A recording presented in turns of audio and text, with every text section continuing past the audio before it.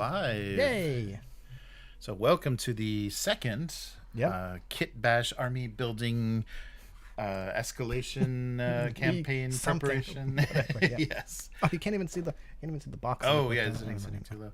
Yes. So we're preparing forces. It's Dwarves versus Elves in a all-out battle royale.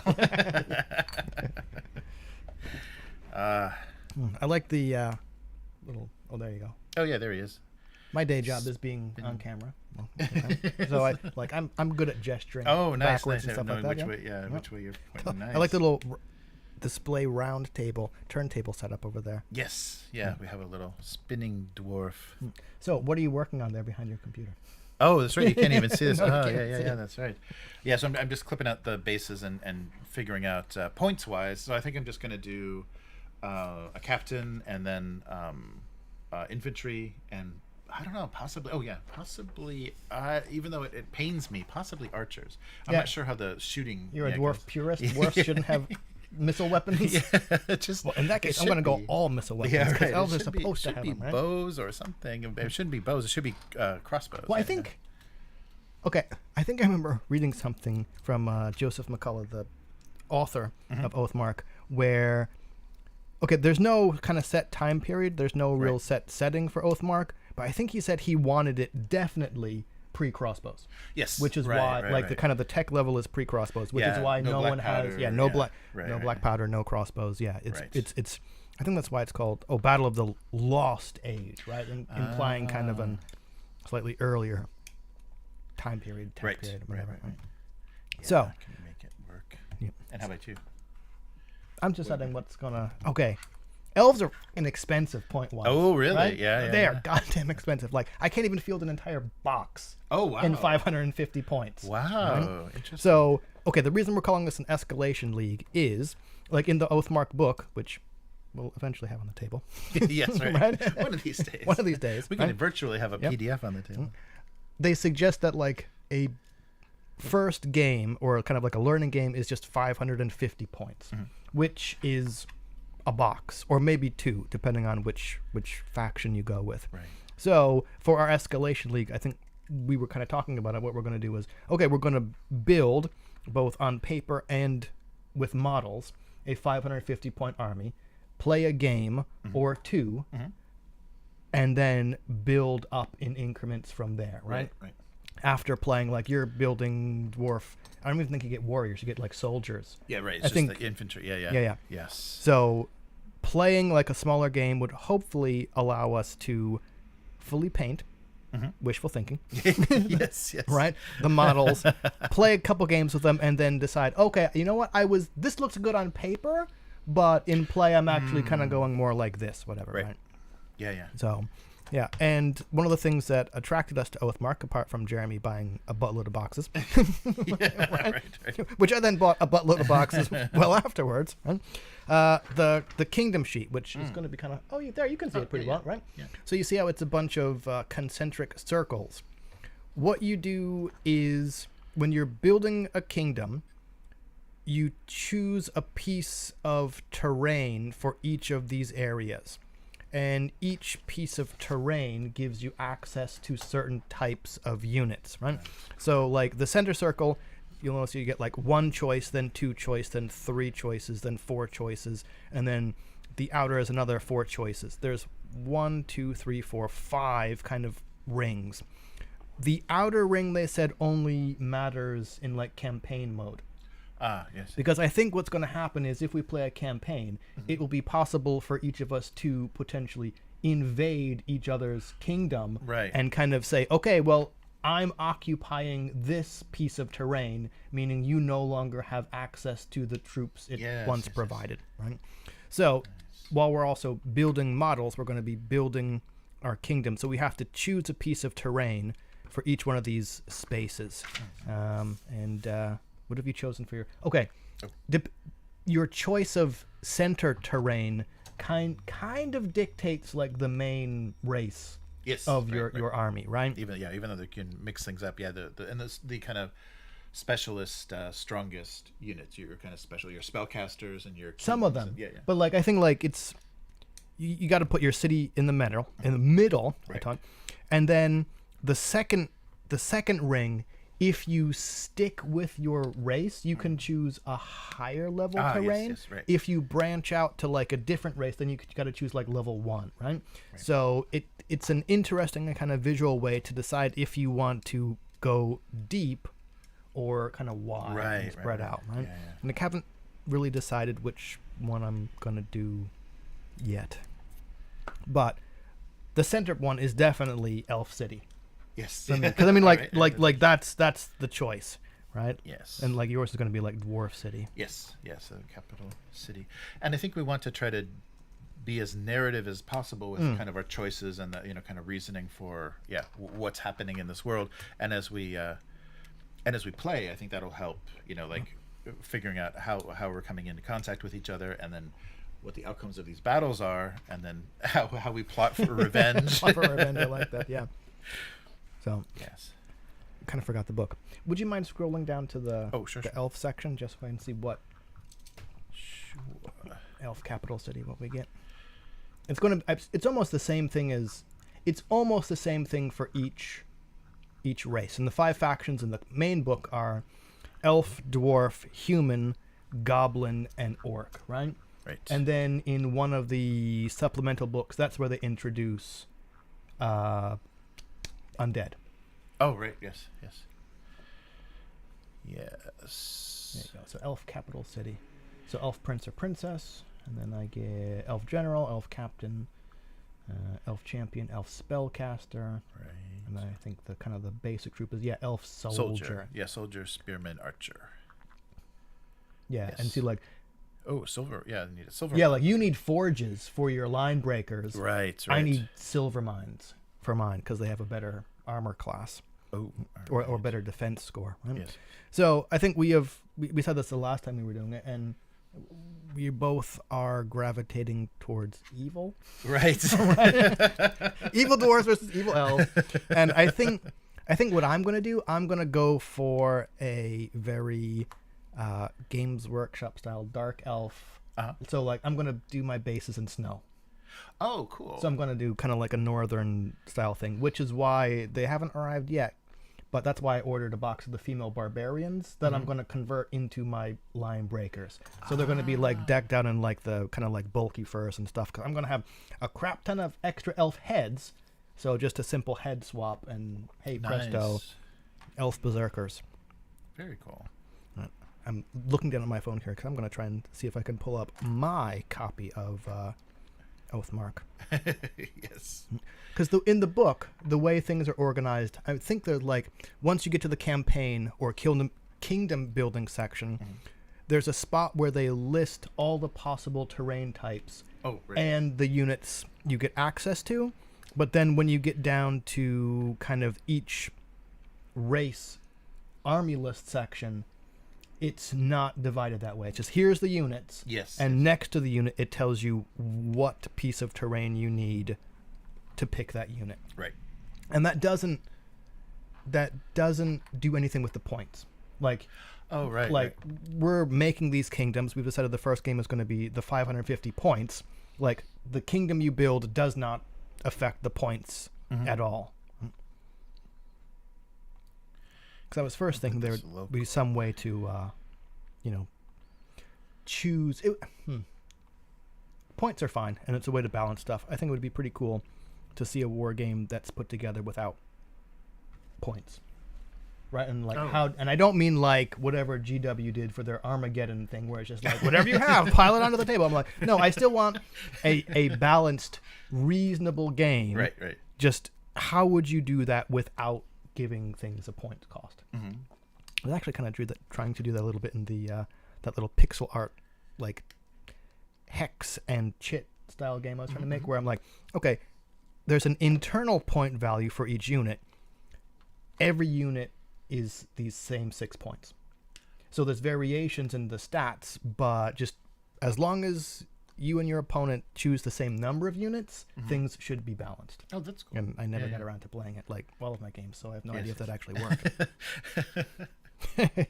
But hypothetically, it could work. Okay. All right, let's see. It's being kind of slow. All right. Oh, I'm going to need that because my math is crappy. So is this? I think this is. There's somebody built a kind of form fillable army nice. planner as well. There's the kingdom sheet. Is it? It is here. Oh yeah, it's like a form fillable PDF. Right. But I don't think it doesn't look Oh, like it's you not can going do to total. Yeah, it's not going to. It'll total it, but it doesn't look like it'll.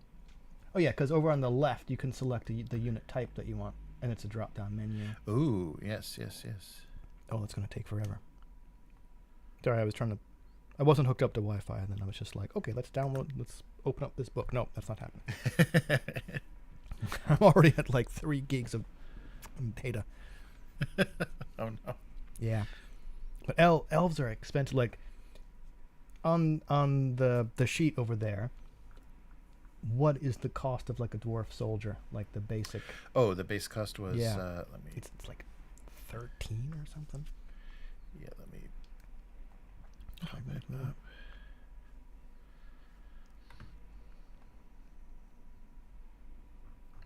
What? Yeah, the dwarves were.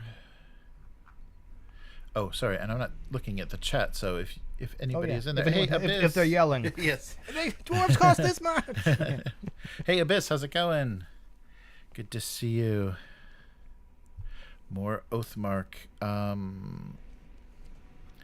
Let's get down to the. Yeah, so just the soldier. For dwarves is. Because that's kind of the basic truth, Yes. right? Yes, so points wise 15, yeah. Let's scroll down and see how much a basic elf soldier is. It's not cheap.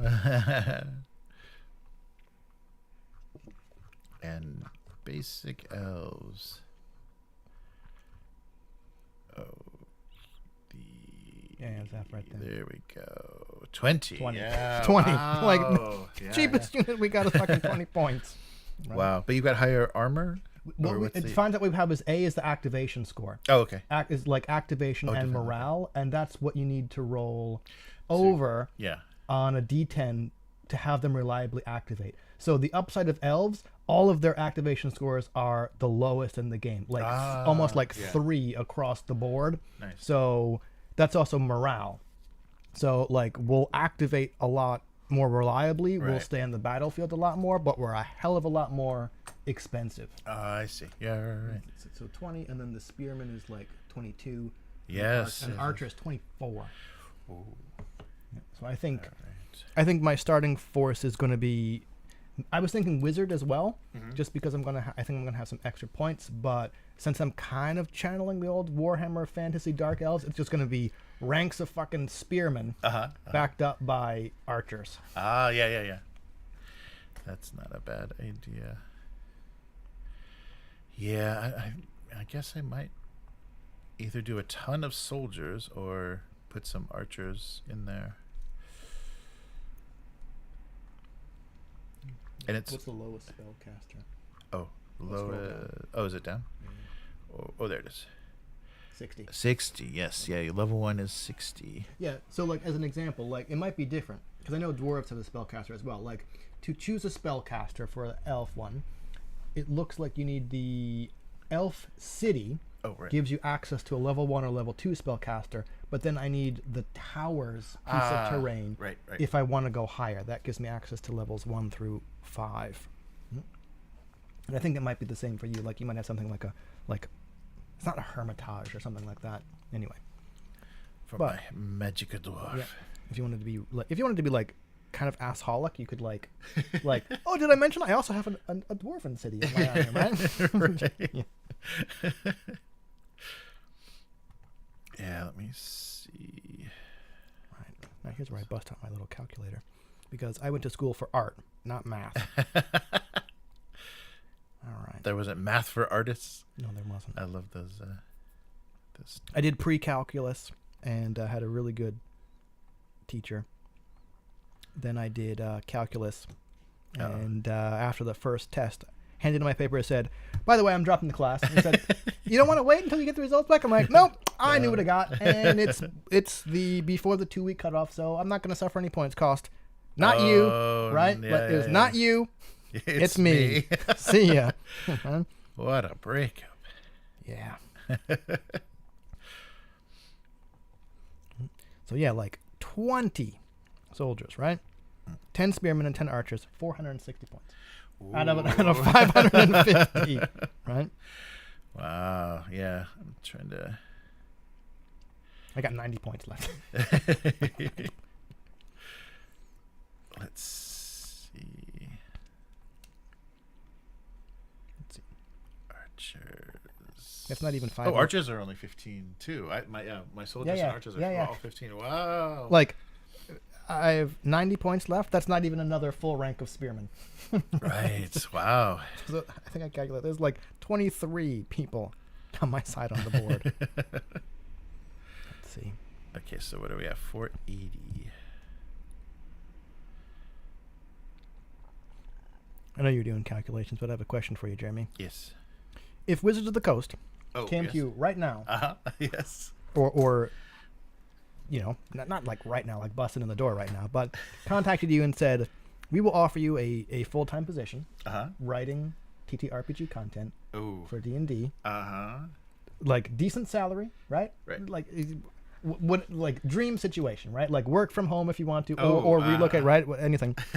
Would you take it?"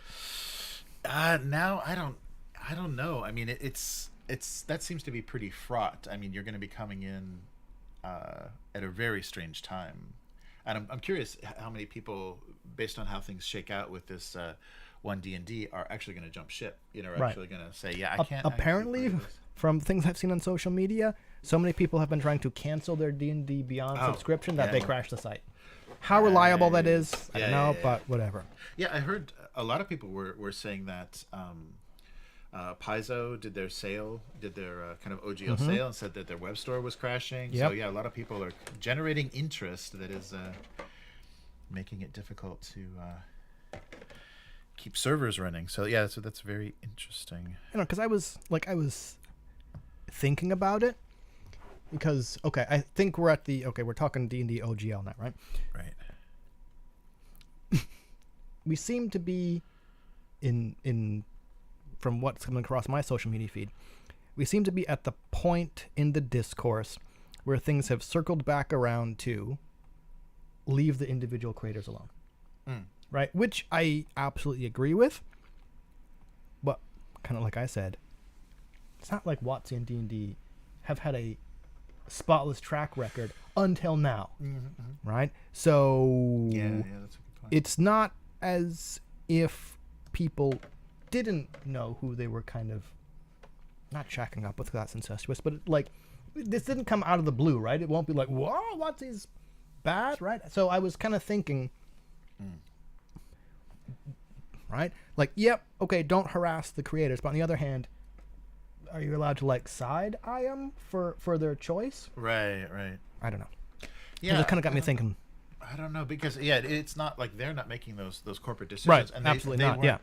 They weren't told by Hasbro, because somebody was talking about that in a video, that Wizards of the Coast was told like 2 years ago, we want a 50% increase in revenue, and they did it in 2 years, and so they had 5 years to do it. They did it in 2 years, and then Hasbro said, "Awesome, do it again."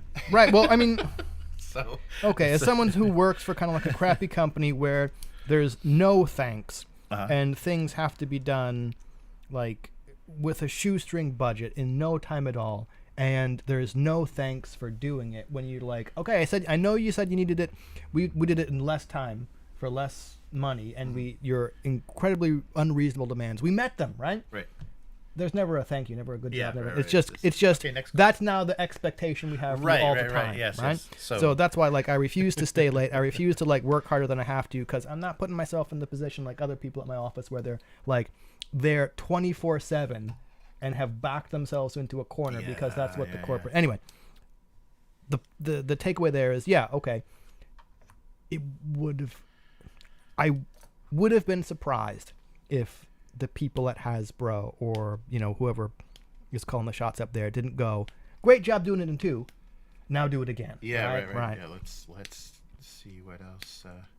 Yeah, and who knows, like what, and I think the effect, the sudden popularity and people discovering virtual tabletops and everything, the result of all the lockdown and pandemic has given them this really false sense of how valuable Dungeons and Dragons is and how what they can actually squeeze out of it, because I think it's a lot less than they realize. Well,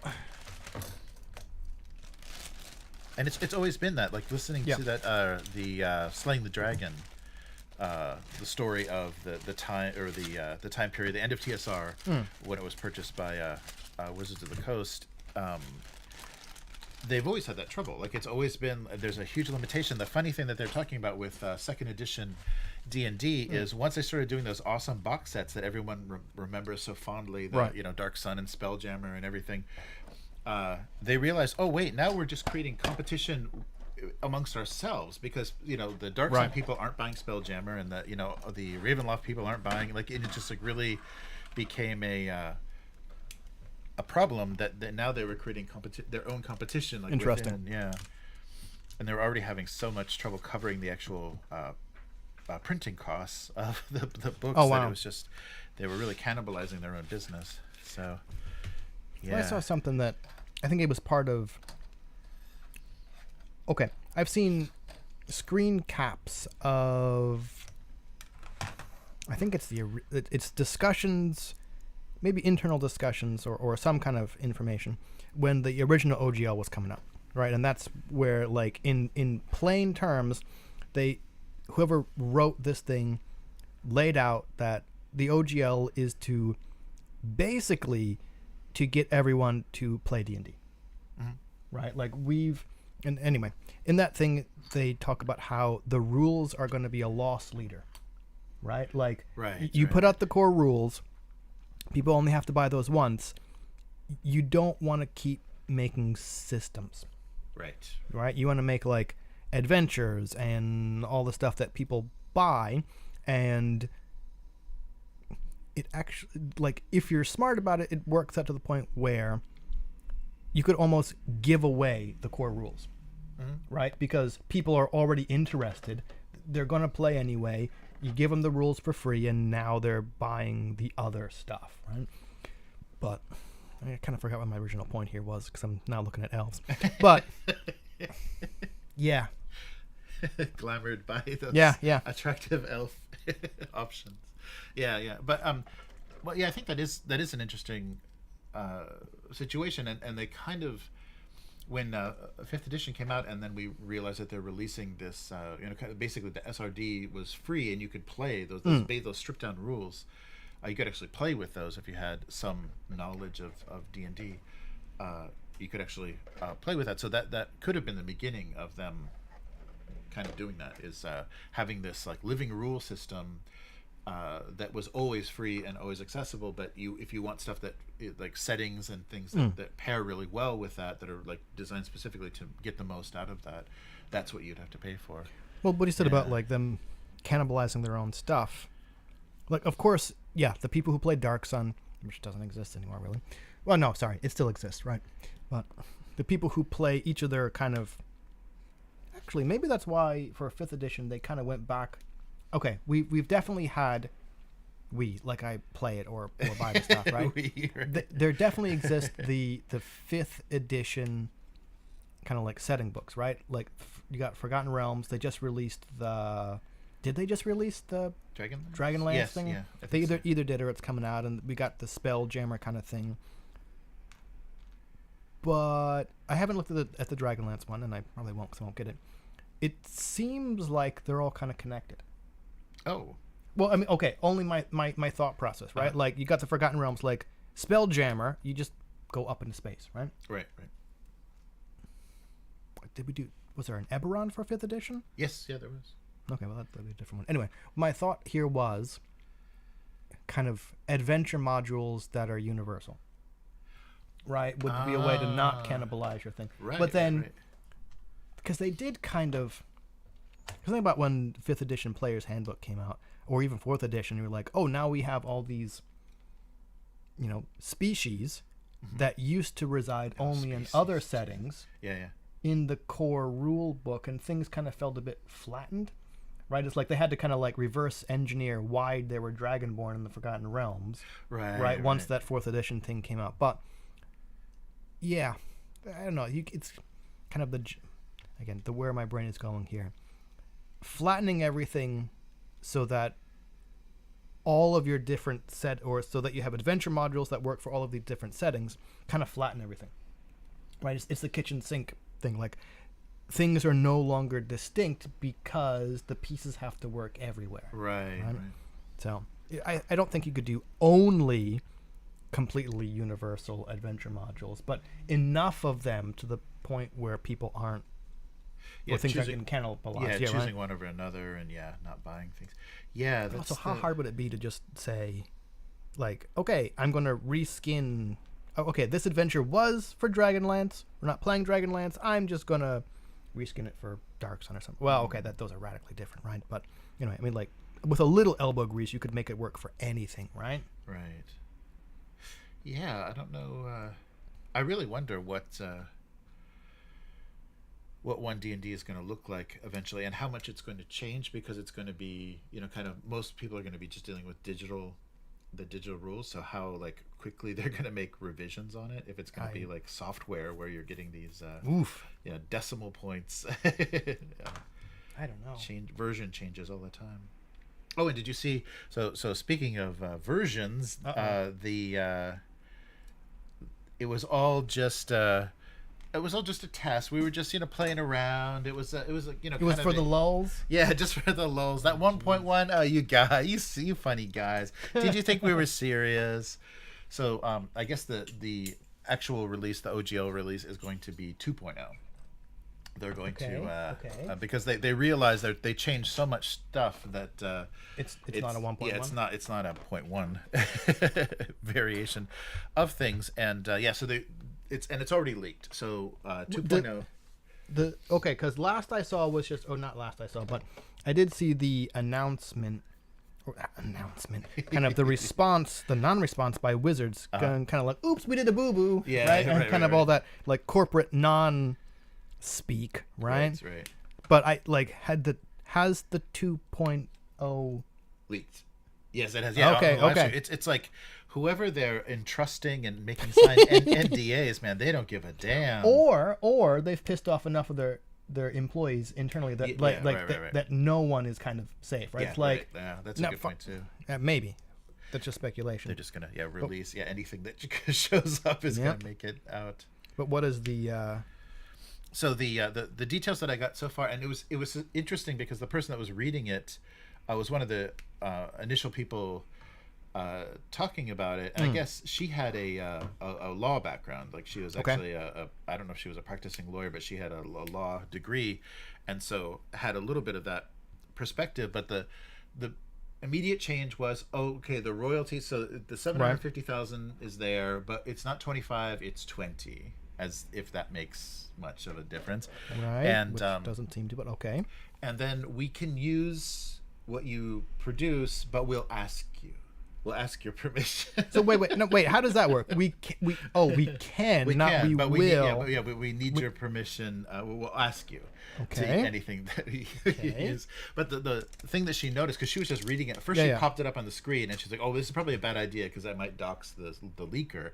And then there was some wording in there that she also said that sounded very suspicious, like they put stuff in there that they could identify, who actually released this, so that some of the wording was there's some odd question and odd tone. So in other words, and it was an FAQ. Sorry, it was. Or no, not an F. Yeah, it was the beginning, just like the 1.1 leak. When that whole thing came out, it starts with an FAQ and then it goes into the more legalese.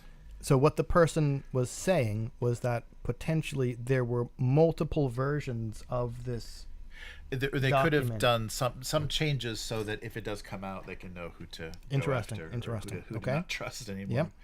Yep. I'm not sure. That was just speculation. Right. This is all like looking at it completely on the fly, but it doesn't sound like they're making much of a change at all. And then they released officially on the D&D Beyond site their statement. And we actually have Oh, Wizards yeah, of the yeah. Coast here if you would like to talk to. Is this Wizards of the Coast in the room with you right now? Wizards of the That's that kind of classic. That person can't hurt you, or that thing can't hurt you, right? Is this thing in the room with you right now? That's right. We have to dim the lights and to light some candles, but we can actually get Wizards of the Coast. But so that statement that they released is really suspicious. Are we surprised? Yeah, no, not at all. And it's kind of what people were expecting, that they'd have to say, "Oh yeah, we didn't mean it," and of course, you can trust us, and we're We not did an doing oopsie anything. boo boo. Yeah, very odd. But I mean, I don't know. We were kind of talking before we went live. Like, is anyone surprised? No. Right? Yeah. Like, it's just like at this point, I don't know. Work brain. Like, I don't know why. The reason corporations do this kind of language thing is because they have to, right? Right. But at the same time, like you said, nobody is fooled by this thing, right? Yeah. Like yeah. it's something the company has to do, but it's also completely meaningless because you have to do it, and because I dropped a piece in my crotch. Sorry. Oh no. I'll have to turn up somewhere, right? I don't know, right? Like, yeah, it's tough because if they don't do it, hey, you didn't do it, right? And like, like even right, like the internet was going, it's been a week, you haven't said anything. This silence is speaking volumes, right? And like, okay, you're not wrong. So they have to do it, but the thing they said is so utterly bland and meaningless that Right. you could have maybe said nothing. No, that's true. They could have continued the silence until the actual release. I wonder know. if that would have been better. I wonder.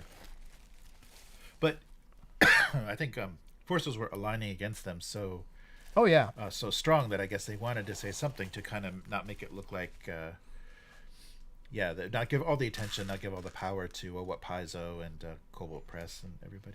I know, but the fact it took them like a week to do that, right? Yeah. Like, well, I'm sure they were really kind of scrambling and saying, "Oh, okay, they're not going to swallow this." So, and it is completely plausible that they did release the story.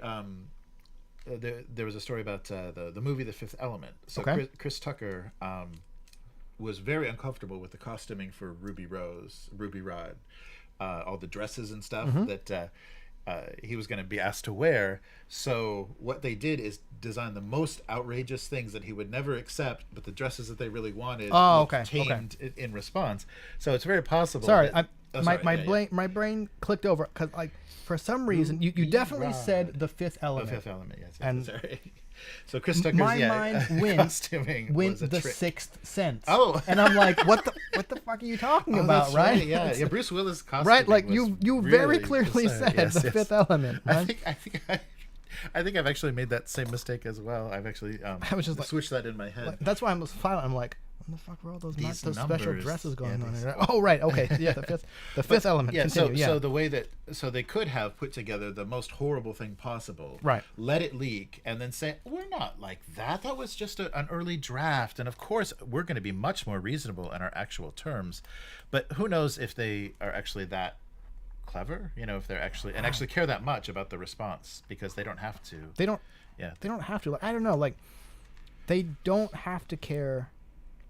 I don't think they have to care that much about the response, honestly, because we were kind of talking before how, like, D&D is a lifestyle brand now, and right, like Hasbro may be looking at numbers and thinking, okay, we can get more revenue from all these other D&D areas, right? The movie, the TV show, Right. all these extra bits. Do we really need the people who buy the role-playing game? Yeah. And I think that was something that I was thinking very much, because we're getting the content creator responses and people that are trying to work with this OGL and make money at it, But or think it's going to be like I did when I first started. Think it's going to be an inroad to like working at Wizards. yeah, right, yeah. That it's if you can really get noticed if you have a very popular DM's Guild item. Sorry. I wonder what the actual player like, and especially newer players, people that have come in through D&D now and 5th edition, and they're just doing it. Critical Role. Critical Role. And I wonder if they even care or even know if this has any effect on their opinion of Wizards of the Coast and the game or not, because this is very specific to people that were trying to work, work and do, sell their homebrew and sell their subclasses and spells and things. Yeah, I don't know. So yeah, that's a very. I'd be very interested to see what kind of the new just player base is. What is all this about? Why is everyone upset about, what are we talking about? What did we do? Yeah. Oh, this is cool. So I can do in my ranks of archers. I can have archers that are holding their bows down, and then archers that are holding their bow. Yeah, that's gonna look nice. I love the options. As I pepper you with arrows. Yes, right. Yeah, but you can really visually get some nice looking ranks of archers. Yeah, so I've just got to separate all these arms now, so I know which is held across the body and which is held up. I got loads of blue tack if you want it. Oh, cool. So this is up. Yeah, I tend to test fit stuff to absolute death. I just get that plastic. Yeah, I know. With the glue, and they just kind of keep sliding it around. And I'm like, wait a minute. Hold on, that doesn't fit. All right. So this is cross. This is up. Oh, that's pretty cool. Yeah, I can bring it up. Sorry, I was playing with elf bits on the Frostgrave Wizards. Oh. But I can honestly wait for that. Nice. Oh, I got to bring the chat up so I can just glance there at it it. Sorry. Oh, yeah. Hey, Agent Carolina, how is it going? Question. Are they married to each other? What? Wow. Which two? I don't know. What are the elves and the dwarves? What are we Maybe talking about? Yeah, this is we're sitting around. This is a typical Sunday. We sit around. I've been okay. Yeah. So we're just talking as we put build. miniatures together. Yeah. No, there were the 5 days I had to myself when over the 5 unplanned days I had to myself over the New Year's break, and I spent a good portion of it putting stuff together and painting, and it was nice for at least a couple days to be able to leave stuff out on the kitchen table, or the dining room table, in the heated room. Oh, right. So I could just kind of paint, but it got not lonely, but it was nice to be able to queue up something on Netflix that I had seen before. In my case, it was lots and lots of episodes of Seinfeld. Just kind of running in the background while I was painting and assembling stuff, because otherwise you're just kind of sitting there in silence, right, with nothing happening. Not with nothing happening, but background noise was nice. So that was all connected to sitting here with you while assembling miniatures and being able to talk and stuff is actually pretty nice. Oh yeah, no, that's true. Instead of just having to distract yourself. Oh, there we go. Sorry, yeah. I'm using Restream to put this both on YouTube and Twitch, and the combined chat was not coming up at all. So there we go. There's the chat now. Oh, Kingdom Come Deliverance Abyss is playing. Oh, that's cool. Agent Caroline, oh, short description of the Oathmark world. Yeah, we talked a little bit about really that. That much. Yeah, it's not. It's just a fantasy world, and Chris mentioned, they kind of put a limit on the technology. So there's no crossbows. There's no kind of heavy weapons? Missile weapon. So it's basically just archers and magic and cavalry, but very similar to I guess a little bit earlier. If you're comparing it to like Warhammer Fantasy battles, yeah, there's no black powder, there's no cannons. Yeah. No crossbows. Yeah, so things are much more limited. It's kind of maybe what like Lord of the Rings era tech, isn't it? Right. Yeah, I think more similar to that. Let me open the. And they're also like, there isn't like a super defined setting. It's one of those settings but through interpretation.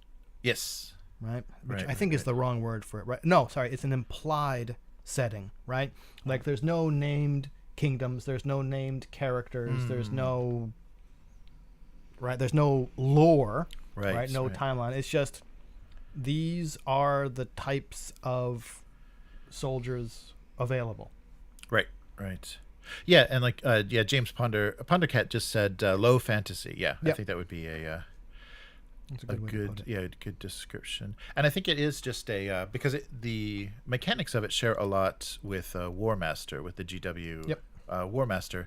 So it's very inspired by what was done for the kind of rank and flank. Why did I say rank and file earlier? It is definitely rank and flank style war game, right?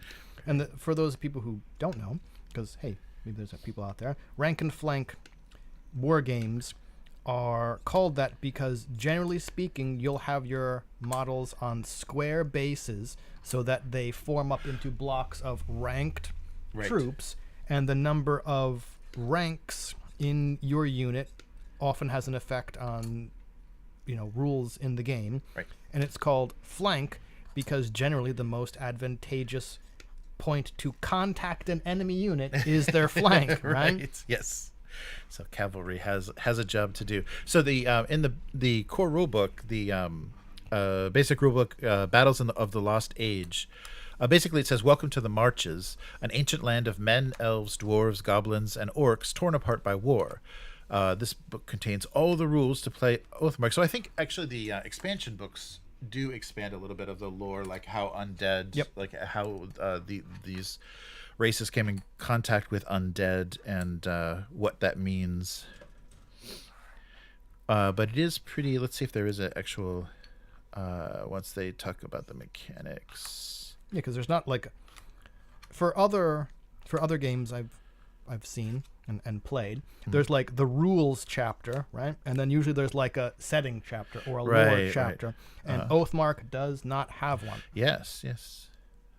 It's just, the rules, and then advanced rules, and then the army lists. Right. So yeah, it's an implied setting. Yes. And the one thing that with that in that what is that, War Games Illustrated, there was an interview on YouTube with Joseph McCullough, the creator, and he talked about how this game feels a little sacrilegious to some players of especially like Warhammer Fantasy, because you can mix you can have elves and goblins attacking dwarves and humans, and it feels a little bit sacrilegious to people that are like the old world Warhammer setting or something like that. That people are free to continue to play Oldhammer. Yes. But also, like when we were building our kingdoms, like I said that, I'm pretty sure most of the choices I'm going to make for my territory are going to be like elf only. Ah, yes. Because like they said, Joseph McCullough, the creator, said you can absolutely play that way, right? You could probably just go through the elf or dwarf list and build your army list completely from those units, right? Like I'm only going to look at elves, that's what I'm going to build it from, or I'm only going to look at orcs. Or you can do the kingdom creation method, where we were saying earlier, you work out in these concentric circles on your kingdom sheet and choose a piece of terrain for each of the spots, and the choice of terrain gives you access to different types of units. Not irregardless, but like, for example, like you are probably going to pick goblins, at least for some units. So the pieces of terrain that you're going to have to pick are the ones that will have to give you access to the goblin units. Right. I think I said that correctly. Yeah, and that's the interesting part about having access to the different units of different races or different kin or however you want to say it, there can be narrative reasons for that, and I think that's the thing that we really want to play with. I was looking at the what now? No, we've just completely forgotten that we're streaming, and the chat is now a free for all. Oh no! Nice. Hopefully not a terrible free for all.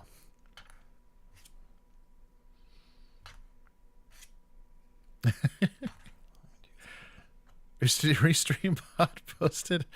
Yeah. The Restream bot is putting things in both places now. So sorry. So you're getting, if you're coming in on YouTube, people on Twitch can also see it as well. I don't know if that's a great, a great thing, but at least it's easier to find out what's going on the other platforms. Nice. Yes. Sorry, guys. And also, if the monitor that was showing our live feed was there, it would help a lot. Oh yeah, it's not over here. That's why I keep looking that way. Yes. Nice. Excellent.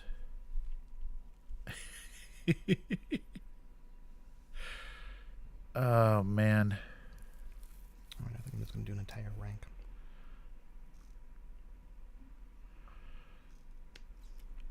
Nice. Yeah, low fantasy, nice. Oh, cool. And James said the only lore that they really give you is in the expeditions. Oh, right. Because expeditions are... I actually haven't read that, but from the intro to that book, it's... They said it's kind of like, not a new way to play, but it adds another way to play. I think where it's like, okay, you can send... I believe, I might get it wrong, you can send people out on expeditions, which is why they're called expeditions, right? Mm-hmm. Don't drop that off.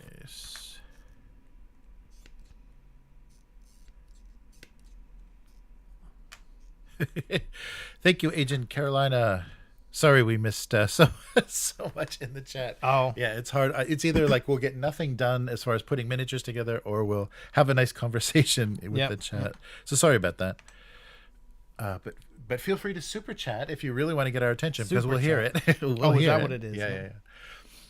Yeah. So super chat. If you have any questions that you want immediate responses to, I demand an answer. Oh, cool. Yeah, so the expeditions are sets of 2 to 4 missions or scenarios. Oh, the scenario. Right, that's what it is. Because I'm pretty sure I forget what the first expansion book is, but in the introduction it said most of this focuses on water. A lot of the expeditions are about water, and I think there's like rules for watercraft. Oh, that's cool. Oh, there are the other spears, right? So I have to get all the harmless-looking heads for my archers. Harmless. They're not so helmeted. All their little garden gnome hats that they've got. Yeah, I almost want to put like antlers or something on these to make them look a little more sinister. That'd be cool. Yeah. Or maybe. There's an option. Oh, what's that? Oh, I was gonna say. Oh, the elf bows are recurved. I was gonna say there's an option for all your. Yeah. Non-used. That's right. Bow bits. That's right. Oh, that's it. Yeah, that's not a bad idea. It's just to have them all horned up. Yep. That's very cool. Yeah. I think that'll fit. Yeah. It can make them look a lot more evil too. So evil dwarves. Nice. They don't start out as evil, but they just kind of end up that way. Oh. They got red pilled. Yeah, I was thinking like the death of the king and a very incompetent prince taking over. Yeah, is narratively kind of what goes wrong with these poor fellas. So are we playing Fiasco? Yeah, right. Oathmark Fiasco, the Lost Age. All right. Okay. 1, 2, 3. Oh, where's the other spears? Oh, they're there. Cool. Nice. Oh, there we go. It's actually working. I'm working correctly now. Yeah, finally the chat seems to be. All right. I guess it's coming up. Yeah. Oh no. No problem. On YouTube, yeah, on YouTube. There's we're not partnered on Twitch, so we don't have any of the cool, awesome features. Oh, all right. But YouTube, yeah, we're YouTube partners, so you can Well, you can super chat, and it just pops up your question Right. To our attention. I guess We'll be paying attention. the super important question: are we getting spammed by Russian porn bots? Like Not yet. before? Yeah. All right, that's good. Yeah. And we didn't last time, as far as I know. No, I don't think so. Yeah. That's been our fate. Every time we do these like longer live streams, eventually the Russian porn Eventually, bot finds it seemed to be like right off the bat when we were doing that Brawl Arcane 28. Yeah, thing. right. Oh, yeah, you've got to answer a comment that on that stream that we did. Oh, really? Somebody asked, "Where'd you get the board?" So you should explain. Where did how I get the board? Yeah. I made it. Yes. Right? Yeah. So you should give a little description of. Sure.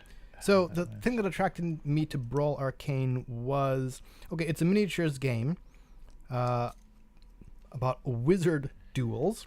It's a low model count. Like the max number of models you can have per side is 4, a wizard and up to 3 minions. And it can be played on a chessboard. Oh, right. Like that was the crap. I forgot the author's name. I could pull it up. That was the author's intent, right? It's grid based. Yeah. And the smallest size arena you can play on is 8 squares by 8 squares, which is a chessboard. And some people have repurposed chessboards, right? Like, if this sounds cool, you should go to the Brawl Arcane 28 Discord, and there's like a hobby section where people have posted amazing looking boards, right? The board I made was just a square of foam core that I cut a bunch of 30 millimeter square flagstones, right? And I did 12 by 12, so that's 144, and I regret that decision. Right? Yes. I cut 144 30 millimeter square sections of foam core, carefully peeled off that top layer of paper, and then with a ball of tin foil textured it to try and make it look like stone. Yeah. Right.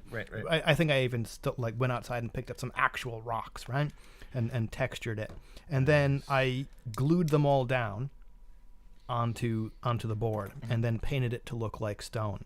And I did some calculations. Again, I hate math. Like, I purposefully cut the square stones a little bit smaller than the spaces so that there would be gaps in between them.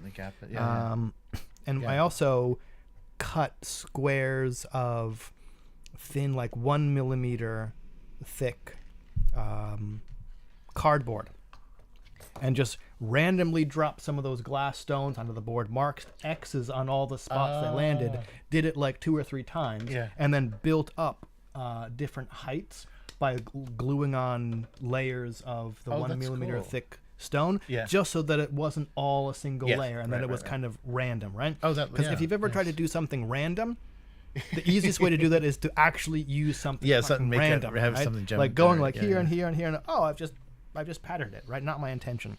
So yeah, that's how I made it, and then I painted it just with gray paint, gray model color paint, a lot of heavy dry brushing and kind of dark washes to try and make the things look like stone. And it looks pretty good. I'm pretty happy with it. I'm kind of disappointed that like halfway through I had to switch to a different kind of foam core, and that foam core did not take the texture very well. So like half of the stones look really good and the other half look decent. Right?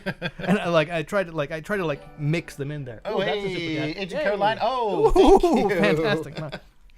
Oh, we must be doing something right. People are super chatting. Yeah.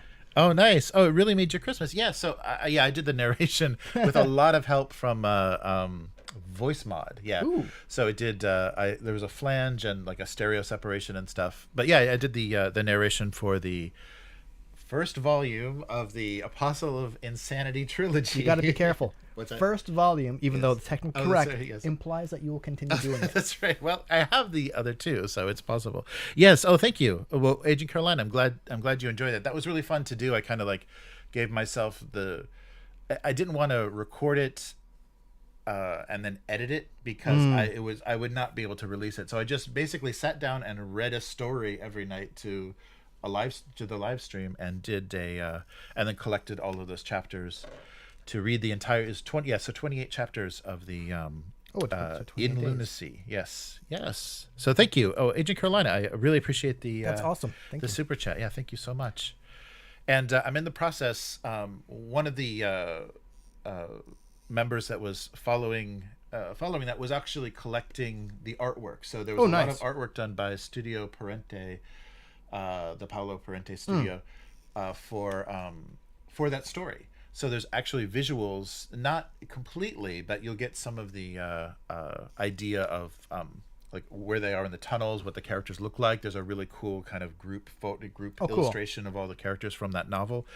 So he collected all of those for me and just put them on a Google Drive. So cool. So now I'm going to make a big 10-hour 10-hour YouTube video, and then just drop in the visual, the images, to kind of give you it ended up being, I think it actually was closer to 12, like all total, because each chapter was about 20 to 30 minutes, and 28 chapters, so it ended up I remember coming in one time and you saying, wow, that one chapter was like ridiculous and long.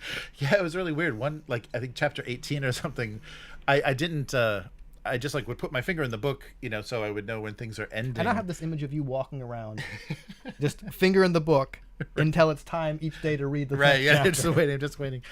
And the one I didn't realize it was double the length, and so I wasn't ready for that. So it just kept going enough whiskey and going, and going, So that was really funny. But it was really enjoyable. I hadn't read those books before, and so as I'm reading them, I'm also following the story. Like I'm also like seeing what happened. So I have no idea like where things were going. I wish the climax. Obviously, this is leading into hopefully bigger kind of escalation of what's going on Luna, in Luna City. But I was hoping that the climax, like kind of the big bad, got away and there was no like final showdown.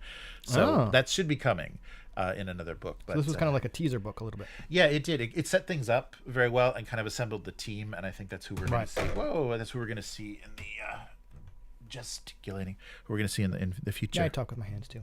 Yes. All the time. Yeah. Oh, hey Matt, how's it going? Very cool. Yeah, thanks. And I don't think I could have gotten it done if I didn't do it as a live stream. Yeah, so Agent Carolina said, so painful when each chapter ended, but I understand reading it out loud is exhausting. Yeah, I did 4 chapters on Christmas. Christmas Day, I did the last 4 chapters. Don't you have because family? It was I do, but they don't care about Christmas for some reason. It's fair enough. It's very funny. This country is just Christmas deniers is what I call them. Oh yeah, I think the only reason I had Christmas off is because it was a Sunday. Otherwise, I would have been at work in a normal day. Yeah, it's like, I guess, sorry, tangent, but like when I came in on that Monday, it was almost, now that I have a kid, and kids get or at least my kid kind of gets excited for Christmas. Mm-hmm. Prior to having a kid who got excited for Christmas, it was almost easier to kind of forget that it was Christmas. Since you would have to go to work, and since it kind of it's not that special of a day here, right? So for like 10 years, it had just been kind of like, oh, okay, Christmas is kind of a normal day, and if it's a Wednesday, well, you're going to work, right? And then the next day, so so it is easy to kind of forget that it's Christmas, and it's really not that big of a deal here. Right, yeah. So why would it be? Yeah. So anybody that's on the live stream that doesn't know, we're based in Japan. Yep. So New Year's is the big holiday here, and Christmas is just a day to eat fried chicken. Eat fried chicken. They kind of like, you decorate a little bit for it, but you got to get those decorations out of the way immediately. Yep. On the 26th, everything has to be cleared out. You mean the night of the? No, it's like the night of the 25th. It's like, because it seems like here, the 25th isn't actually Christmas, right? Oh yeah. It's kind of like a lot of the people I talk to, their kids open presents on the night of the 24th, Eve. Right? Yeah. Christmas Eve is kind of the big day here, right? Well, for Japanese people at least. And then stuff gets taken down like the morning of the 25th, and the decorations for Japanese New Year go up the 25th, right? Which is totally fine because, hey, when in Rome, right? But yeah, that is very funny. no, the people I talked with at work. Okay, the preface to the story is like my partner was saying, "Oh yeah, it's totally fine for you to open your stocking kind of like the day before," and I'm like, "What are you talking about, right? Like stockings get opened the morning of the 25th, right? Right. Like the rule in our house growing up was, your stocking is fair game. You can't open presents until everyone is downstairs and in the living room. Right. Yeah. Right? That was similar. Yeah. And similar. And like the people I talked to at work from like Australia and the UK that I kind of work in my team with had very similar rules. Right? Yeah. And so like that's why like when my partner says, "Yeah, it's fine. You can have something in your stocking now. You can open it up." I'm like, "What are you doing?" She's like, "Is that wrong?" I'm like, "Well, okay, like wrong is the wrong word, but yeah, kind of. That's not how we do it, right?" Right. Yeah. Yeah, And that's funny. my kid didn't wake me up that early on Christmas, but she was really excited to see kind of like what Santa had left her. So now, as a parent, I very much appreciate my mom, because like when we would be open presents, like she would kind of like saunter downstairs along with my dad and be like, "Okay, well, I'm going to make coffee." Like, no, please come into the living room so we can like open presents. Okay, who wants me to start like cooking, right? Who wants breakfast? We don't care. Like we don't want. We just get in here in the living room so we can open presents. And like me, this year was like, yeah, okay, fine, yeah, all right. Like, no, I'm gonna go brew my coffee. I'm gonna go do this stuff, right? So now I totally get it, right? Like, let me wake up before you start doing this stuff, right? Yeah. Christmas. Yep. Yes. Oh, that's very cool, Matt. What did Matt get for Christmas? Just Matt is in the yeah. What did you get for Christmas, Matt? Matt is our mod in the chat. Oh, nice, so thank you. That Russian spam bot is yeah. You now have to deal with Matt. Yes, very cool. Good luck.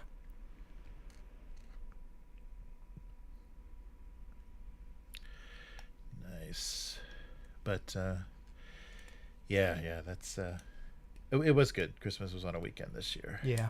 That helps. That was nice. I also kind of have a not new respect, but I've come around on the Lego Mario thing, because that's what my kid wanted for Christmas. She wanted the Peach version of Lego Mario. I'm like, okay, fine, because she likes Lego anyway. We got it, and I'm like, yeah, those are pretty cool sets. I was initially turned off because of how large Mario and the thing is, right? Because it's got to have a computer in it. Yeah, it's got to have that little. Yeah. But like now, after seeing it, I wasn't expecting it to be able to register as much as it does. Because I had gotten a little poly bag of a little enemy, right? And I said, okay, it's going to read basically the barcode on top of this thing and do stuff. But like, no, it must have some kind of like weight sensor and direction sensor, and the camera can see color.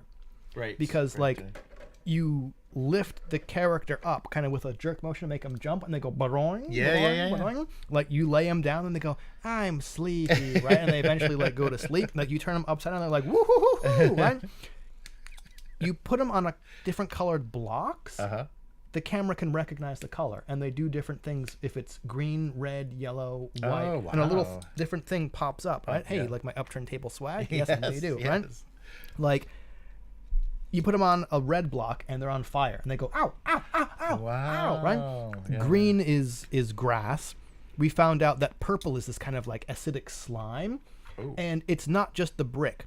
Because if you put it on, well, your shirt's a little bit too dark, but that morning we were testing by putting it on like things that are not Lego, and it could see the color. And my kid was real interested, but like you put it on your skin, if you hit a blood vessel, they'd go ow, ow, ow, ow, because they registered the red, right? Wow. So that was pretty cool.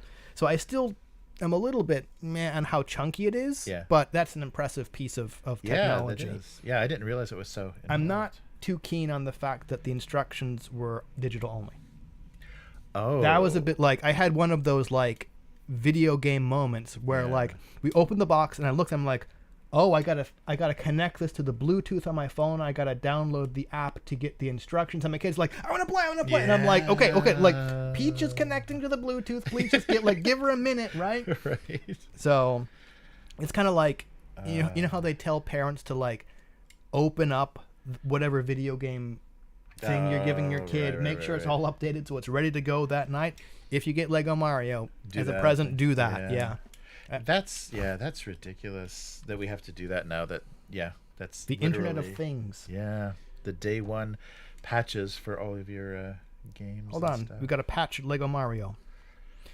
I'm also That's kind of crazy. disappointed I didn't pick up more sets when my kid was away because they were on sale Oh no! for yeah. like 5,000 yen, right? Now the normal price is like 8. Yeah, they're expensive. They're expensive, so get those things on sale if you can get them and if you're going to get them. But yeah, like my kid was also real excited on Cardboard Trash Day this Friday. We went outside and dropped off this, and she went because there was a Lego Mario box, and then she's like, "Someone got Mario," and I'm like, "Yeah, someone got Mario. We should go like knock on doors." Yeah, right. Excuse me, do you? Because like if you put two characters together, they supposedly interact, Oh wow, and it can be like 2-player. So that's crazy. yeah. Yeah, I didn't realize it was actually that sophisticated. Yeah, neither did I. So I'm kind of like, I've kind of come around on Lego Mario there, which is what we were going to talk about on the cast, right? Oh yeah, Lego. Yeah, this is the the Lego yes. cast. Yeah. Well, at least Yeah. the Lego version isn't voiced by Chris Pratt, right? I'm really curious how that movie's going to do in Japan because I don't know. When does it come out? It's I think it's soon. I think it's like February Yeah. or March. It's not that far away. We've all heard the French version, right? That actually sounds like fucking Mario. Oh yeah. Yeah, like whatever voice actor they got, like it sounds like the Oh, you know that's the funny. Mario that. Yeah. Like I don't know why they chose Chris Pratt, right? Yeah, it is. Why? Why would you choose Chris Pratt? Why? Like, I don't know. I wonder if the thought process was we need to attach a big name actor to this to Yeah. get draw, Right. right? But like, really, it's For fucking, Mar- it's yeah, fucking Mario. Mario. Yeah, that's Like basically everyone, Japanese Mickey Mouse. Yeah. my kid does not have a Nintendo, does not have a video game system, still knows who Mario is, right? Like Right. everyone knows who Mario is. Did you really need Chris Pratt to bring the gravitas or like attention to this thing? No. Yeah. Like you could have That's gone with an unknown voice actor that sounded like Mario, right? Right. Of course, the real best Mario movie is that original Super Mario Brothers. Right? With John Leguizamo and Bob Hoskins, right? That's an okay movie. Laugh all you want. That's an okay movie. That casting is insane. That's so funny. Come on, it's better than Chris Pratt. Yeah. Oh, I bet though. I don't know who the director was. If it was the guys that did the Lego movie, but that might explain why they. Oh, yeah, because that he was the would. voice of the main character for. Yeah, Lego and movie. again, those And movies that are good. Yeah, they did. Yeah, that did well. Those movies are pretty good. Nice. I hate that it's Chris Pratt, but whatever. Just like the Hotel Transylvania movies, like those are okay. Oh, it was nice. fucking what's his face doing the main character, Adam Sandler. Oh, I'm like, yeah. or I'm like, oh, Adam Sandler. That's why the voice sounded so familiar. Not a fan. Oh, so Agent Carolina asked, so you're in Japan. How did that come about? So How do you think? figured out from our accents, we're clearly both Americans. So, Are we? yeah. So Chris is originally from Philadelphia. Yep. And I'm from. Hence the Philly Eagles. Yeah, right. Oh, yeah, Like, that's right. yeah. And I'm from various parts of the Midwest. I like that. Yes. So yeah. For me, it was just because I was in Los Angeles before coming to Japan, and I didn't want to raise kids in Los Angeles. Oh wow. Again. So I going was somewhere in the just States was not an option. Yeah. Yeah, and it really didn't work. Yeah, it didn't work out. The Midwest. So my wife from Japan wasn't very compatible with the Midwest. She's a very Osaka city girl. Not enough fish. Yeah, right. Oh no! Oh, if it's city, then it's Yes. too much nothing. Yeah, too much nothing. Yeah, and a lot of so she liked the fireflies and the Milky Way, but wasn't into the insects Crushing and boredom. raccoons and garbage cans and all that stuff. Now you have foxes here. Yeah, oh yeah. But so we just decided to move to Japan to raise kids, Nice. and my thinking especially is, if you grew up in Japan, you can be Japanese. If you grew up in America, you can never be Japanese. But it's not hard to become. Let's be honest. American. Okay. I'm gonna rag on Japan here. Uh-oh, You grew up. If you're born or grew up anywhere else, you're not Japanese. Yeah, right. Right? Like that's Yes, the yes. thing. Like it doesn't matter Yeah. how long you live here, how good your command of the language is, whether even if you become like the naturalized citizen where you give up your right. citizenship, like you will never be Japanese, Yeah. right? Yeah, because it's an atmosphere. even more- Unless you're like a fantastic sports star, right? Oh, like right. Naomi Osaka is Japanese because she's winning, right? That Miss America, like the Miss Universe thing, whatever it was, like she's Japanese because she did well. Yeah, right. If right, they right. hadn't, not Yeah, Japanese. yeah, That's right. how it works here. That's right. You get a pass. Yep, you get a That's pass. so funny.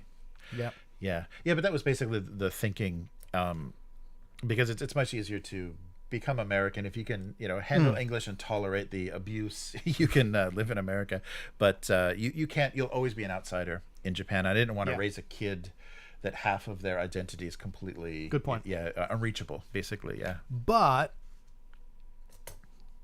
kids still have. Yeah. Oh, yeah. Which is a thing here, which is okay. I'm sure it's going to be better than the States. I'm not looking forward to that. Yeah. Like, I have a kid, and she's going to be 6 soon. Like, she's still in preschool. Uh-huh. No one, as far as I know, like, the you're different thing hasn't really started. Interesting. Right? Like, a couple of the kids... Oh, I guess I should start from the beginning. My story is a lot less interesting than Jeremy's, right? Like, I came over only because... interested, of course, in anime and manga and all that stuff. After university and after the relationship ended up, and if I had a chance to do it, I kind of I'll come over here for a year. No, right? So I started teaching English, which is, I think, the two ways most people come over to Japan are spouse, or to be an English teacher, right? Like, those are the two major ways to come into Japan, unless you luck out somehow else, right? And of course, a year turned into 16 and a half now. Oh, wow. Right? Yeah. So I showed up in 2005. Wow. Right? Wow. So, yeah. And my Japanese is still absolute shit, right? So I was kind of the opposite, right? Came over first, then got married, then had a kid, right? Mm-hmm. So, but now we're kind of at the same point. But anyway, back to the kid thing. Like, a couple of the kids, my daughter's been going to the same daycare, and I'm the one who drops her off in the morning, every morning. So all of her daycare friends have seen me now for 4 years, dropping off, right? So it's just kind of like, that's her dad, right? Only once or twice, and I think most of the kids know now that, like, my daughter speaks both English and Japanese. My Japanese is very limited, right? But I can still communicate with the kids. Right.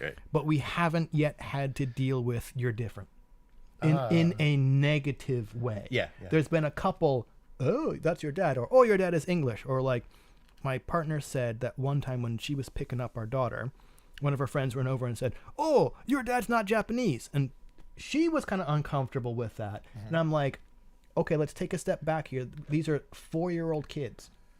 How did the kids say it? Right. They were probably stating a fact. Yeah. Right? Like, it was not in a you're different, ha ha ha kind of way. It was just you're different. Yeah. Right? So I'm not looking forward to elementary and then high school where we're gonna have to deal with the negative version of you're different, you're not actually Japanese kind of thing, which is potentially going to happen. Right. Well, and it does depend on her kind of atmosphere and how she feels to them. I mean, because Japanese people are very sensitive to, like, if you're too aggressive or too outspoken or whatever, it's just like, okay, you're foreign. Yeah.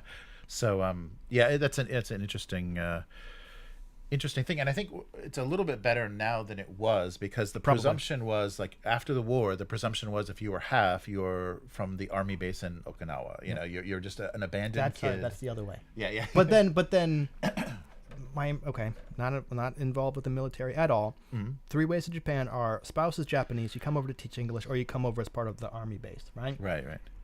I don't want to be associated with at all, especially down in Okinawa. Well, that was the thing. So when we kind of moved back to just outside of Chicago, kind of pastoral Illinois, before we came to Japan, that was the thing that everybody said to me. So my wife and I were shopping or whatever, and they're like, "Oh, you're in the military? Like, what branch?" Like, just because I had an Asian wife in the Midwest, everyone's like, "So what branch of the military are you in?" Yep.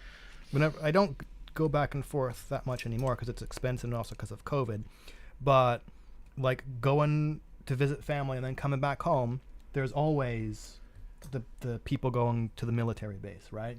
Mm-hmm. So that's the other assumption. But so one thing I want to say about these North Star kits is back to the actual stuff we're doing. Back to the actual stuff we're doing. The body so it's they give you a ton of options. So a single sprue makes It makes 5 models of either archers, spearmen, or the soldiers. Right. And a ton of options. And the design of these bodies is amazing because they're kind of tilted back so they can work as archers. They're tilted back as far as like bracing with a shield, hefting a sword. Like the pose of just the kind of torso and legs that you get is really useful. I'm just like looking at how I want to put these together, and they're really, really well designed to be able to handle any of those configurations, which is pretty amazing. And I think probably has something to do with like the digital design or whatever that they went through, because the old days everything was so, you know, like old action kind of figure like style. So you couldn't, there was no pose, there was no like shifting kind of like an off foot or any twist of the torso or anything. It was very, very flat, and these are surprisingly dynamic in their posing, which is really tricky to do when you're doing something with so many options. Because so I just noticed that how impressive these poses are. So when you put arms on them, it creates a whole kind of dynamic pose that you don't usually get with multi-piece kits. I have the same thing. I'm assembling elves over here, and like a couple of them are not straight legged, but are straighter legged, and then there's a couple that are like on the back foot, and the one that's on the front foot. Because it's the same thing. Like a sprue of Oathmark elves, you get options for sword and shield, spear and shield, or archers, because it builds the kind of the same thing, right? And I really like that. Yeah. Rather than having a box of spearmen, a box of swordsmen, a box of archers. Yes. No, that's true. And especially because there's 30 in a box, which is a huge amount for the price. I mean, you're basically what, 25 pounds? Yeah. So you're basically getting around $1 a piece for miniatures of whatever you would need. And because it's divisible by 30, the ranks are in 5, so you can have a really nice combination of things. These glasses are driving me crazy. Oh, that's how I want to set these up. Nice. Yeah, Jack Black definitely wanted that Mario gig that Chris Pratt got. Oh, because he's playing. Is he playing Bowser? Oh yeah, he is. Yeah. He's Bowser, isn't he? Yeah. So, James, we're doing. So our first game is just going to be 550 points. So we're basically the units that are available from our capital. Yep. Because that's the only piece of terrain we've chosen so far, right? Yeah. And so we're basically kind of escalation style. As things advance, we're going to grow our kingdom narratively, and then that'll give us different units that we can play with. And really, basically, we've played War Master. Yep. But which I like. Yeah. Except for the fact if you fail like all of your command checks, and that you're just like. I like unreliable activation, which is what attracted me to like Oathmark after I started reading it, and that's also Xenos Rampant and Lions Rampant have unreliable activation, and I love that. Except when you miss all of your goddamn command checks. You have an entire turn of and you're just like, and I do nothing. That's frustrating towards the end of that one War Master game where I'm just like, this is the second turn where I've effectively done nothing. Jesus Christ. Yeah, that's anyway, sorry, go ahead. No, but so 550, and we're gonna just start slowly and kind of really focus on how we want to play our army, and then add the parts of the kingdom that give us access to different, because I'm really curious. Dwarves don't have cavalry, so I'm gonna probably get a encampment of goblins, goblin slaves that are then gonna be on wolf back. So we'll see how that goes. We were looking ahead, right? And elves do get cavalry or have the access to cavalry, but there are no official Oathmark elven cavalry models yet. Right. And that stinks. Sorry, I've just opened up the tummy of plastic glue. For a while, I considered getting a box of human cavalry and using the spare elf bits I was going to have, just convert them to elven cavalry. Right? Like, the bodies would be a little different, the armor would be a little different, but I would probably have enough like of those teardrop triangle shields and the spare elf heads. I'm like, it would be close enough, right? But I think I ultimately decided I'm probably going to go all infantry rather than go with cavalry. Nice. Oh yeah, that's a good point. Matt was talking in the States there's a lot of ignorant racism, and in Japan there's just more of a xenophobia. Yeah. So there's a thing, and I notice this all the time on the train, but there's a thing they call the gaijin bubble. So the foreigner bubble. So if you sit down on a train and people have the option, they will not sit near you. So you're usually flanked by empty seats, because if there's enough room, no one is going to sit next to you, just because they don't know what they're getting involved with. They don't know what's up with you, why you're here, or what's going on. So there is this basic, and even when people are being kind and trying to be welcoming, you still feel it. You still feel their kind of the apprehension, or kind of like, okay, so why exactly do I need to interact with you? Well, there's also, I actually don't get it that much anymore, but yes, the gaijin bubble still does happen. But I have people who, okay, also, let's face it, we are the air quote correct kind of foreigners, right? Oh, right, right. We look white, right? Like, let's not even get into the whole kind of like gaijin hierarchy, right? Which exists. Basically, the darker you are, the more undesirable you are, right? But yeah, even when people are being nice, there's still kind of the, you're not Japanese, this isn't your home, right? When you talk to people, it's like, oh, when are you going home? You're like, bitch, I'm not. I'm not. Like, I've been here for 16 years. I'm going to be going for permanent residency this year, right? I'm like, I'm not going home. Like, this is my home, right? Or the kind of like, oh, you use chopsticks really well. You're like, I fucking better, because I used them back in the States too, right?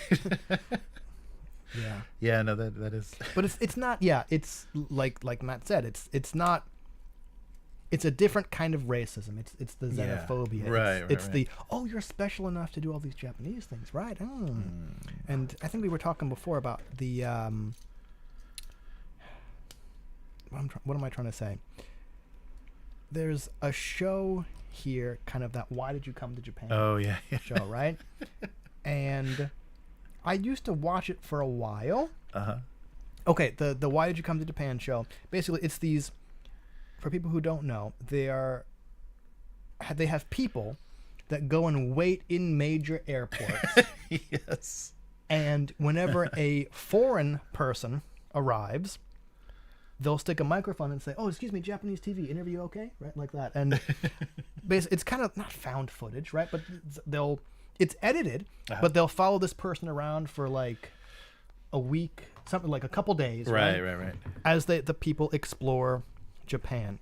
And sometimes it's funny, but then I notice something like there's a certain kind of foreigner they tend to follow, and also it's kind of like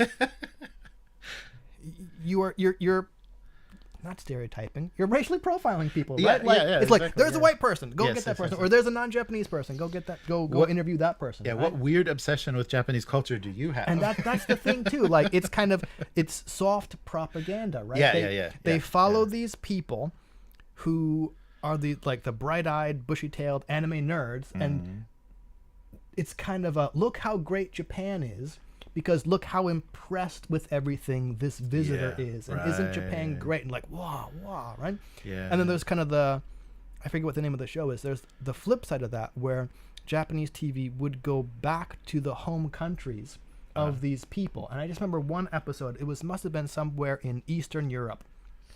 And it was, this woman went back and brought back kind of normal, what we would consider like normal things, and the spin was, look how grateful these people are to have like LED light bulbs or all these fancy things that Japan have. Isn't Japan great that we have these things? And it's just this, I don't watch Japanese TV anymore, because all of it is, okay, say what you want about American TV, right?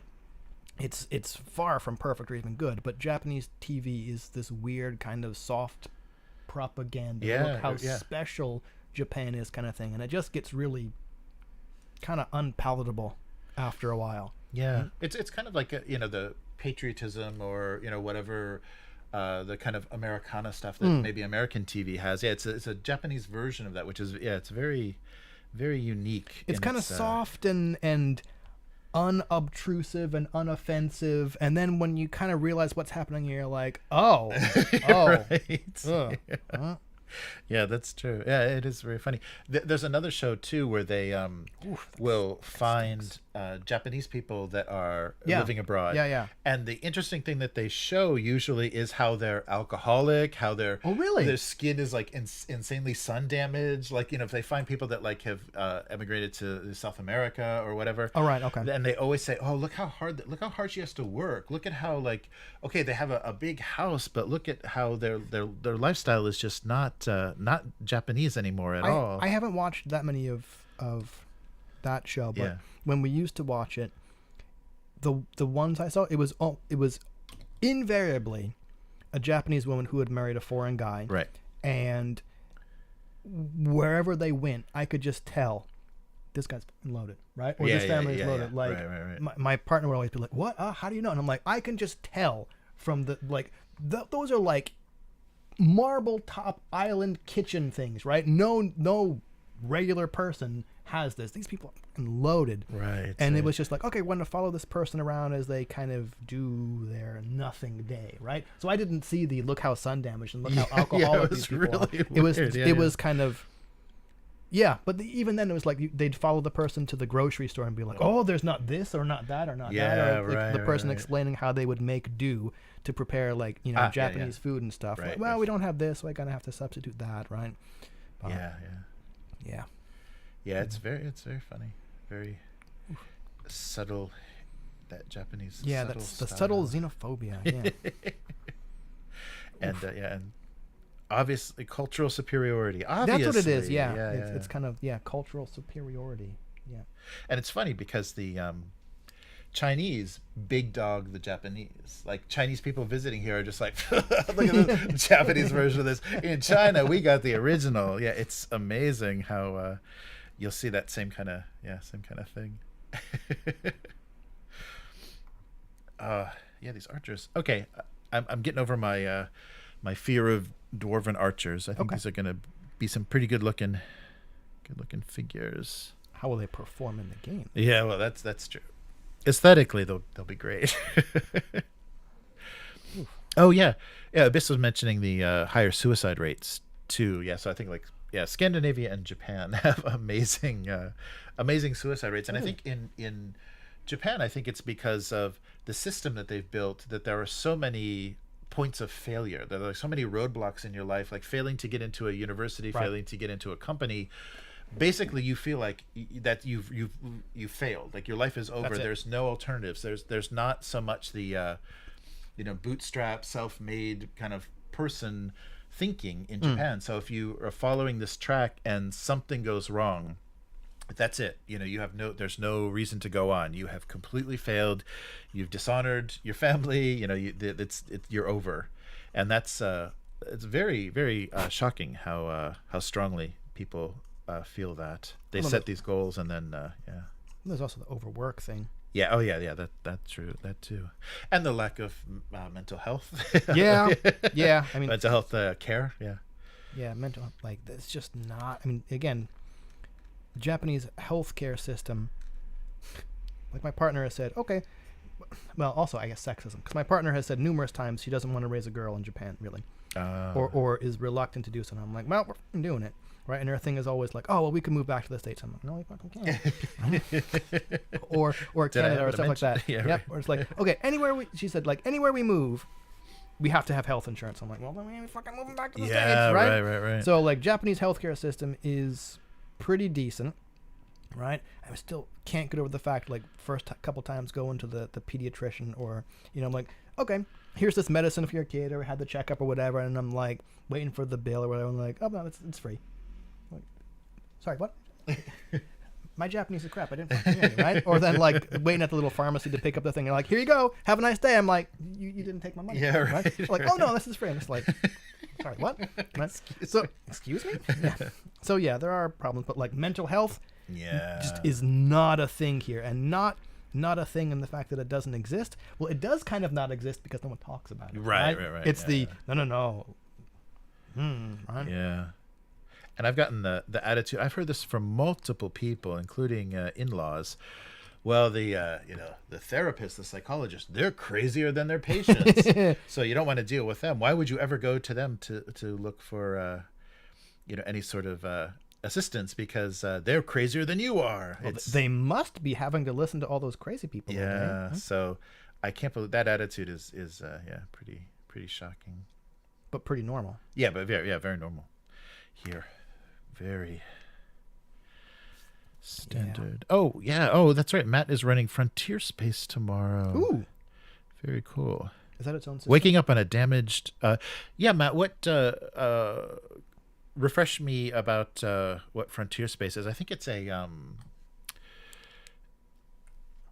It's a newer version of like Star Frontiers. It's like an updated version of Star Frontiers. Oh, okay. I believe. Well, Frontier Space would kind of. Yes. I kind of get that now. Yeah. Okay. Oh, that's very cool.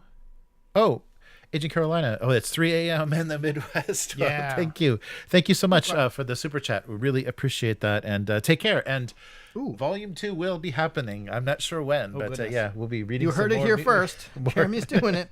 More Mutant Chronicles. Very cool. So an indie homage to Star Frontiers. Yeah. Uses D100 light system. Oh, okay. That's cool. Yeah, Matt's gonna run that. Nice. Ouch.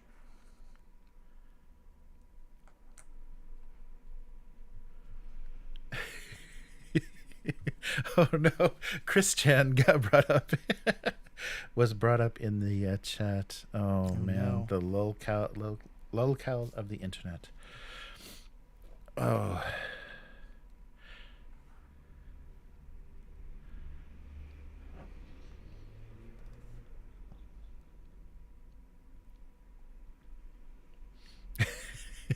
What now?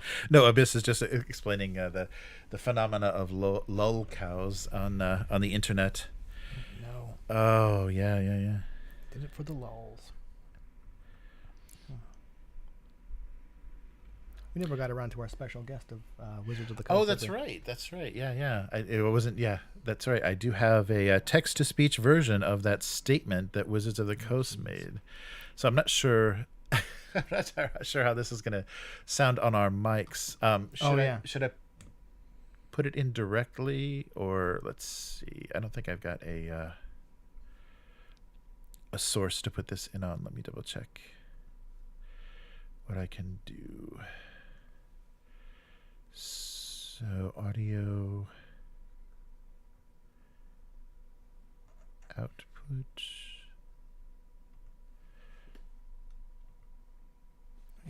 Let's see. Sorry, I'm just peering back to look at the line of spearmen that I'm putting together. Oh, Real Tech is there. Okay, so I apologize if this sound is out of control. I'll try to get it sounding nice. Yeah, balanced. Oops, when it comes in. Oh, okay. I really hate how they do audio in this thing.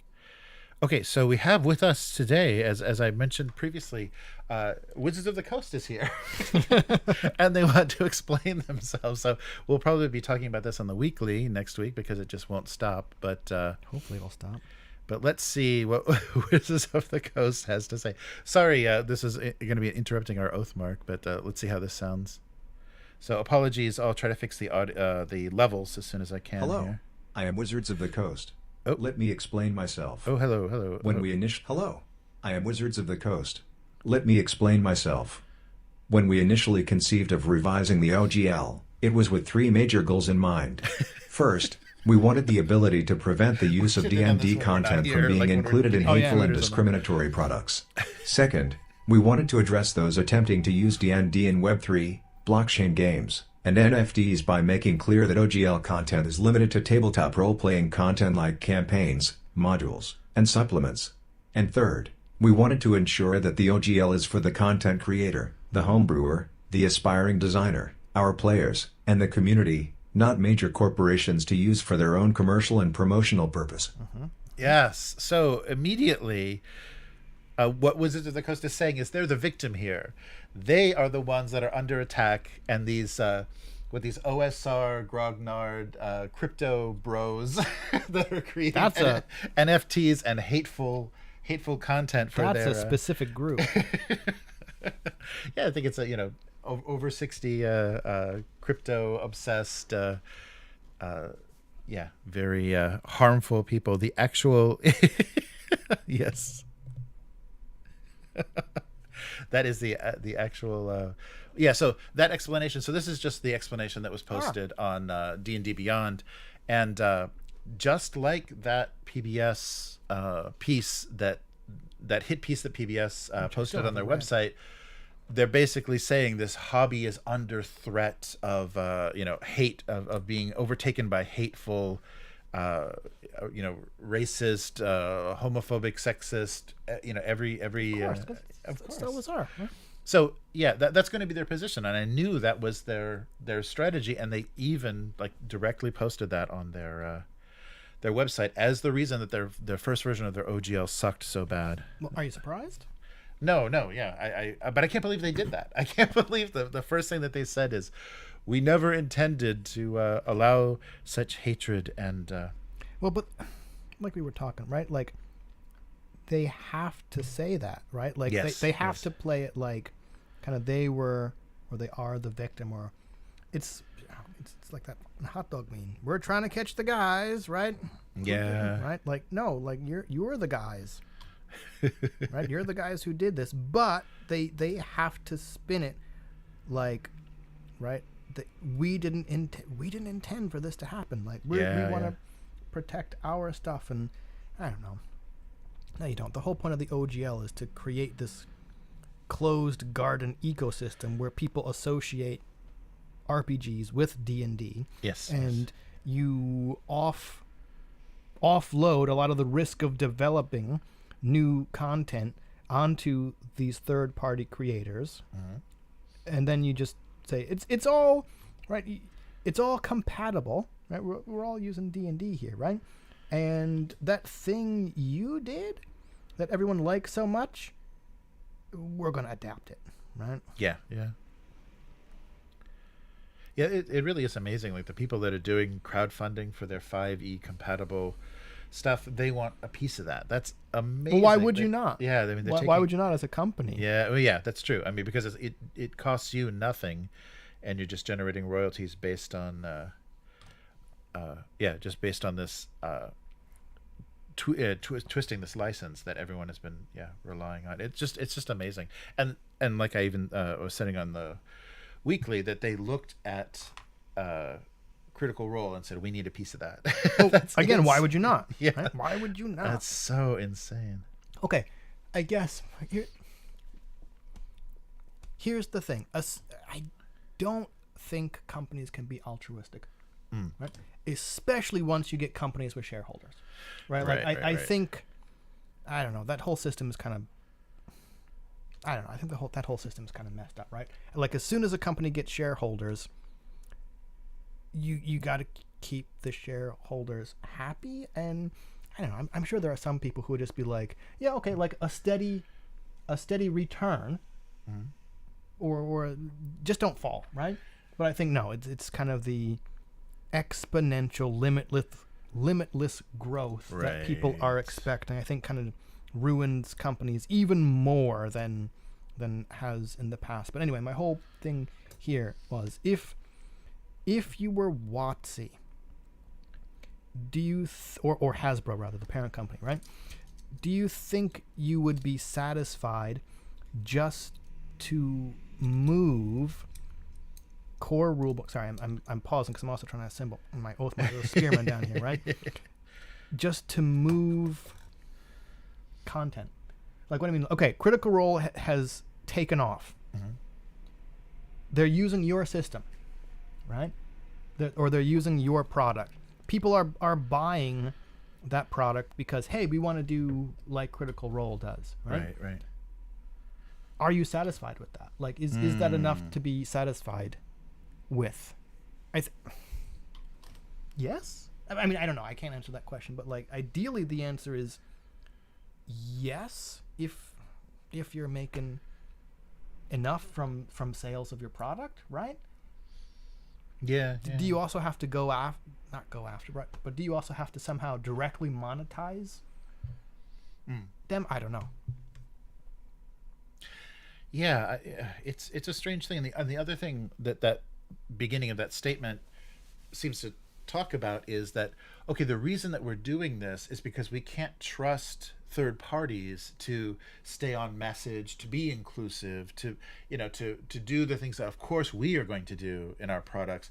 So we have to take it away from them, or have a way that we can pull this license out from under them if they make us unhappy, or if they go off message. And that's Book of Erotic Fantasy. Yeah. I mean, that's I think that people have brought that up a few times in comments. Yeah, like that's what happened. And like you do, okay, I understand. Like you do have to protect your IP, right? Like you can't have people making all kinds of horrible stuff with your IP, right? But then I think, okay, the discussions I've been having in Twitter are, do you even need an OGL? Right. Like it's been 23 years. The OGL did what it was intended to do, in that it's become a brand, and people kind of just automatically assume this is the way it's always been done. This is the way I have to keep doing it. I just need to use the OGL, when no, you actually don't. Yeah. Right. Yeah. Like I think this. If there's going to be any good that comes out of this, it's hopefully people in smaller creators really taking a hard look at what they're making and saying, do I need to bind myself to these OGL things? No, I don't, right? What exactly from Wizards am I using, right? Because I could use all these other licenses, right? You do actually need, I understand from a company standpoint, you do need a way to say, nope, never mind. The stuff you're making is horrible. You can no longer do that. Right. Right? Yeah, you're kind of... Nope, that's ours, right? Or don't do that anymore. But someone online had a really good point, and we were kind of talking before, like if the thing you made can be used for that kind of horrible content, did you do a decent enough job? right? Like, I don't know. Like, I think it's for the broader style games where it's just like, we're gonna present kind of like a reality, or we're emulating, or kind of presenting this reality that doesn't really have a message. I mean, like, come on, you got things like Book of Vile Darkness or whatever, right? Like, there's kind of no morality in D&D or some of these other games. It's just like, whatever you want to do, you do it, right? And I think it's easier for those games to be abused, whereas I'm drawing a blank on exactly what you would do now, but or a good example.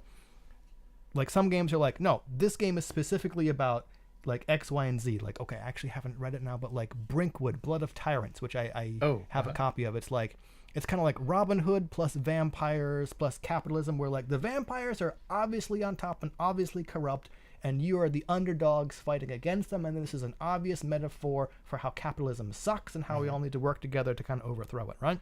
Like, that is very clearly has a message. Someone would have to work to flip that on its head and be like, no, you're playing the assholes, right? So like, I mentioned you're playing all vampires. Yeah, which would actually be kind of cool, right? But like that's kind of the thing. Like, the more generic you make your game, the more you open yourself up to someone creating a game about Nazi sympathizers with your material. So I guess you do have to have one, but at the same time, maybe take a look at what you're making. I think that came out very kind of haphazardly and poorly, but like, what I'm saying is, like, maybe don't make games that can be abused that way. Yeah, no, that's a good point. That's not what's going to happen. I've got to put so many little quivers in the back of these guys. Yeah, I haven't started doing my archers yet. I'm still doing spearmen. Yeah, I like these archers a lot more than I thought I would. I'm coming around to dwarfs with bows. And it gives me a reason to use all these soft hats and hoods that don't look like they're gonna look very Lord of the Rings or Hobbit. Yeah. Not Fellowship of the Ring. What was the name the 13 dwarves and Bilbo gave themselves? Did they give themselves a name? Oh, what is the line?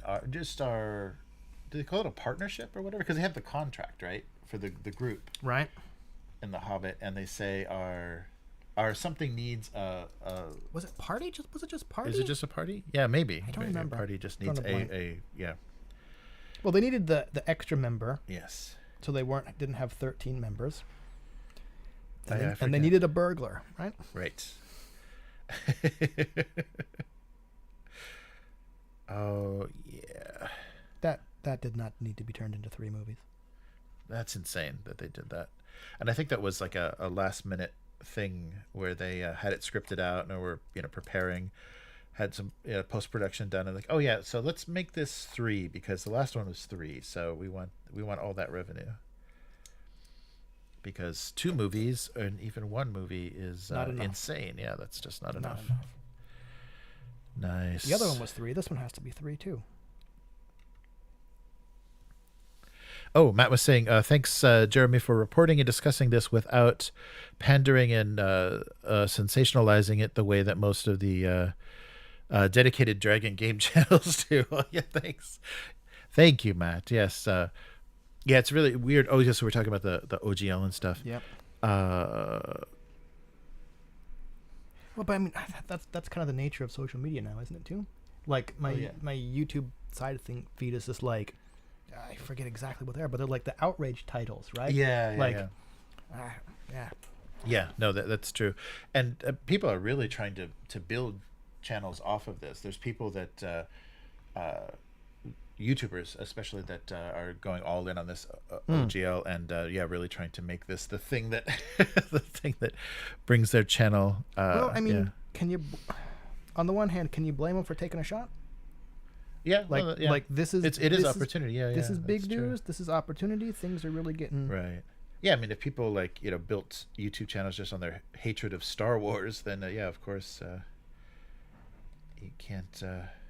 And that's the thing, like you're talking about too, with the D&D kind of being built to be corruptible.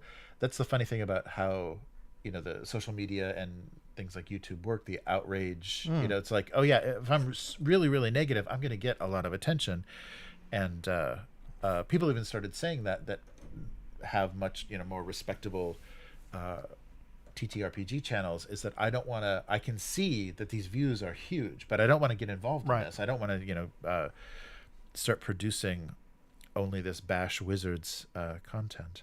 Honestly, that's kind of my feeling on what we were talking about on like producing content for Wizards or for D&D. Oh, I mean, okay, yeah. it's not exactly the same thing because D&D isn't inherently negative, right? Like, okay, say what you want about like the system, whatever, but like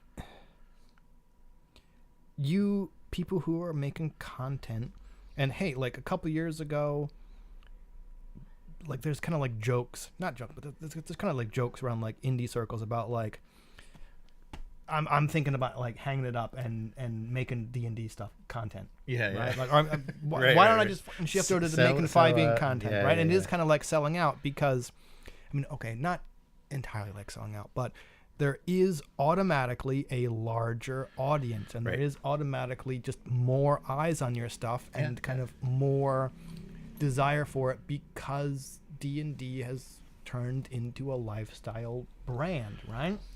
So, I mean, like, whatever. So it's kind of like you got the choice, right?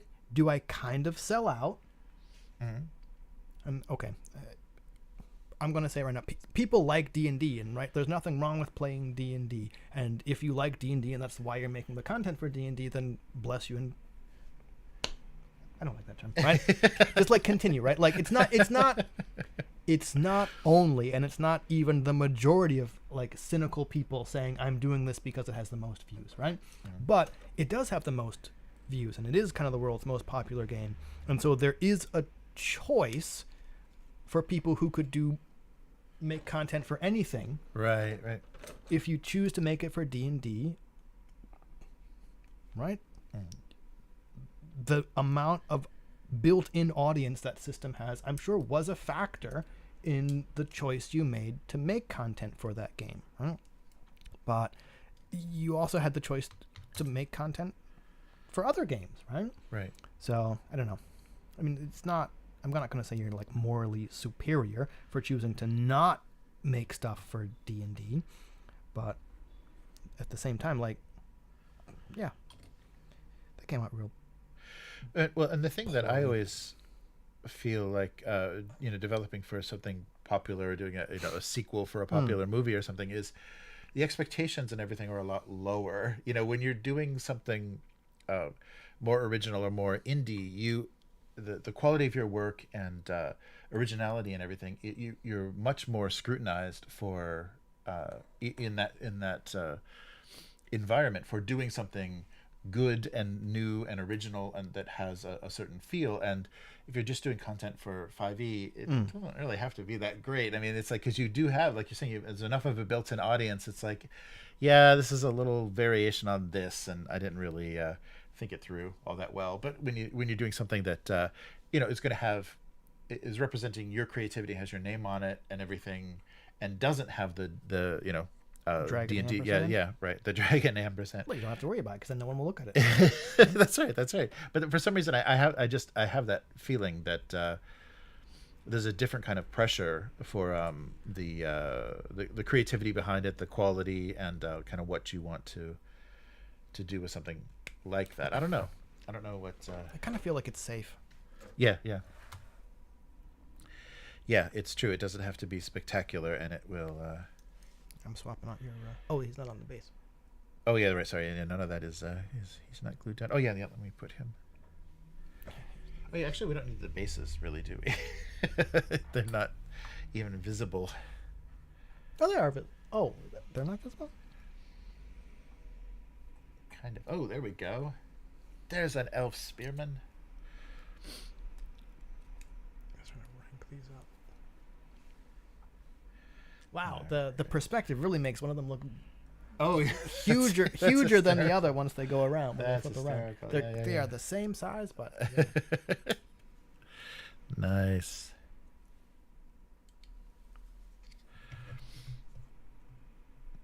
Oh, company. Yeah, that's right. The Yeah. Yeah, James is trying to help us with our being stuck. Yeah, the company of dwarves. Yeah, that's what. Yes, it was called. thank you. Yeah, that's right. So one more. Yeah, they need a 14th member for the company. yeah, they need to. Yeah, Thank you guys. Jeez, we're so out of it. so stuck. Yeah, I guess we're multitasking in a really weird way. So it's the company. Hey Triglove, how's it going? So Triglove says there's so many TTRPGs that are good. D&D is okay. I think it's getting a bit overpriced though, especially in the digital one, with digital 1 D&D coming. There is no way that winds up being affordable for all. Yeah, I really think, and that's, you don't want to do that. You don't want to price people out of it because then it creates this weird class system. Do you? Well, I mean, you do if you're Hasbro and you're looking at the bottom line, but I mean, that's very original intent of D&D is like you basically just need dice, a pencil, and paper. I thought the original intent of D&D was to go kill orc baby. No, but I just mean that and well, if Wizards of the Coast is being genuine in their wanting to be as inclusive as possible, financially you're excluding people by making if you set a subscription for 1 D&D too high for certain groups or certain did we really want those people though? Oh, that's right. Yeah, we don't. Right? Yeah, we don't. If you can't afford D&D Beyond, and if you can't afford the books, we don't really want you, right? Right. No, we want the people with a large amount of disposable income who will keep buying books. Right? Yeah, that's and true. You know what? I think they kind of proved that. Uh-huh. And it's not only D&D. I'm kind of bashing on here. It's not only D&D. It's like all kinds of areas of nerd circles, right? Like they've proven that with their special edition books. Oh, right, like yeah, all the Grim and Beetle, and all the like. Look at these fancy cover books, right? Like it's the same content, just it's the collector's edition. And again, it's not only D&D because, like you said, like the Dune, Dune book and all that stuff, right? They did that. It's by no means only D&D, but like if you have people who are springing for like the special edition, whatever, and all the stuff, and kind of the FOMO, right? Fear of missing out because you need to collect this thing and you got to have the full collection. Well, then, if you can't keep up with that, do we really want you? Yeah, interesting. Yeah. No. But especially when we give you the SRD for free. Yeah, you can play the game, right? Right, yes, Go you download our can. free. Go download our free PDF. Go play that with your little college group or high school group or whatever group, and do Yeah. that. And we want the real players, are the Yeah, ones with that's money true. to kind of keep buying stuff. Yeah, that's true. We want the properly monetized to. And that's it, because D&D is under monetized, right? Yes. All right, I gotta flip behind you. Oh, okay. So I won't be moving around a little bit. Oh. I'm thin. I can slip through here. Oh, Matt was saying, the original intent of D&D was, to loot dungeons to fund armies.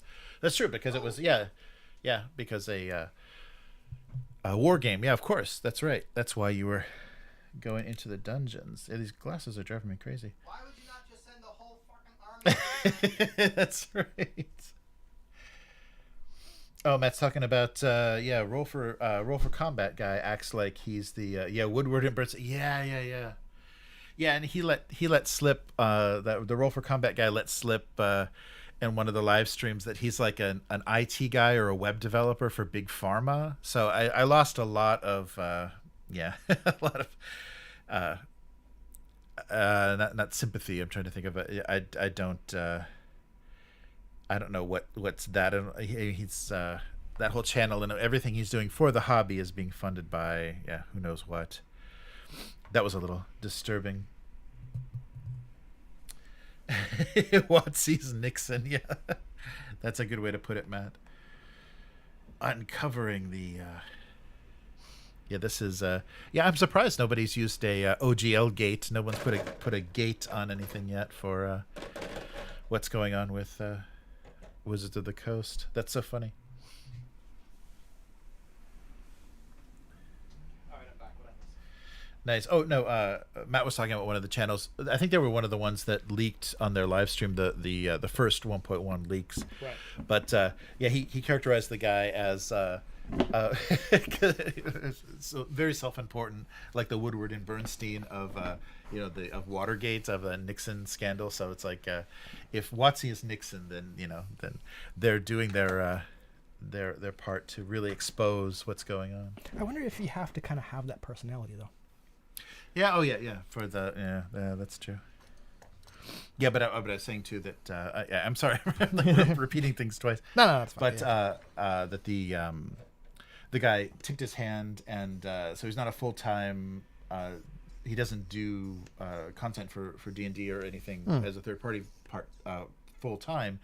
It's a side gig, and his main gig is like web development or IT for Big Pharma. Okay. So it's like, okay, yeah, that's okay. A lot of people make money because it is big. The pharmaceutical industry is big. There's a lot of money, but that's not exactly the best thing to be affiliated with, and the best, who he's surrounded with and where his. Oh, right. You're talking PR wise. Yeah. It just, I don't know. Just a little gross. Just like all the lawyers that are coming out of the woodwork to talk about stuff. It's like, wow, now we're going to give lawyers attention. Do we really need to be doing that? I don't know. I got to think those are the people to actually listen to. I mean, like, Oh yeah, no, with a grain of salt yeah. with anything, because Yeah. I'm like, okay, since we're talking about, we're still talking about the OGL, right? We've been talking about it for a while, Yes. but I mean, the whole thing about the OGL is like legalese, right? Like the legal speak. That's what we want to know about, right? Right. So like, I don't want some uninformed Joe Schmo gamer who doesn't understand legally what this stuff means to be given advice, right? Like, no, I want to know, like, okay, Yeah. legally what's going on here. Right. Yeah, but I think once you get too deep into that, like, what kind of discussions are going to go on if there are lawsuits and things, it's just really ugly. And it's like, we don't want to have to, in this hobby, we don't want to have to be thinking about it in those terms, just like the same way that shareholders and everything talk about monetizing the game. That's not a discussion we really need to be having. This is something that is is a distraction and is a hobby, and it's not considering it in those. No, but I terms mean, is like, but pretty- people are making money from it, right? Yeah, that's true. I mean, I was going to say as they should be. but not necessarily as they should be. But sorry, I was looking. Yeah, we're doing this kind of weird multitask thing. I trailed off because I was looking at these pieces, going, "Can I put those arms on a Frostgrave wizard? And if so, how would it look?" Right. That's why I stopped talking. Just kind of like, yeah. I'm wondering what kind of body. Yeah, Abyss says ideas need to be challenged and people need to have choices, and their options limited because it brings out the best in people and makes people creative, and they have to I do think that's true. I think creativity does flourish with limitations. It's a good point. D&D is like stale bread and plays it safe. D&D, well, again, like, I absolutely agree, right? Like, limitations breed creativity, right? Like, okay, I don't really consider myself an artist that much anymore. But, like, as artists, like, the blank page thing, right? If someone just drops a page and, like, completely blank piece of paper in front of you and goes, make something. Maybe you have an idea, right? Maybe you don't. But, like, the more, limitations, at least for me, make me go, okay, so I can't do X, Y, or Z. How am I still going to get this across, or what am I going to do, right? Like, narrowing the field does help come up with ideas sometimes, right? And that's the same for TTRPG systems. Yep. What do you need? No. I was fixing something. That line. Yes. Thanks. Yeah, it's gone now. Yeah, cool. It didn't bother me, but like I understand how it was bothering some people. Right? But like, Matt, I handled it for you. Right? Like kitchen, I call them kitchen sink. Kitchen sink settings for me are kind of boring, right? It's everything's here, so whatever you want to do, it's here, right? Like that's why I was turned off from fucking Numenera. Plus all the hype, right? It was like, ooh, is it magic? Is it ancient technology? Is it nanos in your blood? They're all different things. I'm like, so it's all just fucking magic, right? It all does the same thing, right? Like, choosing one of those would have been interesting, right? Yes. No, it is magic, right? Or no, you actually are communicating somehow with a satellite in orbit that people just assume you're an oracle, right? Like, choosing one of those would have been fucking interesting. Right. Instead, you did do whatever you want. Yeah. Like, I don't think I'm talking about this like Brighthammer has a setting.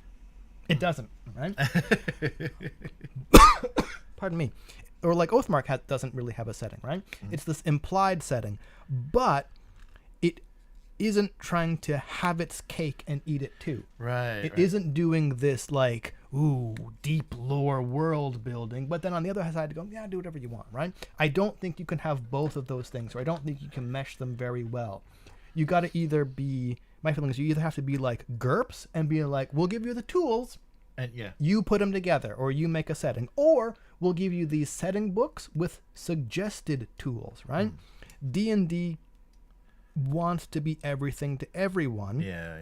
And they kind of have to do that because that's going to give you the widest audience, but it's also kind of the most boring, right? No, that's a really good point. I'm glad someone agrees with me. Yeah, and it's so funny because I mean that's very true because of how many blogs and things where people are like, "Hey, this is how to stat out or how to roll up Deadpool in 5e." It's like all this like random. Oh, the the cast of a movie that just came out. Well, here's them all. I blame the OSL on that. The OSL. Sorry, the OGL. I blame the OGL for that because it did exactly what it was going to set out to do, where people assume that D&D and TTRPGs are the same thing, right?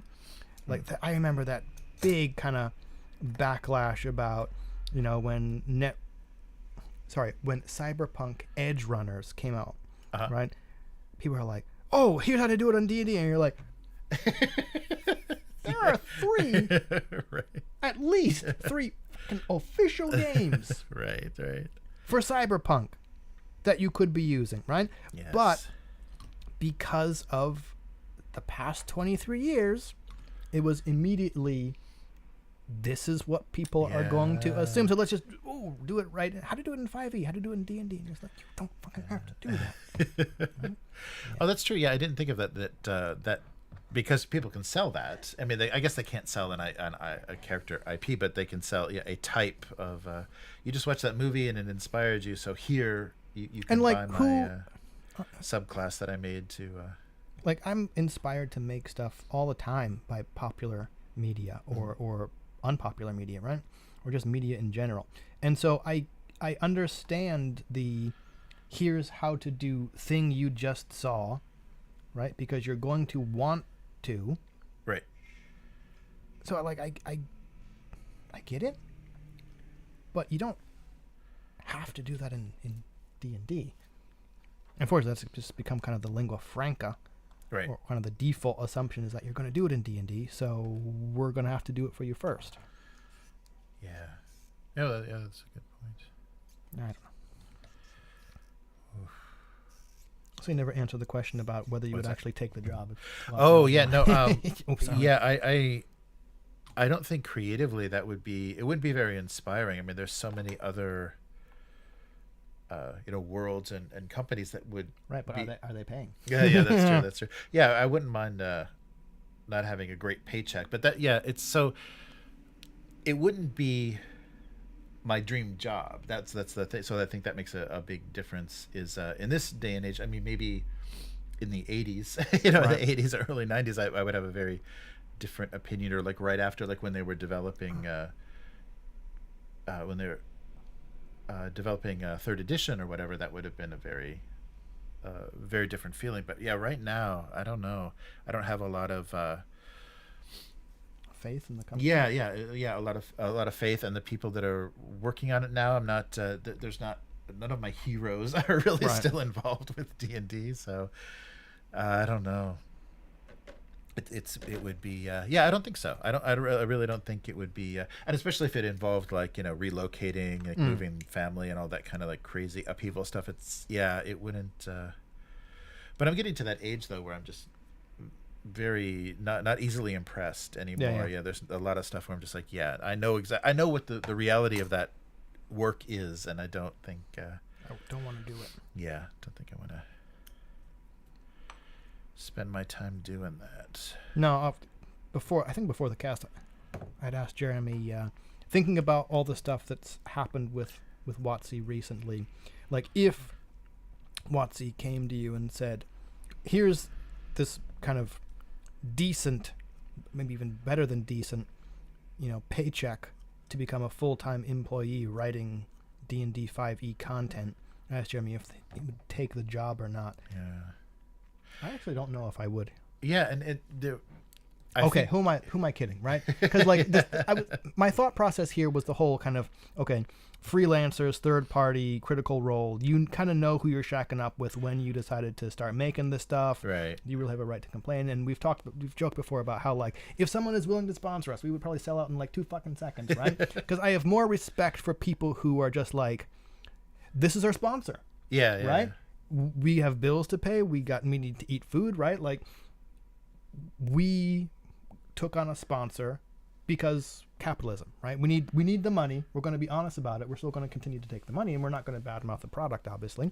But I have more respect for people who do that than the ones you kind of know are taking sponsorships but are kind of wishy-washy about it. Right? Yeah. Like people have talked about, hey, D&D Beyond probably sponsors Critical Role, right? There are ways to say we don't like what's happening while retaining your sponsorship, to be like, okay, we have thoughts. We're keeping them to ourselves because we want to maintain this sponsorship. Yeah, right? yeah. Like, I got more respect for people who would say that than a wishy-washy nothing comment, Yeah. right? So that was my thought process in thinking, if that chance arose for me, what would I do, right? Would I go, you know what, I'll take the money, I'll take your money, and I'll be a D&D employee now. I honestly probably would. Oh, wow, Right? interesting. Yeah, It's like it's gotta be better than the fucking money I'm making now, right? So like, if it was here's a decent mid-range salary, to produce content for the game, telework, I think I would do it. Interesting. Yeah, the thing I worry about is I would start off in such like opposition or wanting to change things, and that's a really bad way to like go into a Right. position. Yeah. Because you're thinking because they're just going to say no. Yeah, and you're just gonna it's gonna be very frustrating. You're gonna be banging your head against the wall. And you'd burn out pretty quick is what you're thinking. Yeah, definitely. Yeah, I don't know. It's very funny. Oh, Matt. All right. Good night. Yes. Oh yeah, we still got that Will Wheaton in the Indianapolis airport story. What? Oh Wheaton no. in the Indianapolis Oh airport. no, What Will the heck Wheaton is that? actually stranded in an airport. Oh, thanks, Matt. And Matt was saying Planescape and Dark Sun are back when D&D had. Yeah, we're back when D&D had unique worlds. Oh yeah, Yeah. Abyss was talking about your Numenera reference. Yeah. I think that's the game where I Yeah. got that. You know what? For me, going back to Numenera was there's something about Mary RPG for me. Because okay, like people were hyping the fuck out of that movie Yeah. for whatever reason. And then when I like watched it when it came out on video, I'm like, this does not deserve the hype that I got. And like that's the first time I think I went like, what was all the fuss about? Oh, interesting. Right? Yeah. And so like Numenera, people are like Numenera, you know, Monty Cook, oh Numenera, that's gonna be fucking awesome. Welcome to the ninth world. There's been 9 other worlds, blah blah blah blah blah, all this other stuff, right? And then when we reviewed it on Idle Red Hands, I remember reading it and I'm like, this is nothing to fucking write home about, right? And like this whole, oh yeah, it's so simple to, it's all these like mechanically, it's all these. The GM doesn't roll, and I'm like, fucking seen it in you know, yeah. PBTA games. People are like, oh, it's so revolutionary. I'm like, people already fucking did it, right? Yeah. Anyway, I'm real sour on Numenera because like mechanically, it was just like this is okay, nothing to write home about, and system like or setting wise, I'm like, this is everything. And you didn't make any choices, and therefore it's boring as fuck, right? Everything is Yeah. possible. I don't know. You. It's also like we've run into this in other games. You can't have everything be weird and mysterious and unknown, yet have people inhabiting the world for generations. Right. Right? Like that kind of doesn't work, right? Like you, the player, might. Oops, damn. Arm fell off. You, the player, might not know what's going on, but people who inhabit this world, especially if there's like a civilized known zone, like they know what's up. And the conceit of Numenera seemed to be everything is weird and strange and you don't know what's happening. Well, that just doesn't fucking work. Right? Someone has to know what the fuck is safe to eat or not in this world. If Every meal is a mysterious risk. Yeah. Right? It Yeah. don't work. That's a It good doesn't, point. it doesn't work, right? So there's a couple reasons why I don't fucking like Numenera, right? Anyway. Yeah. Nice. Yeah, thanks, Matt, for hanging out. Definitely getting late. And being our mod. Yep. Yeah, thank you. And what is it back in the States? Yeah. As I glue another line of spearmint and burn my nose hairs out with this Tamiya sprue goo that I made. Yeah, you definitely want proper ventilation when you're doing this. Yeah. Yeah, I can turn it. Well, it might be a little sorry. noisy, but I can. If Jeremy keels over, or if I keel over, that's the reason That's why. why. Just like, Just all fumes. yeah. All right. Thank God people haven't invented smell-o-vision. 'Cause that was going to be the thing for a while, wasn't it? Yeah, I actually went to a movie in Japan where they did that scent thing. Oh, did they? Yeah, it was Terrence Malick's New World. Okay. And so when like things were burning, you smelled burning wood. Interesting. And when they were in the pine forest, you smelled the pine trees. Yeah, but it was basically just like little nozzles, just like spraying stuff into your face. And the funny thing is, there was a screening before, like they had played the movie before, and the theater smelled just really weird. It was just because like it was everything. Yeah, everything from the film was all mixed together. But it didn't really add that much to the film. But yeah, that was such a weird novelty thing. I don't think they had tried that since like the 50s. Is But yeah, in Japan they did a kind of smell, and they warned you. They kind of said this is what is coming and this is what to expect. But yeah, it wasn't like crazy immersive, but it was funny that people were trying that, and that was basically at the beginning of 3D coming back, like everything being in 3D again, and yeah. I said it before, I'll say it again. The only movie that has any decent reason to be 3D was the Judge Dredd movie. Oh yeah. Yeah, and that worked well too, because slow motion and 3D works really well. Yeah, that worked. That worked really well. I enjoyed that movie. I'm kind of sad we haven't had another one. Yeah, I guess it just didn't do well enough. But I thought some of the people that were involved in that were going to be working on the streaming series. There was going to be a Dredd streaming series, but they're doing that thing though, where it's Judge Dredd, but Judge Dredd isn't in it. It's like the main character is not Judge Dredd. It's like some recruit or whatever. So it's like, wait a minute, you kind of don't want, just like they did with Willow. Like they did a Willow series, and Willow was the only barely streaming in it. service I have is Netflix, right? So if there's anything that's not on Netflix, I'm not watching it. So I'm not buying it. I'm not doing another fucking streaming service, right? Right. But no, I knew there was a Willow series. Didn't realize that Willow wasn't really in it. But he's so diminished that it's bizarre. Yeah. Well, but I mean, that's kind of the thing, right? Like, again, we've talked about this ad nauseum about like IPs. Like, the story has been told, right? Or especially like for Judge Dredd, how many volumes or how many issues of Judge Dredd? Judge Dredd has been around for a long time, right? So doing a Judge Dredd series, the stories are there, and unless you're going to adapt those stories, which maybe you don't have the right to, right? Like, then you're writing original stuff, and people are going to go, is this Judge Dredd? Is this not? Why didn't you just do that other story, right? So doing like a Judge Dredd series without Judge Dredd, isn't it just 82,000 then? Right. I mean, but that's what it is. But that gives writers the freedom to kind of say, okay, here's an original stories set in the same universe, but if you're not going to have kind of the most iconic characters and things, like, is it really a whatever series? Right? Yeah. I don't know. I kind of feel like you can't win with that one. Right. Like, think of the Rings of Power. Isn't that like based on the Silmarillion, right? Kind of, yeah. Kind of, but then we're just like, and on the one hand, you're going to have like Tolkien nerds going, that's not how it happened, right? And on the other hand, you have people watching and going, what the fuck am I watching, right? Like, you kind of can't win. Yeah.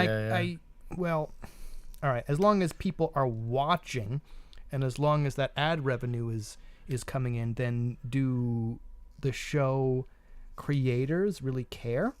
Right. Or not the show creators, but do the network execs? Yeah. Do they care? As long as people are watching, as long as people are talking about this thing, do network execs care how faithful a representation something is? Right. Probably not. Yeah, right? I think not. Yeah, I think very not at all. But I'm also not liking, I guess tangentially, I'm also not liking this seeming trend of at least Warner Brothers just canceling stuff that's done as a tax write-off. I still don't understand how that works. Yeah. Only because before I came over here, I saw something where the Snowpiercer series, which I think I got up to like midway in season 2, and I'm like, okay, season 1 is Snowpiercer. I'm like, okay, I'm kind of into it. Once you just stop thinking about how they're actually getting food, right? I'm like, okay, that would have been interesting. And I said this on the cast, right? Like, I don't really care about the murders, right?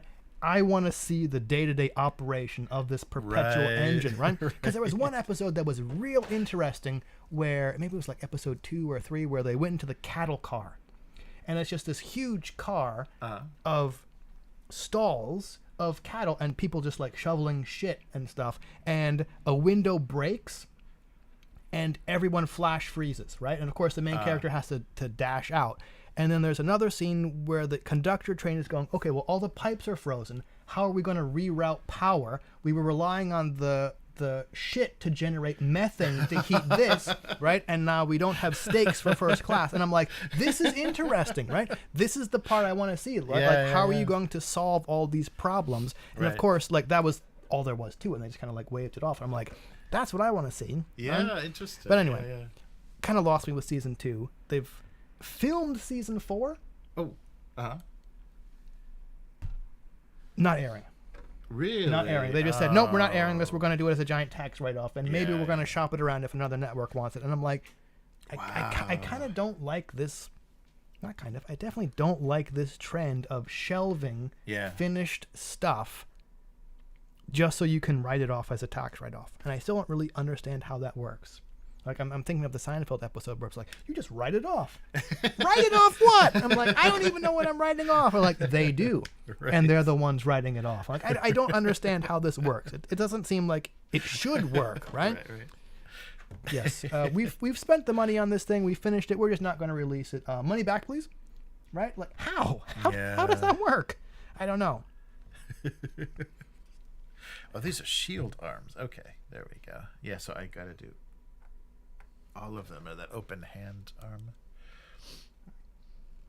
Oh, Numenera video game is all over the place, and it's so vague, and it tries to be clever, more clever than it actually is. Oh, interesting. Yeah, I knew there was a new. It's called like, I want to say it's like Tides of something or whatever. Yeah. I mean, like, I don't know who produces it or who put it out, and Monty Cook is a big name, but like that is kind of a little bit about what we were talking about, like with D&D, where it's like, okay, well, I'm sure they do care, but like once you get to like a certain point and you have alternate streams of revenue, such as from like licensing video games or merchandise or even, I guess, people playing your game, do we care if people are still buying something else, right? Yeah. I can't talk about Numenera because I'm just kind of salty about it. I don't even know why I'm salty. I'm just like, this did not deserve the accolade or hype it got. Anyway. That was a while ago, too. It was. Yeah. Like, you could have done so much more with that. Like, why were your 3 stats like might, speed, and intellect? So again, 2 physical, 1 mental, nothing social. Right. And yet one of your characters is supposed to be the fucking bard, the social thing. What stat am I using? Speed? Yeah, wow. Might? Intellect? I don't know. Yeah, whatever. Wow. I mean, like, I say that, but then, like, something like Fate Accelerated, your 6 stats are, like, what? Clever. I forget exactly. Clever, strong, quick.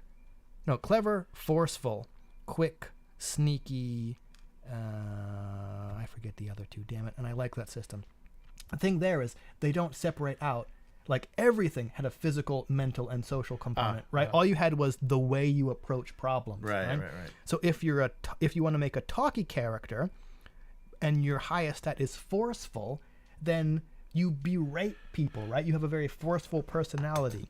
And when that came out, people were saying, like, well, there's no difference from having, like, the talky, forceful character also be able to smash stuff. I'm like, well, that's just part of the way the system works, right? Mm-hmm. Like, accept it. So I'm not talking down on a system that does approaches, and I'm also thinking of converting Brighthammer over to something kind of similar, where, like, the stats are named such a way that they don't imply a kind of action that has to go along with it. Right. So I like those.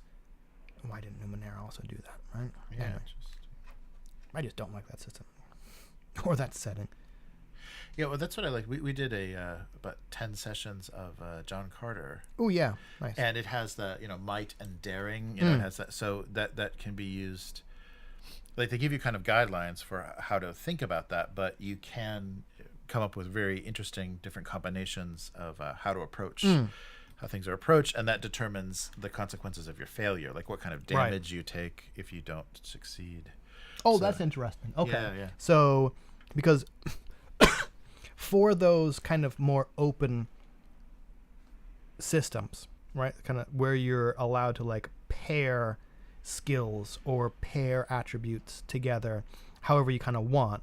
And sometimes I guess the downside of those games is they can turn into like an argument session, right, between like the GM and the thing about like, okay, well, I want to do this, and like the edge cases, right, where it could be either of these, or convince me about using this skill, right? Sometimes that can be real fucking annoying, but a way to not minimize that, but a way to deal with that is like, okay, you can use whatever attributes make sense. However, the choice of attributes, if you fail, will have different kinds of consequences, right? That's interesting. So I should probably look at that a bit more to see how it works. Yeah. The only thing that I think might be disappointing for you is the way that so each of them affects a stress track, right, and that leads you to confused, kind of defeated physically, or injured. I think it's injured, or madness, or insane. Okay. So insanity, like it's kind of like, oh, okay, yeah, having to have an insanity condition is a little extreme, right? Or feels a little rough, but the other kind of situations make sense. Right, so you kind of get like demoralized or physically beaten down. Right. Yeah. That reminds me of kind of Masks, because Masks doesn't the kind of the teenage superhero thing that's a bit more focused on the teenage than the superhero, right? Like you get conditions in that, and there's something like hopeless, like angry. Right. I forget what the other ones are. I've got my deck of cards at home, and that's interesting, right? And being, it's the stress track, right, that kind of tracks these states. And yeah, being hopeless does have a mechanical effect. So there, the choice of what you're doing is very open, but again, there's kind of different consequences based on what or how you choose to approach a situation, which is interesting. Yeah. You're just cranking out those dwarves, aren't you? I'm working on it. Yeah, trying to get these archers arching, getting them arching.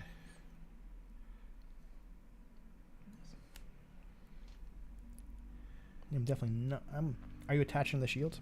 Because I think it's personal choice. Because like over the break, I painted the Fireforged dwarves that I converted into like the homemade squats, and they came out great. Pretty happy with how they came out.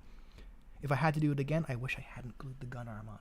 Oh, really? So right? Because I like GW's contrast paint. I like black for non-metallic metal.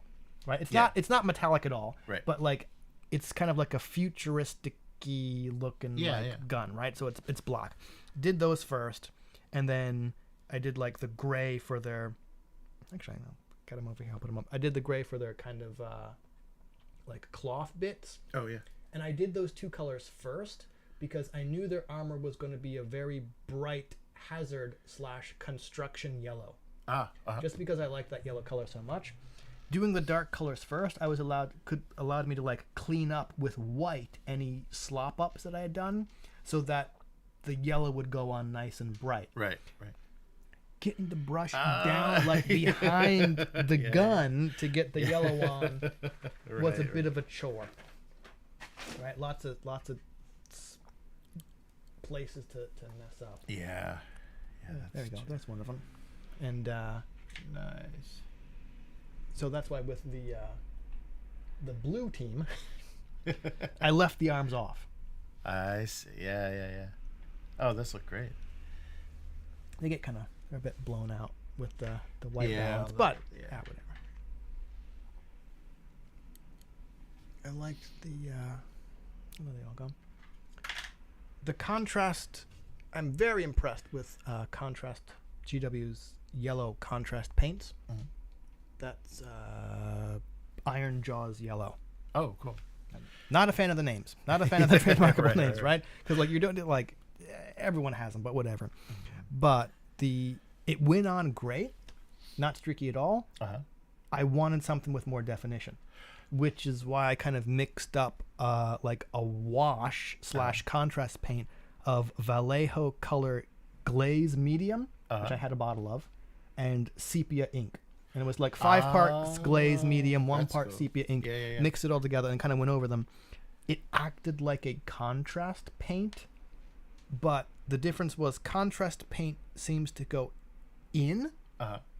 This was wetter and a little thicker and went down, which I was fine with, right? Like it stayed on, Right. but like it very clearly kind of went down, right. which was fine. But I thought that was a great way to add more definition to the contrast paint. Oh, I'm like, it definitely does. and I said like, now they look a bit dirty. I might have to go with some yellow paint. But someone just said they could have like just finished a job, or something. No, I So, think it looks good. I think that works well. Interesting. I'm going to try the same trick with the blue team, which I'm calling them, because like I've decided to go with like primary colors for a lot of different factions to just make it easier to see on the table. Yeah.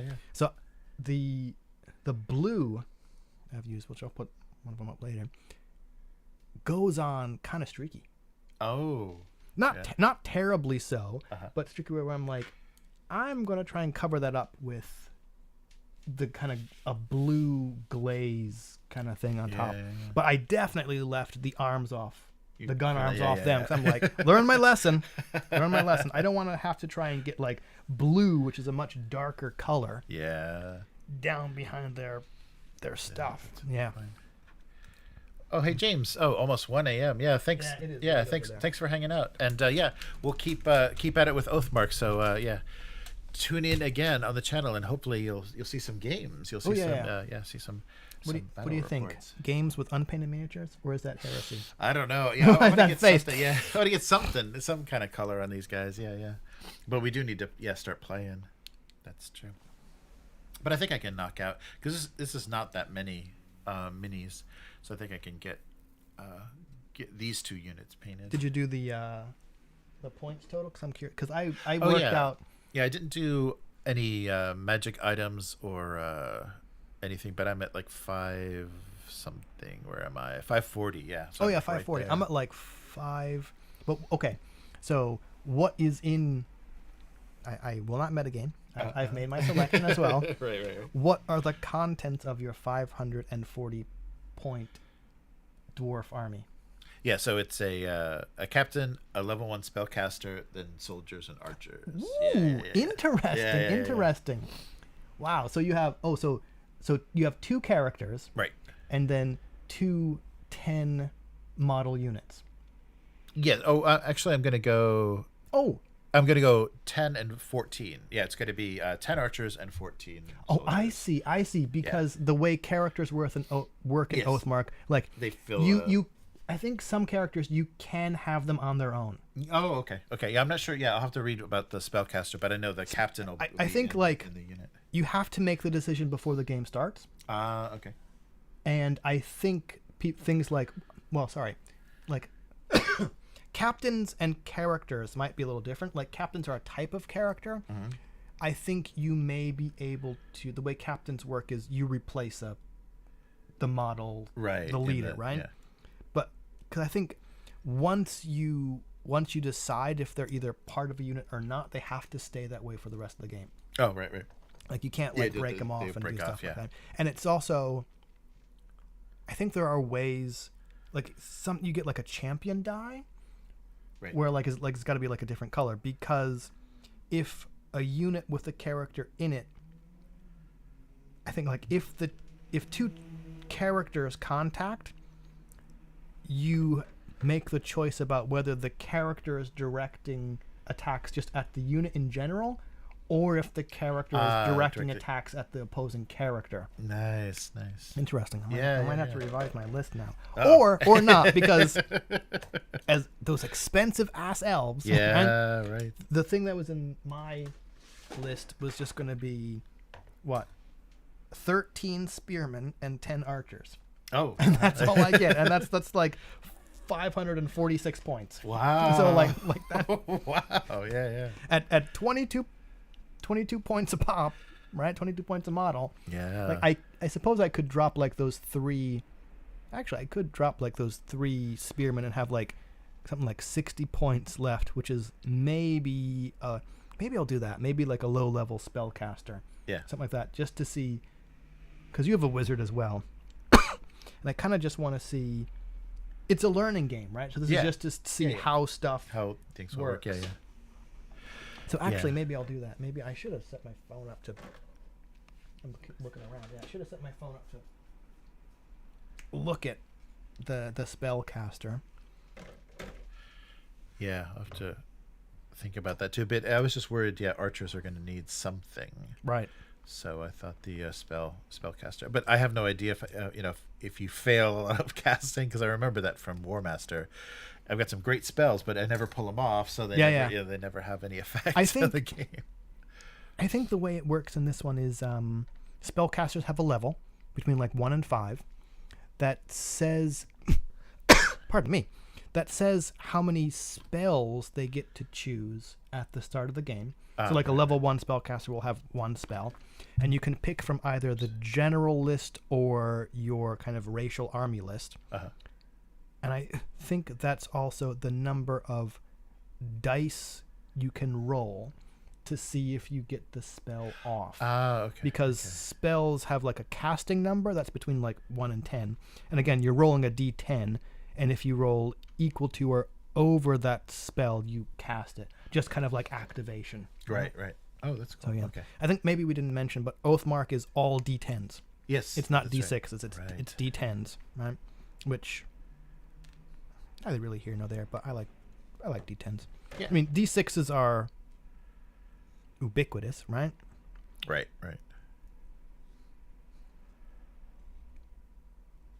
Actually, there was a kind of a recent discussion, or not discussion, but a recent kind of note where I wonder, okay, question for you. Before getting into war games and other kind of nerd things, how prevalent into board games were you? Like, did you grow up with like board games? Yeah, a lot of like cheesy, like the Star Wars and Jaws and King Kong kind of stuff. Ooh, did you ever have the weird like Dallas, the RPG? Oh no, There's an official Dallas one. Yeah. No way. Anyway, no, I just was asking because like I grew up with board games, and someone kind of posited that gamers might assume that D6s are ubiquitous, right? Like growing up, it was like, oh, let's go steal all the dice from Yahtzee to play Warhammer 40K, right? But if you didn't grow up with board games, or if board games weren't prevalent in your house, like are dice in general that easily accessible? Right. Like now, yes, because I mean you can just, at least here in Japan, right? You can just go to the fucking dollar store and get a pretty decent set of war game or gaming dice, right? Yeah, that's but true. Yeah, people saying that like D6s are kind of like the most easily accessible dice. Like, are they? Interesting. I guess they are. Yeah. Well, and I guess compared, because in the 70s, the polyhedral dice were so new that they were very rare. You wouldn't find those anywhere outside. Sometimes you wouldn't even find them in the D&D thing because they ran out of dice, and you just got like a sheet of punch out chits that you drop into an envelope and shake around, which I actually kind of like. Yeah, that's right. Like, as a compact travel size idea. Oh yeah. Like pulling chits out of a container is kind of interesting.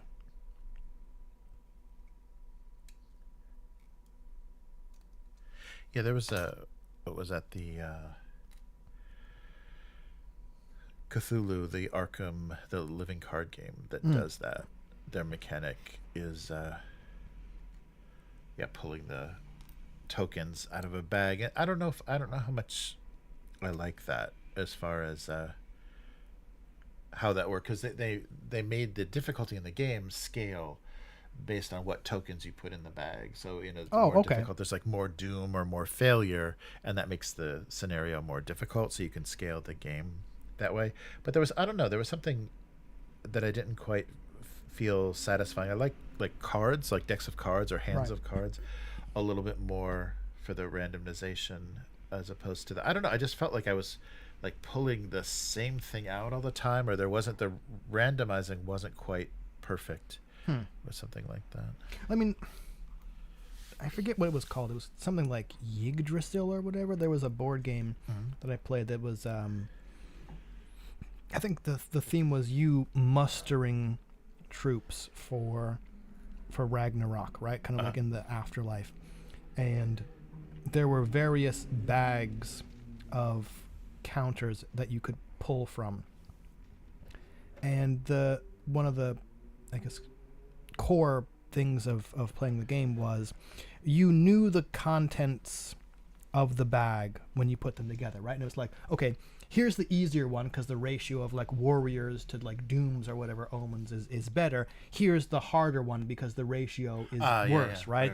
And it was also not like it wasn't a clock, but it was, since you kind of knew the ratio of the bag, if you remembered how many positive things you were pulling from the bag, it was like, whoa, that one's getting real. That one's getting real dangerous because we've pulled how many things from that. Right. So that was, I think the game was Yggdrasil, and I forget more about playing it, but that was the first time I went, oh, pulling tokens from bags and having that knock-on effect of things getting more dangerous because you know the ratios. That's interesting. Yeah. That's pretty cool.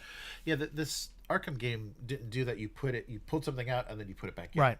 And that's the thing I didn't like. No, I do like that, especially with, then when you pulled out and you left it, and sometimes you're like, okay, now we get to add this to a bag. Yeah, right. But yeah, pulling something from a bag and then putting it back, even if there's like 5 of that thing, this fucking again. This again. You kind of really feel. You kind of feel like you're drawing the same. Yeah, it did. The same one. Yeah, I like that. Bolt action has that activation. Like you put dice for your commands in there, and you pull them out, and then so it's alternating activation, but you could get several activations in a row based on what color die is pulled out of the bag. But I like that when things are drawn and they stay out and it resets, so like you said, you know that, oh man, you've got a ton of activations coming, or I'm getting all of mine out of the way, and it changes the contents of the bag. Yeah, and the dynamics. Bolt action is a game that I'm interested in, but don't think that I can buy. Right. And not for financial reasons. It's kind of like the more removed from actual history a war game is, I think the more inclined I am to play it. Right. Like there's just like too much baggage about here's a World War II game. I'm like, the mechanics look real cool. Kind of want to try it. No. I just can't bring myself to buy World War II stuff. Their Gates of Antares, their sci-fi game, uses that same system. Oh, really? Okay. Yeah. So that's the Rick Priestley sci-fi game that he did for Warlords, and so that's cool. So we could play it out of historical context. I think that's what attracted me to like Turnip and like other what's the other one? There's a couple other ones like Lobster Pot and stuff like that. Like the indie games where I'm like, or Sludge too. It's like, it's black powder. It's kind of historical, but it's not, right? And you very kindly gifted me Lion Rampant, which was an amazing present. Thank you. Yes, of course. Reading through that, like that's a game I could play because right at the beginning, the creator says, this is not a exact recreation of medieval warfare. This is kind of like medieval warfare, but fun, and also kind of like Hollywood. And they also cover a fairly large span of time, but one of the changes in second edition is renaming the troops to fit a broader thing of history. Like the original Lion Rampant was named, the troops were named like very narrowly to fit this kind of medieval like War of the Roses era. Now we have more widely named troops.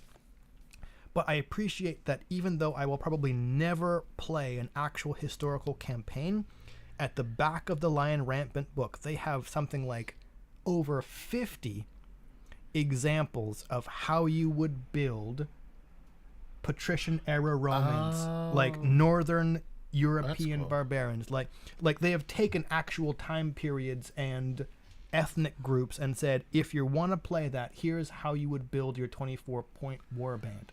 And cool. I really like that, even though I will probably never use it. That's really cool. Wow. Like if I was going to do a historical war game, like that's how I would do it. Like, okay, it's not really historical, but if you wanted to play, here's how you would do it. And I actually brought the Lion Rampant book so we could actually go look. But that was really cool. But I kind of like the genericized style. Yeah, that's a good idea. As if we didn't have enough war games to play. That's right. Wow. Trying to figure out how I want to position these spearmen on them.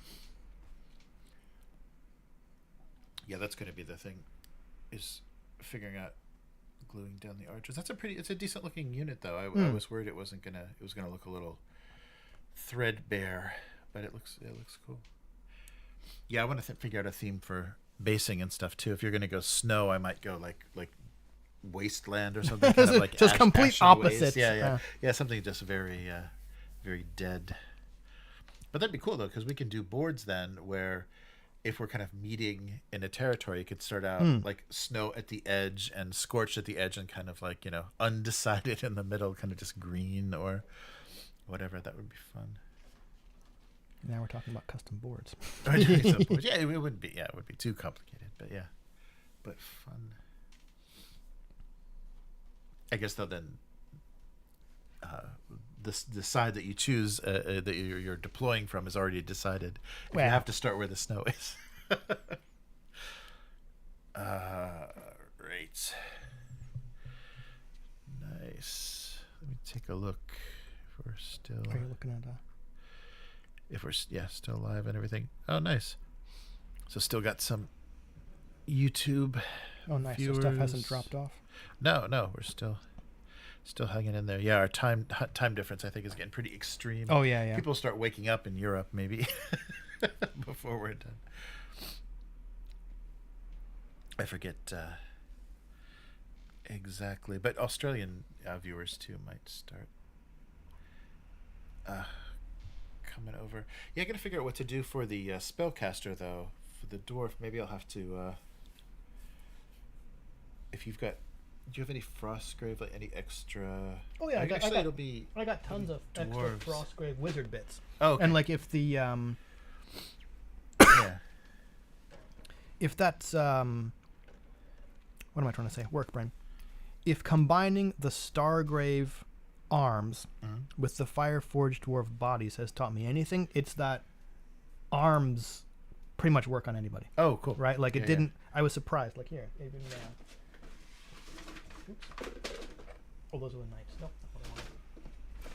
Here's the wizard bits, and I've got a whole bunch of clipped out arms and stuff. Oh, in the bag down there, right? So like, that's what I was doing, using blue tack to put stuff on to see how they fit. Nice. And I bet you the only thing is the mail isn't gonna match up, obviously, because the I wonder if I can pop these off. What am I trying to say? Wizard arms. Oh, careful, one of the. Oh yeah, that's the top. Okay.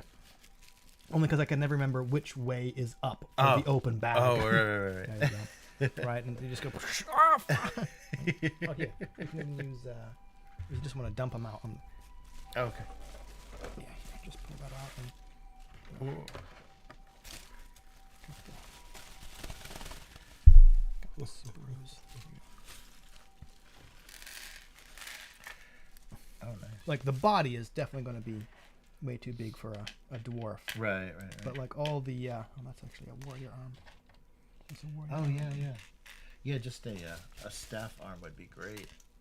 Yeah. There's even more on here that I haven't clipped out. Cool. Because I think I'm going to do the same thing for if I make an elf wizard. Yeah, because there's definitely some good heads for spellcasters in this dwarf set. Use a barbarian. He doesn't look that wizardy. Yeah, like a staff arm and a casting arm would be great. Oh, he's very undwarfing with his lack of a beard. Hey. Right. Do I have any beard in? The puppet. Oh yeah. That's great. The puppet arm. Yeah, I think I. Oh, that's a great head. Jeez. Oh yeah, that very evil Here's the classic Gandalf head. Yeah. Yeah. I don't think I have that many bearded. I only got one sprue of the male wizards. Oh, okay. So, because I got the box of the female wizards, so don't have beards. But there's like one more bearded guy, or this kind of like fez-wearing guy here with the big bushy sideburns. Oh. Mm. There's also a weird little homunculus kind of thing. That's great. Wow, yeah, look at all the scrolls and everything. Yeah. That's great. I was A lot of customization. Yeah, impressed at all the options on those. But I mean, like, all the North Star kits seem to be like that, right? Like, there's a ridiculous amount. Well, ridiculous sounds pretty negative, but there is a large amount of customization and extra bits on there.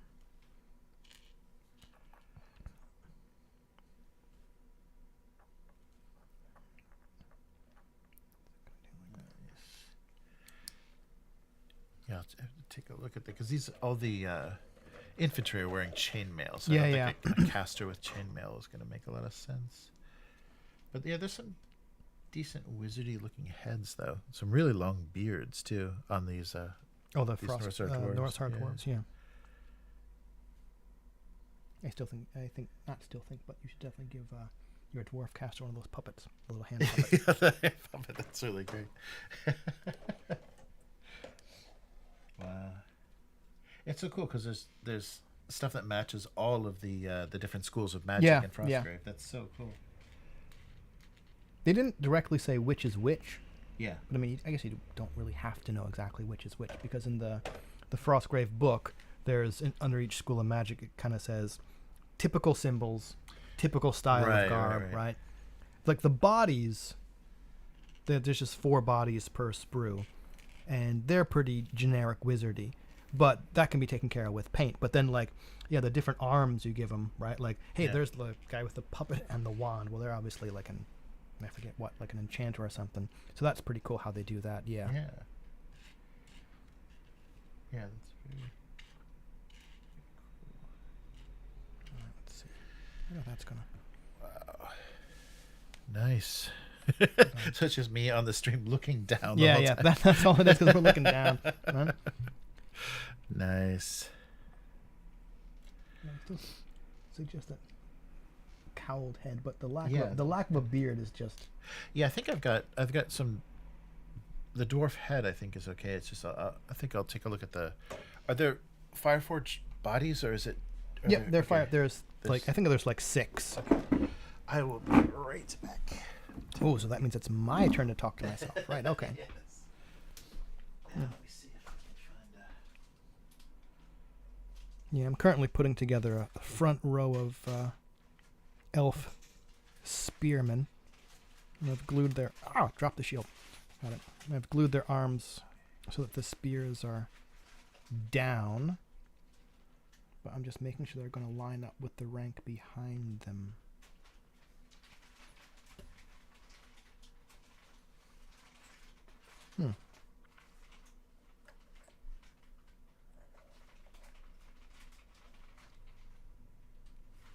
Oh yeah, that'll be okay.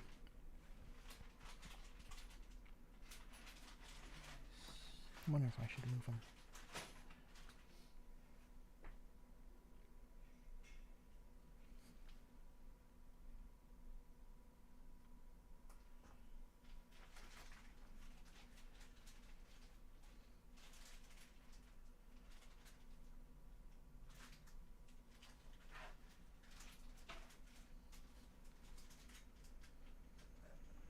That's not. Oh, ow, ow. That's not really going to work that well, is it?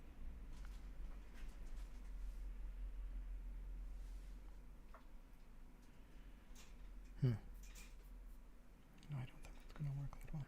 This might have to be arms up. Ooh, kick it. Oh no. Drop the stuff. Oh no. I got it all. Yeah. What was that bit that fell off? Oh, the shield. Yeah, drop the stuff. Hit the sprue that's half off the table, exactly in the right spot to like flip it up and over off the table. Be like, oh. Yeah, put those back. There we go. Okay. I've got a scroll hand too. Now I'm thinking these might all have to be. That's one way to differentiate the things.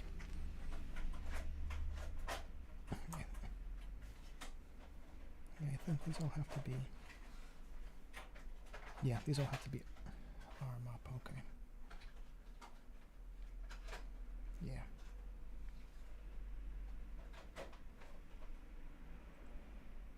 Yeah. The body's gonna be tricky. I have to find something that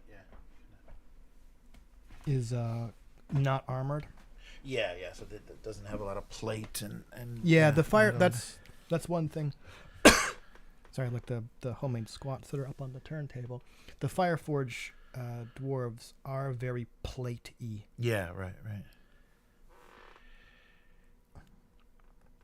But there's no, just like there's kind of no official, not official, but there's no like setting for Oathmark.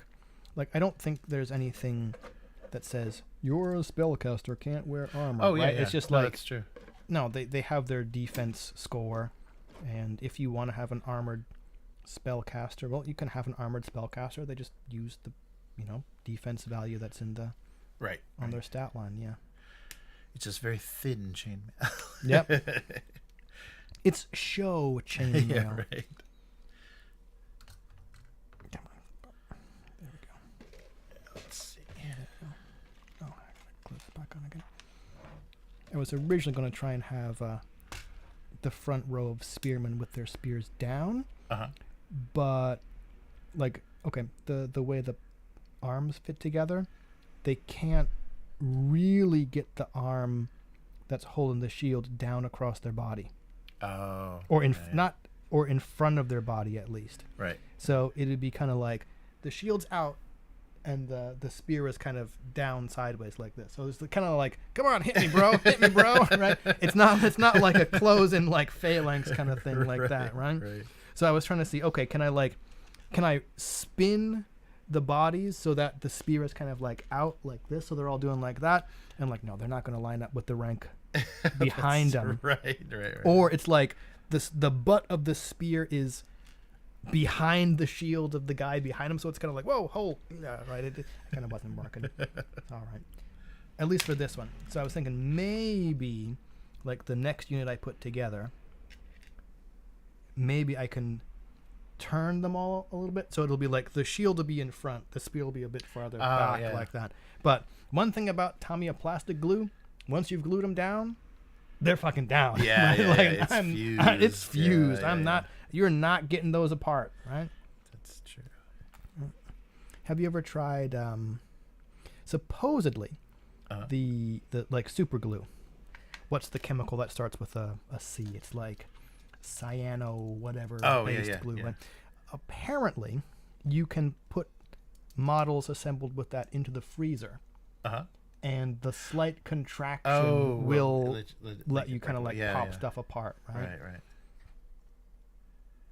I haven't tried it, but supposedly that's what you can do. Oh, interesting.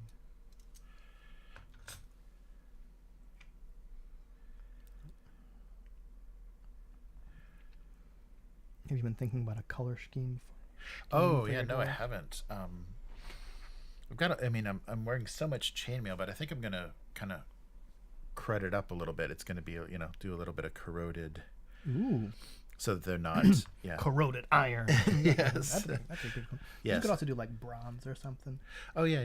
Yeah, because I did a lot of kind of copper coloration for the Frostgrave, because I like how that nice. stood out from the kind of snowy bases. Yeah, with the snowy base. I think I'm gonna do. It's gonna be like dark armor, like like black. Oh, cool. Yeah, I'm wondering how. I'm also thinking about like painting so many of these.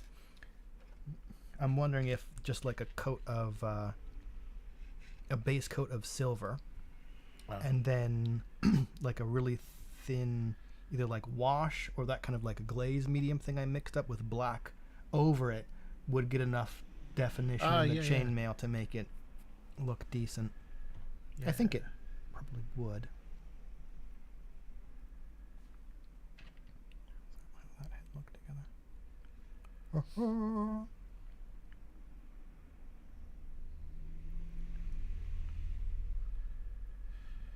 Let's see what that head is. We have the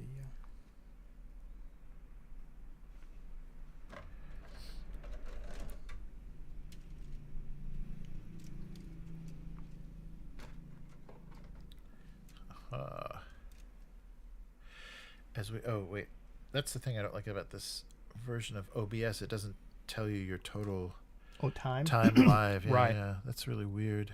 There's a thing here. We Nope, don't just want you to says- know how long you have been streaming. Yeah, weird. Yeah, just vanilla OBS does that. It has like a little running. Maybe there's an option to turn that on. But I do not like the Streamlabs version. like green eggs and ham. Or that either. I do not like you, Sam. I am.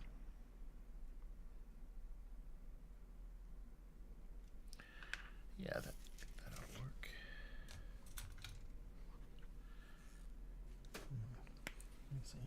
Where did that Oathmark book? Oh, yeah, it's open on one of the Chrome. So not that. Oh, maybe the one that's YouTube. Yeah, it might be here, like the furthest tab. There it is. Oh, Oathmark, that's a yeah. planner. Yeah, or that. Yeah, there you go. There you go. Okay, cool. Because now that I know you have a spellcaster, I'm going to see what I can do. With my Oh, sorry, that's last- Bane of Kings. You Oh. might want to go. Yeah, go back and go to the core book. Oh, I see. Yeah, go back here. Then yeah, Lost Stage. Yeah, there it goes. Okay, cool. Scroll down. For a little bit. You getting hungry? Yeah, Should we? I can always eat. Ooh, is it going to be that time where we order pizza on stream again? Are we gonna? Or we could go next door. We could take a break and go Oh yeah, next that's door. true too. Hey. Oh, found the goblins. Yeah. There you go.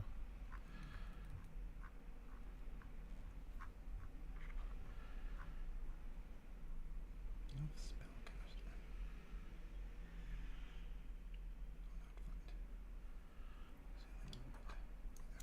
Oh, we could go next door. I think I'm doing pita bread pizzas with my kid. Oh. For tomorrow dinner. Oh, okay. It's funny. I forgot the last time we did this. We ordered pizza. Uh-huh. Completely forgot that we had set up that the next day was going to be Pizza. pizza day, like the one where we had like the frozen dough and stuff. Yeah, right. I'm like, they were Pizza, completely pizza. different. I mean, like they were both Yeah, fine, yeah. but like completely different. But I kind of funny that I just kind of forgot that. Oh, yep. Oh, doing pizza again. Alright, 60 points, 74 points for an elf champion, 174 for an elf captain. Where it's just like, Wow. okay, yeah, elves are not cheap. Pricey cheap little elves, fellas. But they activate when you need to activate them. Hopefully, Yeah, right. Yeah, I guess if you roll Oh, really activation fast. 3. Yep, 74 points. Or 60. Okay, let's see. All right, pricing this out. The spearman is clear. 22, so that's 220 plus 240. 460. That's already got 90 points. Okay, minus 550. Yeah, 90 points.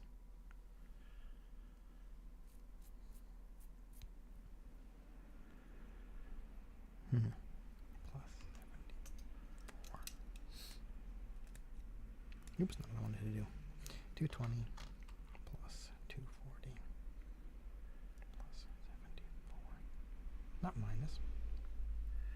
460 That works. plus 74. Oof.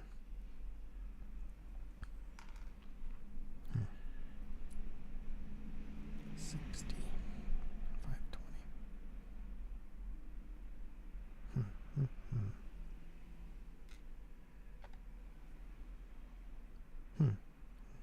Nah, maybe I'll just. not sure. Oh well, I'll figure it out in a bit.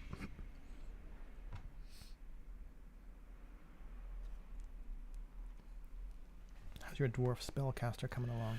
It's okay. I think this will work. Wizard. Yeah, it'll be pretty believable.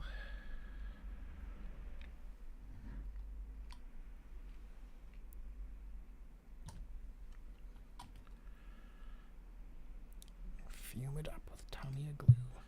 Come on. There we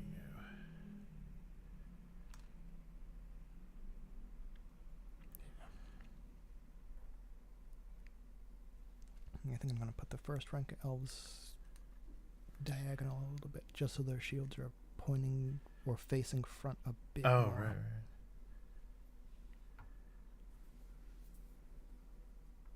Oh, 3 hours, 11 minutes so far. Thanks, there it Abyss. is. Yeah.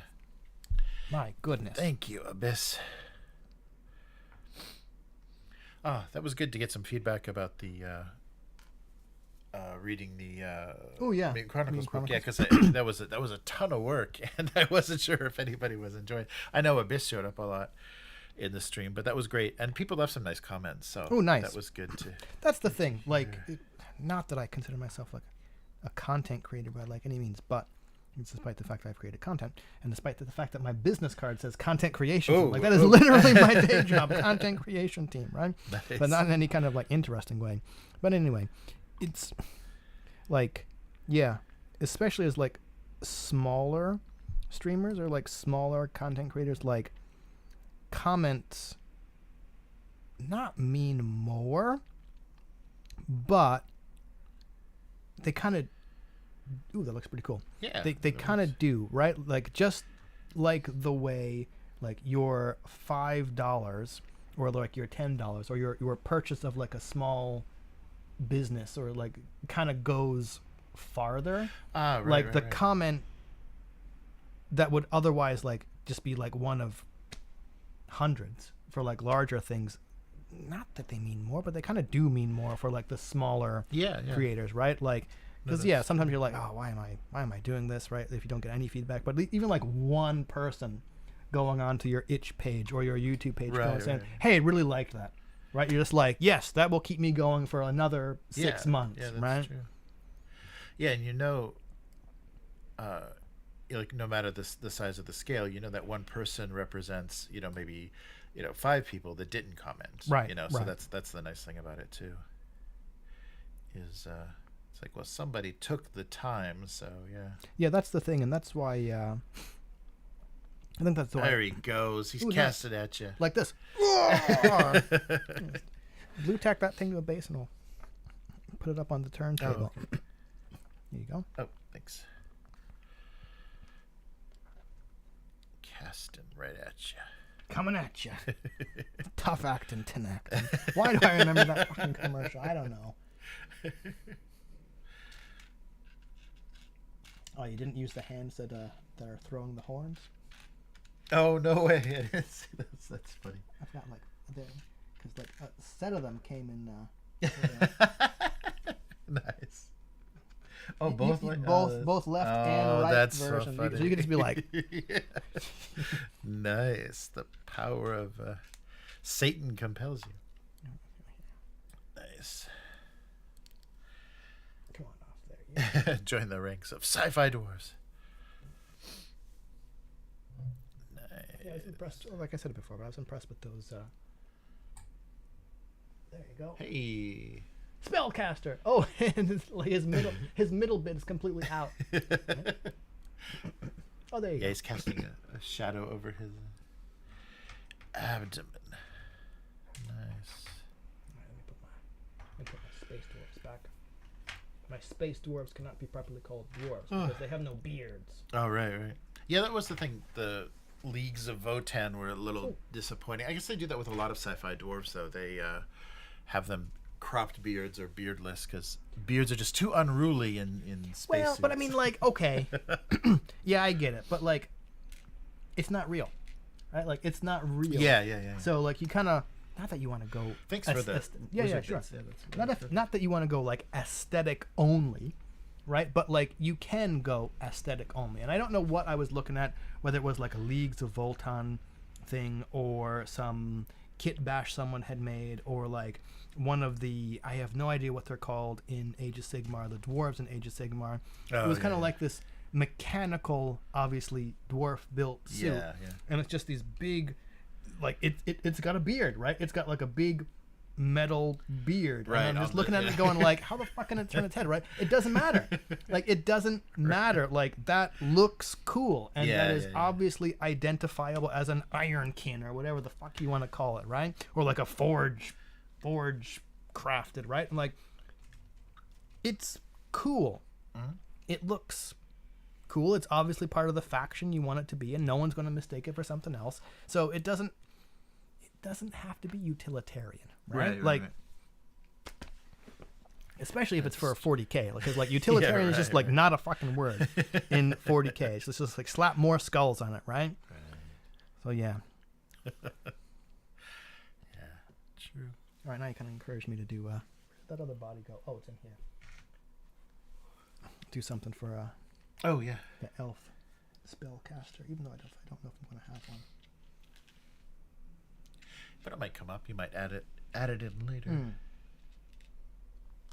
Yeah, I'm curious because we'll find out in playing like how effective some things are. Because ranged in Frostgrave was not maybe a little bit better in second edition, but ranged attacks and things in Frostgrave were not great at all. Oh really? Yeah, there's. I remember the fucking, like when we were doing that 3-way campaign, the fucking like arms race we would have with like the crossbow dudes. Oh, because the two actions you could sacrifice your move and you had to reload it, but like that extra +2 fucking damage would just like knock people on their fucking ass. That's right. Yeah, if you hit, that's true. It was just like oh god. Yeah. Damn it. Right. That's true. Yeah, so it was kind of hard to get off. Right, but we're just like oh fuck. Especially when you're like trying to collect that last little bit of treasure, and you're just like, oh god, I left it out in the open, plunk, and you're just like, that's right. I forgot about the crossbows.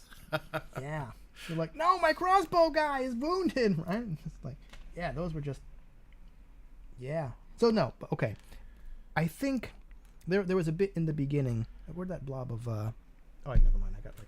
I've got a whole box of it over here. Blue tack. Like I think. Okay, one of the things that I've noticed about Oathmark, just from reading the rules, the number of models in the front rank is 5 is like, what's the word I'm trying to look for here? Like, it's supposed to be 5, right? Like, that's the widest any formation can be. And then the number of full ranks after the first has a big effect on your to hit number or your wounding number, right? Right. And so while it's expensive, like you kind of want a full 5 wide, 4 deep structure, right? Or unit size. But when you're that doesn't look terrible.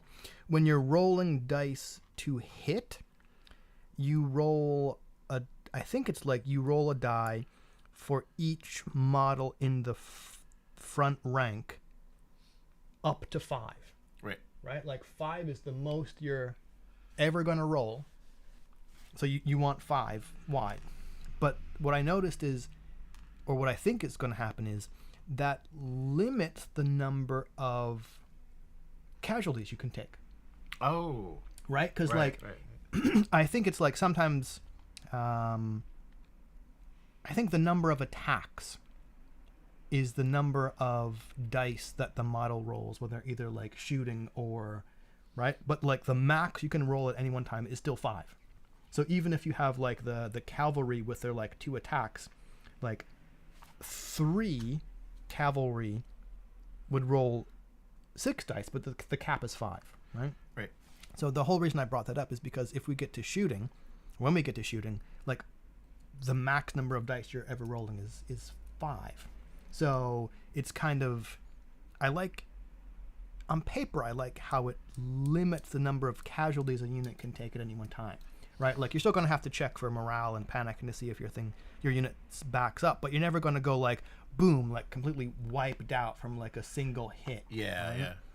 So, I think, I want to see how that works with shooting, because I on paper, I like how I like what I think it does.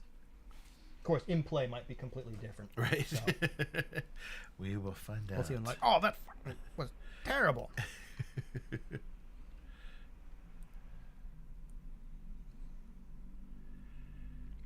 Sorry, I'm looking at kind of spare arms. I'm wondering if I could just. Oh, I know what it's given all your dwarf that height over there. The blob of blue tack underneath it. Oh, I'm like, yeah. I'm like, that dwarf is pretty high compared to the elf. I'm like, oh, it's because he's got so much gunk under his Yeah, base. I put the whole little. So I think I might. I'm thinking I might go with that for the spell caster. It looks good. Yeah.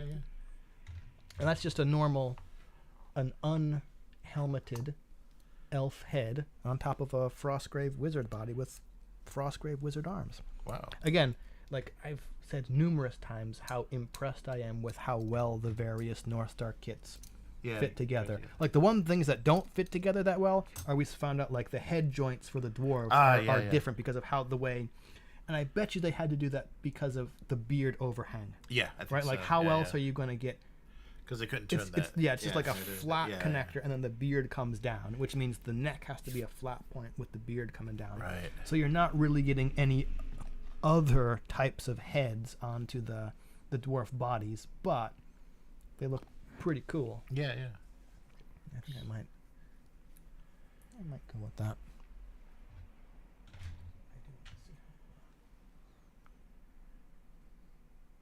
No, I was thinking about using a knight, one of the Frostgrave knight bodies for like an elf champion, but the design is just really different. Oh yeah. The knight body is a bit more, not ragtag, but just kind of a bit more eclectic, I guess. Where I kind of was thinking like a very regimented, orderly kind of style for these elves. Oh, that was one of the elf heads. There you go. Oh. Except for the what am I thinking? Barbarians that I'm going to turn into the line breakers. Yeah.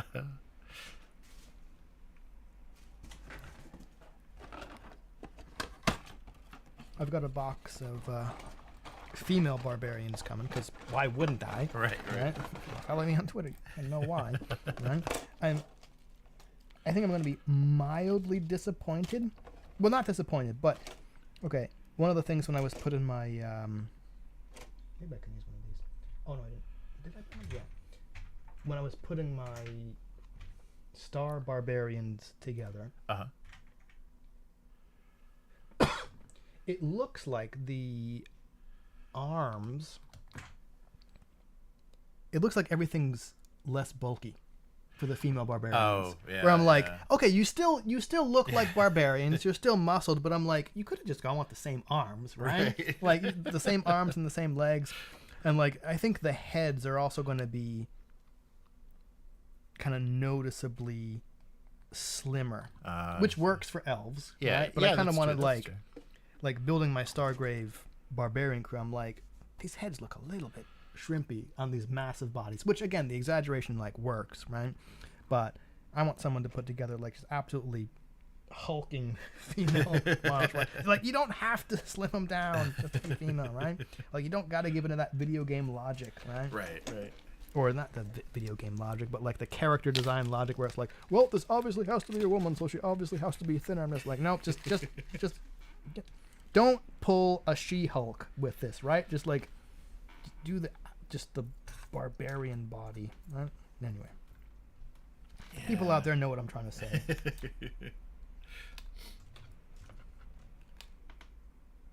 All right. One wow, thing. I got 10 archers arching. Nice. 10 archers arching. Pro tip: do not give your true love living birds. That's just like a shitty Christmas present. Oh, yeah. And slavery, right? Because where do those lords of leaping and maids of milking come from, right? Just don't.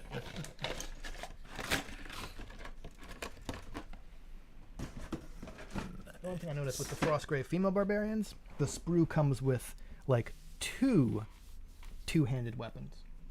Oh, yeah. Which, like the first one just came with one with a spear.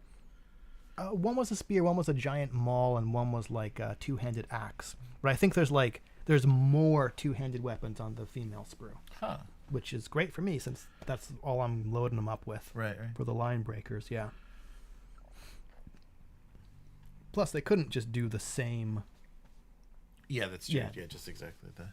The poses are kind of different, and the arms and the heads are different. Are you done with Yep. wizardy bits yet? Yeah. I'm worried I'm just going to knock this off. Oh, yeah, cool. Yeah. That would be nightmarish. Oh, yeah. I'll just put those in at a time. Yeah, cool. Oh. Nice.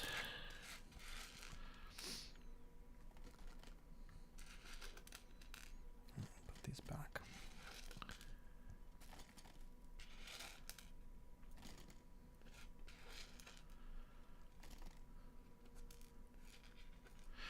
Oh, one ring. Ooh, one ring. That's something that didn't have to be D&D compatible. Yeah, right. Well, they're doing a.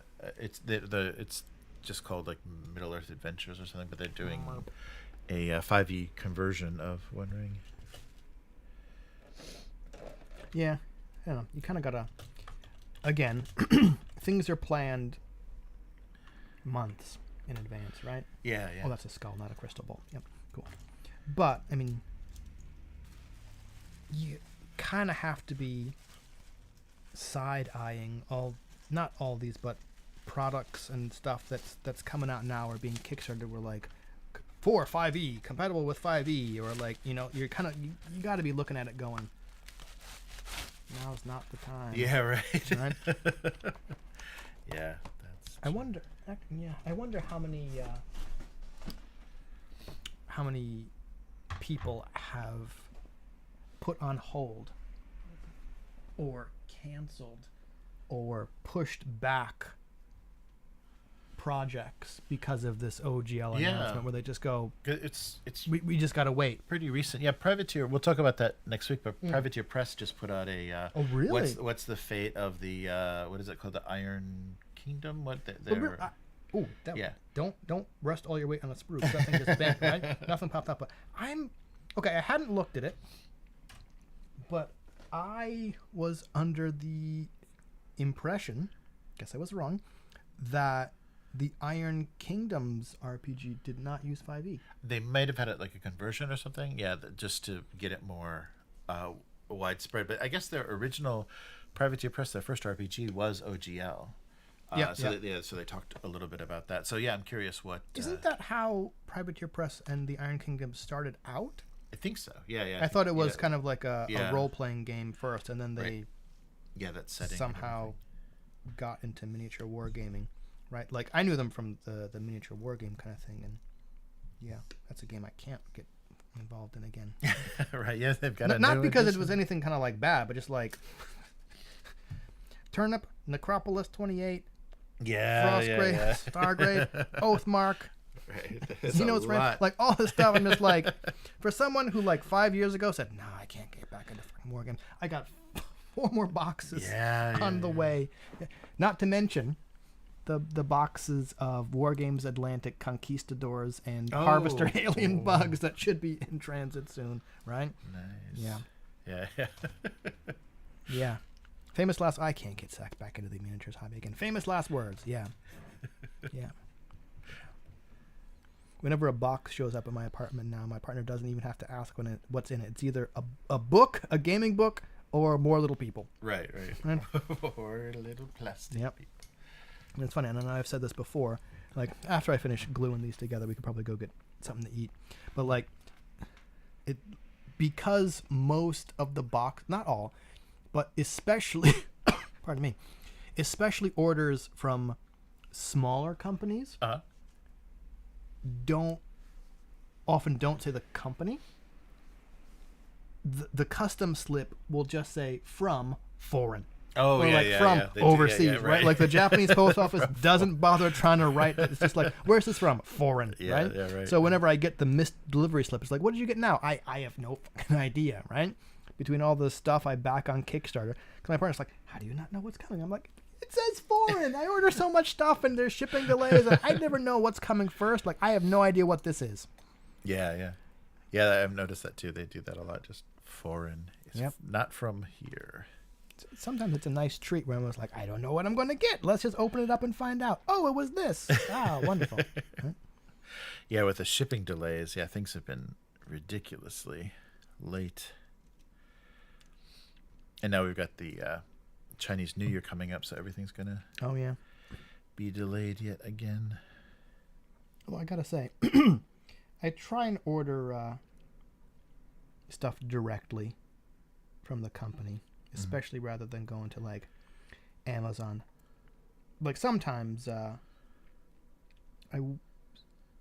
get it. Like sometimes I don't want or need like a whole box of something, and I wish more people or more companies did single sprue stuff. Oh yeah. I think work brain. Sorry, I am pretty sure that North Star Figs is doing a single sprue sale towards the end of the month. Nice. And the name is a bit of a misnomer because there's not a discount on anything, but like normally like this dwarf infantry box or elephant, like you got to buy the box, right? They don't do individual sprues. Where I think they said all of their plastic kits towards the end of the month will be available as single sprues. Wow. So I don't know what, having just placed an order with them, I don't think I can place another order, right? But yeah, I understand that the logistics wise, right, like selling things as single sprues is not an option for some places, which is why you end up getting the third party resellers. Or if you're like GW, you're like, we don't want you to buy a single sprue. Yeah, right. Right, but anyway, my whole point there was, I forget. Sorry. That's cool. No, the whole thing I was going to say is, generally speaking, I think North Star ships pretty quickly. Oh, that's good.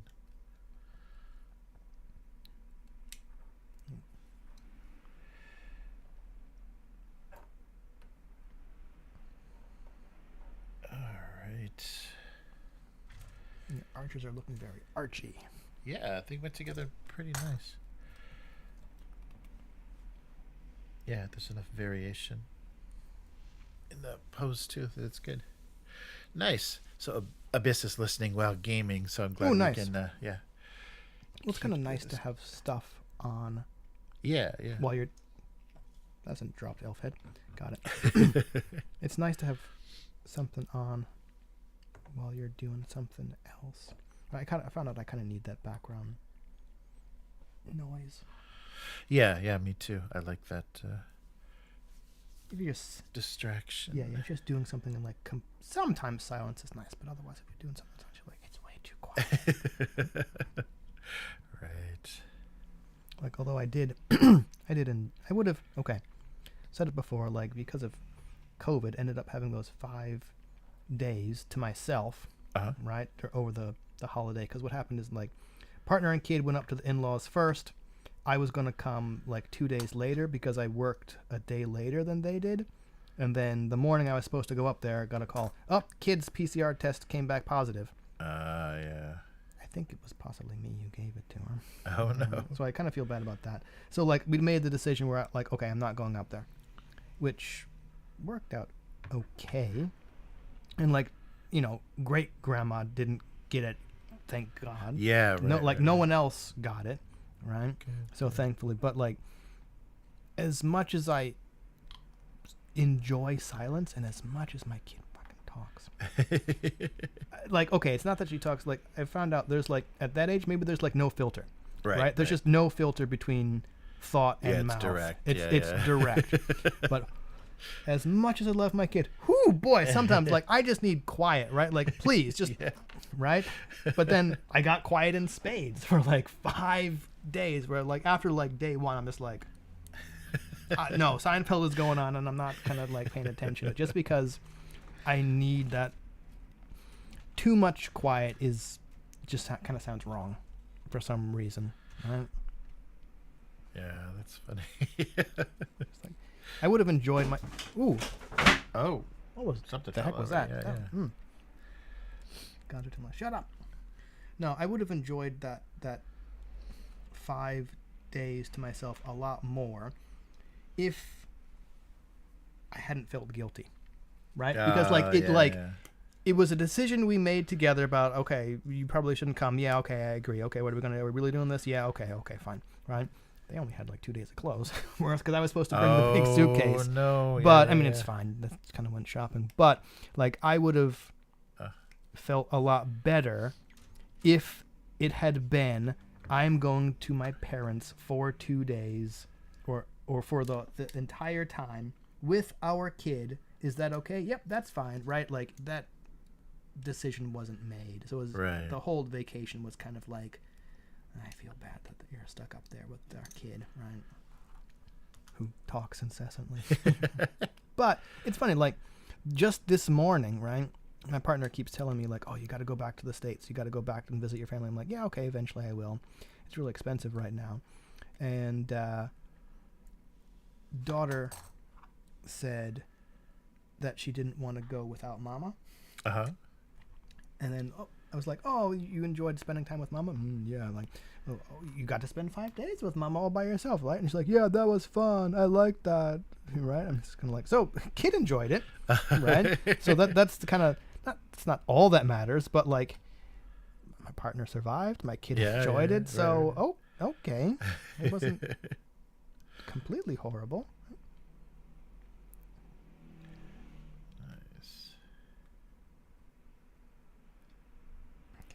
I want to make sure all their heads are facing forward. There we go. Yeah, okay.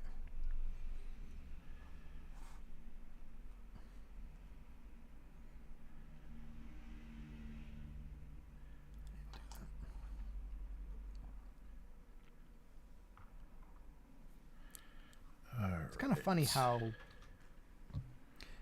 I'm very used to round bases. Oh, yeah. Because I actually never had that many or any models for the old Warhammer Fantasy. We played a lot of Paper Hammer, where we had the rules and we just drew out big old squares of paper and then marked off the X's as the models and the things died. Right. Because as a teenager in like the 90s, like you don't have the fucking disposable income to play Warhammer Fantasy, right? Yeah. Especially if you're already playing 40K. But anyway, like now I'm much more used to skirmish games and 25mm round bases, and the 25mm square bases look huge. Yeah. Right? They look real big. Maybe possibly because I also based my turnip stuff on 20mm squares. Yeah. Okay, cool. There are 10 spearmen. 10 elf spearmen. Nice.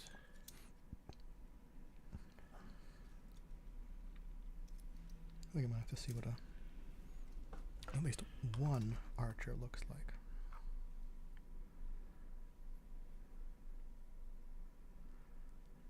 Oh, you know what I could have done? What's it? I could have thought this through a little better and used all like the braced wide legs for archers. Oh, yeah. Or the obviously kind of like pulling back to draw a bow as archers, and then all the more feet together. One's for spearmen. Oh well, live and learn. See, this is why I normally use blue tack ad nauseum. It's like, that looks cool. Let's try another one. That looks cool. Let's try another one. Can you commit to anything? No. I'm going to put these together to see how they look. All right, let's try this on. See how it looks. All right.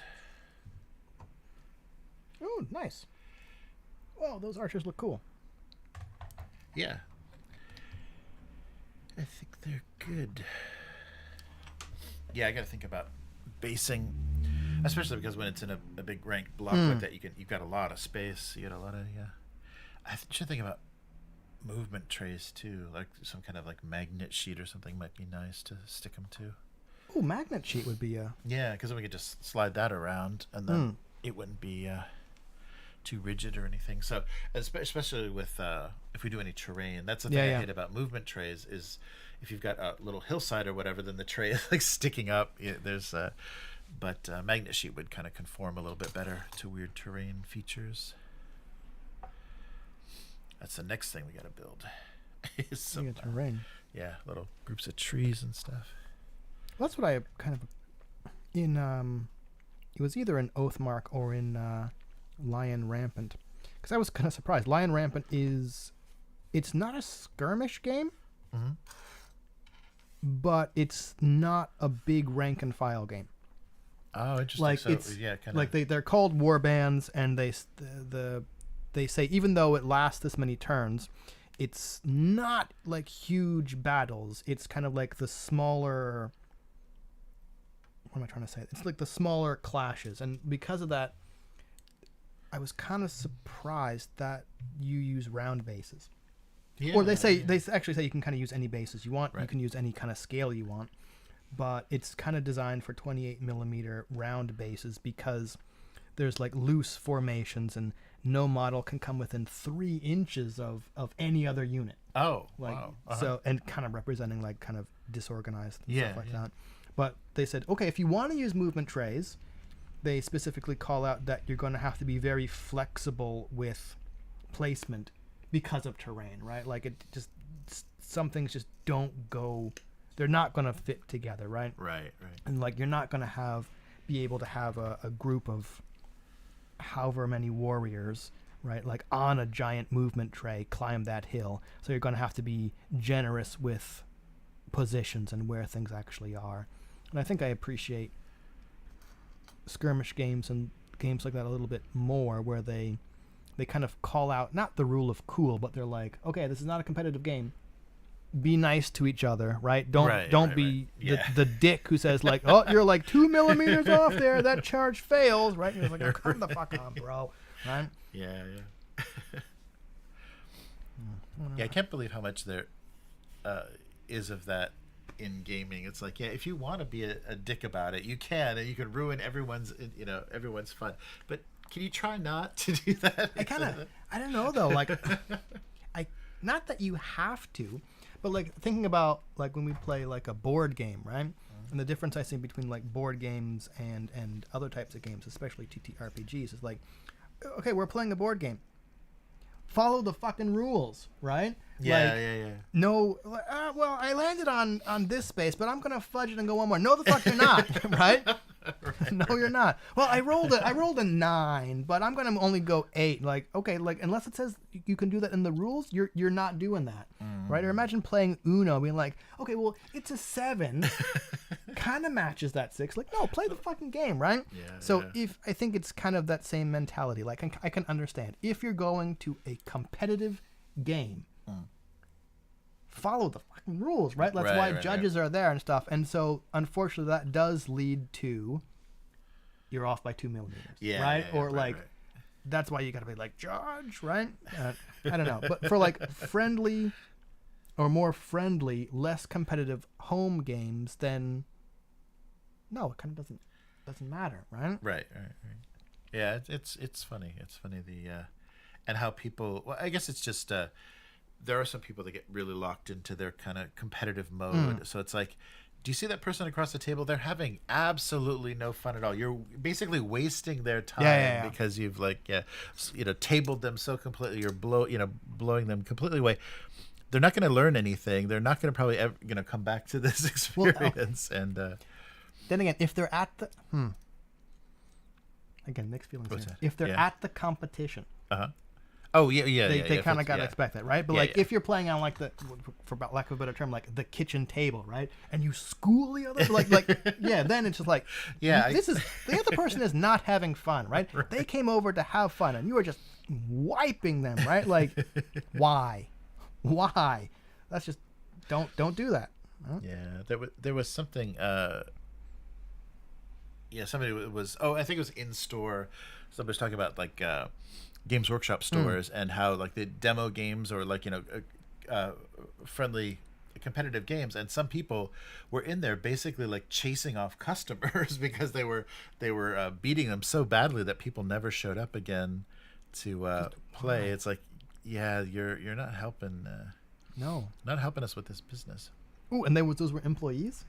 No, it was people. Yeah. Right, that'd be hysterical if it was employees. When I was an employee for a short time at GW, like, yeah, I remember we had like 3 little, maybe not 8x8. Oh, my phone. Maybe like 12x12 tables. Maybe even bigger for that. For each of the 3 core games at that time, it was 40K, Fantasy, and Lord of the Rings had just come out. Oh, and which was a decent game, like I said before last time. Oh, damn, it's 7 o'clock. 7:15. Oh. Cool. And whenever anyone came in and expressed an interest, right, we were supposed to, the spiel was, nope, we don't sell video games. That's the EA whatever down on the other side of the mall. Let me show you the games we do have. Right. And you tried to get them into a demo game, right? And I got a couple people into a demo game, and like, I was smart enough. I'm pretty smart, right? Like, you are trying to sell this product, right? Yeah. Like, not, I hate pushy salespeople, so I was never trying to be pushy, but like, you want to show them that this game is learnable, enjoyable, right? And so they go, you know what? I will go pick up that core box, right? Yeah. So that's part of the thing I enjoyed doing, and I got a few people to pick up the Lord of the Ring core box, and that's a pretty decent feeling where you're like, you liked this game enough, and I showed you a good enough time, you're going to go pick it up, which is, at that time, was only like a $40 or $50 investment. Wow, right? Those were the days. Yeah, those were the days, right? I can't believe everything's over $100 now. That's like, who are you going for? Yeah. Who are you going for? What's your audience there? And I mean, I guess, they're doing like not quality of life, but they're doing like kind of more premium components and things like hardcover rule books in starter boxes and stuff, but still, jeez. Also, I understand, but I also still can't get over the pricing scheme that's based not on the contents, but on like the value of the thing in the game. Right? Yeah. Where like when I went to go pick up those contrast paints from the store, because hate myself, right? I just looked at the price of it, I'm just like, how the fuck do you get off charging like $60, $70 for a single model? Yeah. How? Like, sure, it's an impressive model, and I'm not even talking like, I don't get the appeal of like the huge giant things, right? I don't understand the appeal of those, right? Like, that's an impressive model. That's nice. How is that $50 for the amount of like plastic or material that is part of it? Oh, because you're only going to need one of them in the game, and so kind of like the not like the PHB, because like if you're only going to buy one, we're going to get you for it. Right. Oh, that's true. They should make the player's handbook like $300. No, I don't. So that they make the most out of everybody. That's their single book purchase. You mean the one poor GM was going to buy it? Yeah, right. All right. Hey, Unknown Girl, how's it going? So sometimes people who write rules, don't always include everything you need to know. Oh, yeah, that's true. That leaves some ambiguity, so you can completely be stuck arguing points. For me, that's the difference between at least writing a role-playing game and writing a war game, because I've tried to write both now, or like any other kind of game, where like because of the kind of player I am with a role-playing game, you can go, can't cover everything you're going to do in the fiction. Here's some rules. You figure out those edge cases. Right. Whereas like a war game, everybody like, no. Yes. Here is exactly how you resolve those things. And let me write these rules in such a way that I am reducing the amount of edge cases to avoid arguments at the table. Right. So yeah. I had a friend that was really good for playtesting stuff. Uh-huh. Because once he understood the rules of a game, he would play the rules as written, Oh. not as intended. Right. So right, like right. that was like It says here. I can- yep, yeah. yep. That was like a game developer's. It was kind of annoying to play against him sometimes, but it was a game developer's dream where we're like, let's play this game, and he's like, okay, well I'm going to do this, and it's like, how the fuck? It says right here. I'm like, oh shit, I did not intend for that to happen. Yeah. Thank you for pointing out that loophole, right? I remember like, yeah, I kind of miss him. He's still here. I just don't get a chance to see him all that often. Remember once we were playing this game and we had like introduced a flatmate, right? And didn't know him very well. I remember one time like, what are you going to do on your next turn? Like, can you stop Chris? Can you stop Chris from winning? I'm like, no, I can't. Like, okay, well, I think I can got Chris, and I'm just like, take a look at the board, bro. Take a look at the board. How do you think he's gonna stop me from winning? And just like, all right, I did. And the friend, did the suggested move, and then our other friend who was good at not rules loring, good at playing the letter of the rules, did like bum, bum, bum, and I win, and I'm like, and that's how he's gonna stop me, right? Like, don't worry, I can stop it. Don't worry, I can prevent Chris from winning by winning myself. Ha ha ha! That's the part you didn't say out loud, right? Right. Yeah. Nice. Cool. All right. Here's your. I think I'll do that for this Bellcaster because that looks okay. I've got a bunch of 25 millimeter square bases from Renedra coming. Oh, because the order I put in that should be arriving hopefully soon for the North Star military figure sale was the Goblin Wolf Riders, another box of Elf Infantry, a box of Elf Light Infantry, Oh, cool. and another like 30 pack of Renedra bases. Cool. Just because I would need some for Elf Line Breakers, since the Barbarians are coming with the round bases.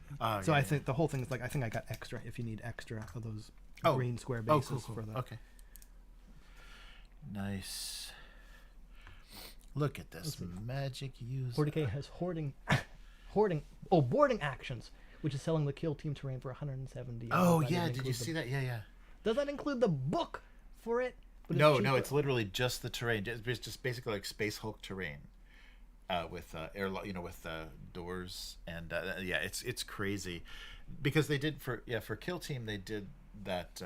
Kind of like the board. No, it's like It it's looks like like the Space small yeah. board, and then there's Oh kinda yeah, like, right, and the I forget what that's called. But basically that what Forge World had, that was something you could basically use for your Space Hulk board game. So they included that, or they got that working in Kill Team, which makes sense for Kill Team. But now this whole new kind of how they're going to close out 9th edition, they have this new way to play, and it's boarding actions, and basically it's Arc of Omen or Arcs of Omen. So I guess there's a lot of Space Hulks or whatever that Chaos is. So Abaddon is involved. I don't know any of the lore yet, but they're doing that story thing where they finish off the edition. And yeah, if you want the terrain to play with your 40k, to play boarding action with your 40k, Abyss was saying it's $170. Yeah, $170. It's insane, and that's any of their terrain is the Chinese plastic. It's not even UK cast plastic. It's all their terrain is that the Chinese, much cheaper probably plastic. Well, then why is it so expensive? Yeah. Well, because it's of the CW. profit. Yeah, because the profit is insane. I don't know. Yeah, so it's really funny. I don't like, because it started with when they introduced Primaris, and Guilliman came back and they introduced Primaris in, what was it, 8th edition or end of 7th, and I think it was end of 7th. But now they do that. Still using the cards to generate warp points for psychic attacks. Oh yeah, right, yeah. No, that was like 2nd edition, which I think was the last. Oh, one. the last one you play. Oh, the last one you play. That's what back when like vehicles still had like an armor rating that was like the polyhedral dice, right? Right. Do I still get to use the Thud gun template for my Tyranid Venom cannons? Because that was the day. Anyway, sorry, continue. No. But they're doing that weird thing where it's like a series of books and adds it moves the story ahead just a little bit, right. And gives you a bunch of whole new options, and then the edition is dead, and then it starts all over again with the new rule book comes out, the codexes come out. It's just nuts the way that they've started pacing that now, because it's literally, even if you're playing, you never change armies, and every edition you play the same army from like 7th to 9th, you're probably buying like $300-400 worth of books just to stay current. If you want a paper version of all the rules, just to stay current with what your army could possibly do, just in books, you're paying hundreds and hundreds of dollars. So I know they're not big companies, but like having to buy books and books and books, or having some figures obsoleted or whatever. I remember reading the Frostgrave 2nd edition book, and now reading the 2nd edition of the Lion Rampant book. Right at the beginning, again, they're not as big as GW, but right at the beginning, the authors are both like, why a 2nd edition? Okay, the game's been out for a while. We've, through just a very enthusiastic community and people playing it, there's a couple of new rules, and kind of we learned to clean things up. And one of the goals in both books, one of the goals with 2nd edition is not to invalidate anything in the 1st edition, right? Yeah. And like especially in the Lion Rampant one, the guy said, okay, look, you may have your 24-point warbands. The only thing that has changed is the names of some of the troop types, right? And they even have their category. Wow. What was called this in 1st edition is now this in 2nd edition. Like maybe the numbers have changed a little bit, maybe the points have changed a little bit. You're still going to be able to field those warbands in 2nd edition. Wow. But then again, these people don't have shareholders. And investors, right? And they don't have to keep, They don't have to keep churning out. When you were working at Games Workshop, did you work during a edition change? Because I don't remember exactly when I was doing it. I think I was working at the time where for some reason they decided to scale way back on attracting new customers. And just kind of focus on retaining their own. Interesting. I also wasn't really there long enough I was only there for like 6, 7, 8 months. Not long enough to like get into the corporate side. And I got out just before they started doing, just before, like as a staff member, I would have really been responsible for like their weekly, like they had like a board, right? Every week we have to move this number of core. Right. Anyway, yeah.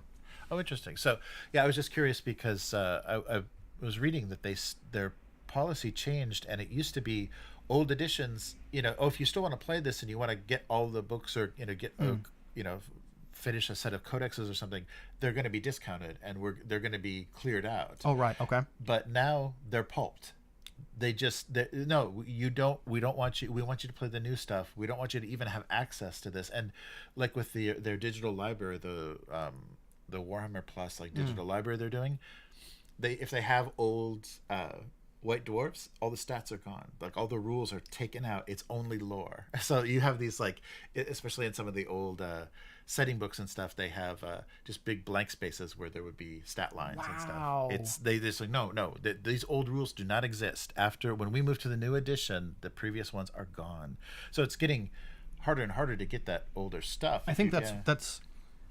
I forget what I was looking for, but I came upon a site where it's like I don't know how legally they're doing it. There's like here's old White Dwarf stuff, right? And just like a scan and the whole thing, and that kind of explains why some people who are into it be like, hey, look at this old 2nd edition Tyranid Codex I picked up, right? Yeah, and I'm like, yeah. Apart from nostalgia purpose, I don't really know why you'd want that, but like now I kind of get it. If GW is just like they're just gonna this back stuff doesn't exist. Yeah, they're going to really create a market for the original old stuff. Wow. Yeah, it's really weird. But I was just curious if you experienced that at all, because they used to say when they would replace a model kit or that they'd replace an edition, it used to be, wow, there's a big clearance section now. You can pick up all this old stuff. And now it's just like, no, that goes into the dumpster. That goes into the incinerator. We don't have anybody to have access to that anymore. No, I don't think I was there when they started that. No. That's crazy. Nice. Yeah, Americans paying $200 now for a base set of 30 minis. Yeah, that's barely 800 points for Warhammer and 40k of the boarding parties. That's crazy. However, Chaos Space Marines are eating well. The new core set for them has Abaddon, and all of the troops are top tier. Oh, that's crazy. And new Khorne set. Oh, that's right. They finally replaced the Khorne Berserkers, like those jumpy little weird. What was wrong with them? What was wrong with those, man? They just in the context of like the more like when they started to do more Dark Legion and real ornate looking Chaos, they looked a little goofy, hopping along. They were fine. They were fine. You had a little hopping along. You had a little like spiky fingered power glove, Right. power fist ones. Those were fine. And you know what else was fine? Like, okay, you know what I want?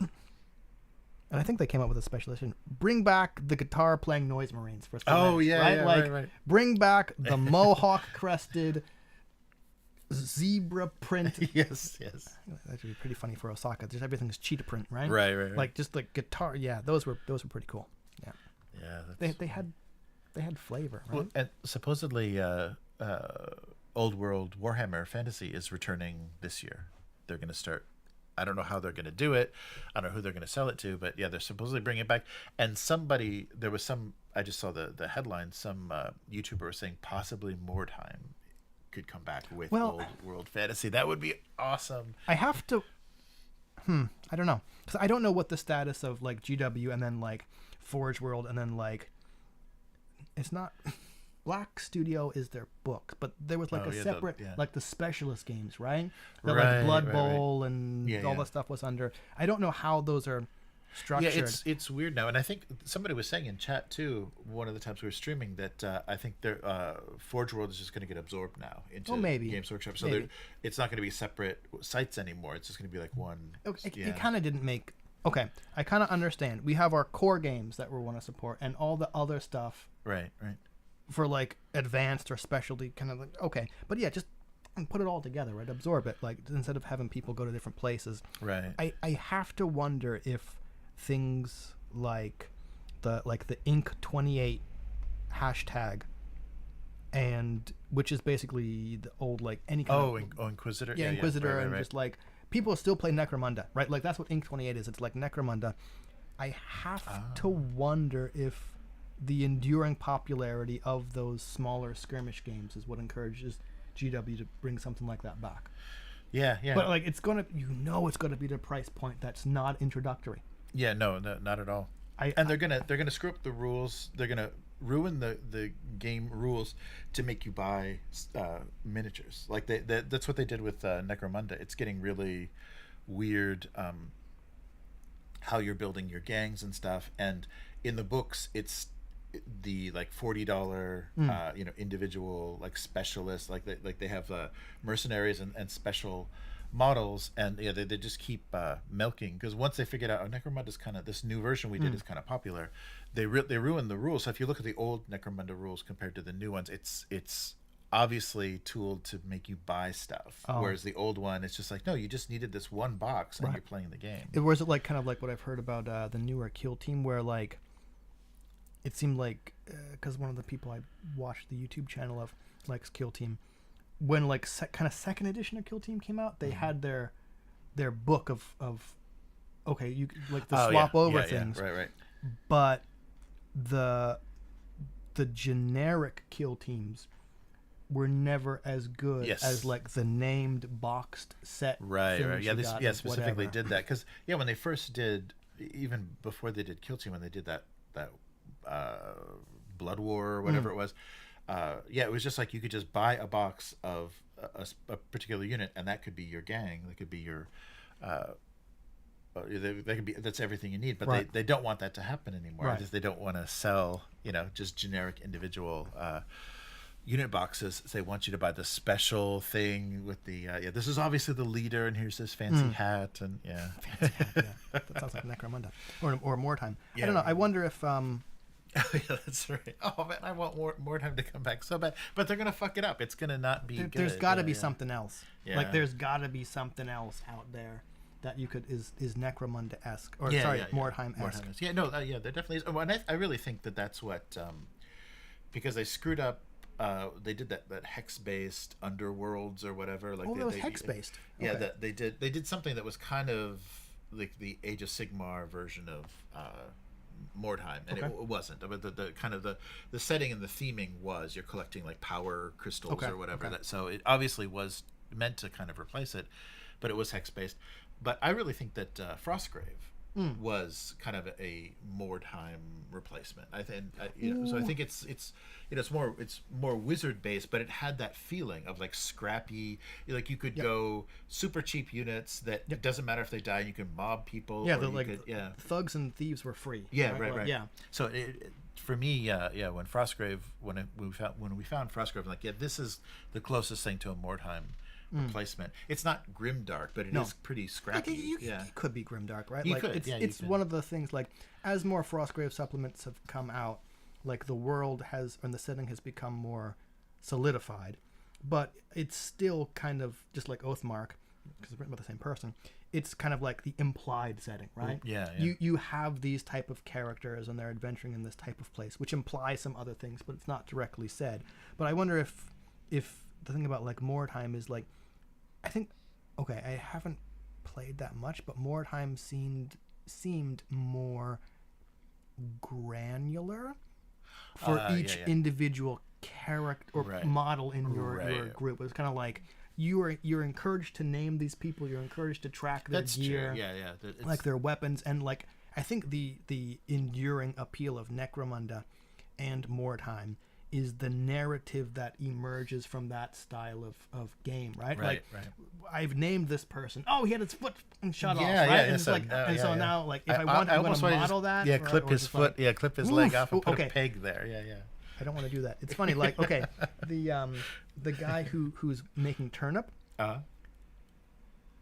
wants to encourage that in campaign, but right? Like they're coming out with like the campaign rules where it's like to the point where like it's like I want you to like smash your model with a hammer and then like rebuild it because of the mutation they got. I'm like, whoa, that's a bit extreme for me, right? But like certain people like do like that, but but even just like you Frostgrave does have that. 'Cause I remember when we were playing with Lego, right? Yeah, like which works. It was amazing, right? Like I have pictures on my phone of the little like Karn I built for one of my guys, right? Because I'm like, I bought these as a team. These two little guys these men-at-arms as a pair. Right. They've made it through like 3 games together. Oh, that guy got like a magic axe, right? And like, oh, and his team member died, right? I remember I took a little Lego picture of them, like this is like little shovel, right? So you didn't have to name them, but there was no way to track wounds or injuries for the basic guys. That was only for the wizards. But like if you played with the same team, a story kind of did emerge, right? Yeah, that's true. And that was fun. Yeah, definitely. And I like though, like altering the minis. It's pretty brutal, but altering the minis though, then you'll always have that set, and when you look at the little eye patch or whatever, you're like, oh, remember when? It's like a nice document of a campaign, or an extended Well, even if you don't modify the mini, right? Like, I suppose like if the character the model represents dies, right, which happens a lot in Frostgrave, right? Because like only your wizard, if your wizard dropped to 0, you had to roll on the table to see kind of like what happened to them if they died or not. If like a warrior dropped to 0, they were just kind of like dead, right? Right. And you could, if you had enough money to like replace them, then you could, right? But playing with the same models, like even if you hired a new man-at-arms, right? Like if you use the same model, you're like, that's still the same. That's the same dude, right? No, he healed up. He's coming back to get your ass, right? Like that kind of narrative immersion from those kind of games is fun. And I suppose like I think the thing that encourages that is a small model count. Yes. Yeah, right? Like there's no reason you couldn't do that with a big massive 40k battle unless you're playing fucking Tyranids, which was me, right? Because bug 357, right? Like, oh my god, having to trying to paint like so many and termagants and hormagaunts. That was just goddamn worst, right? But if you have other armies, apart from maybe Imperial Guard, because they're always going to be Imperial Guard, none of this Astra Militarum nonsense, right? You can kind of remember what happened to people, right? It's harder the more units and more models you have. So I think, getting back to my point, I think that's why Mordheim and Necromunda, even if it didn't actively encourage that, that's why that happened, right? Yeah. Maybe even more so if Inquisitor had taken off with their giant 54mm models, like you have even fewer models, so maybe even more of a narrative would emerge there if GW had supported them, even the models more. But yeah, I don't know. Yeah, that's really true. Yeah, because with 40K, like maybe you theme your army, like your chapter has some story and stuff, but it's not individuals, and it doesn't have that kind of emergent storytelling. Unless you have like not weird units, but unless you have like small model count units, right? Like because I'm most familiar with Tyranids, because that's my go-to, right? Like here's my trio of the 3 Zoanthropes, right? Like those models are fucking cool. Okay, bring back the old Zoanthrope with the big old like hands and the spiky head with the brain on the front. Yeah, that was cool, right? But like if you have like those specialty units, there are only like 3 models per unit, right? Then you can kind of remember a bit easier about what that unit did and stuff. And hey, if you want to, I will never take a hammer to any of my models, right? But like if you wanted to like repaint them based on what happened, or that little hatch mark for like the extra kill, right? Something like that. That would be kind of fun. Yeah. But, all right. Nice. Cool. Oh yeah. Abyss is agreeing. Mordheim. Yes. Yeah, that would be great if that actually does come back, and that they don't fuck it up.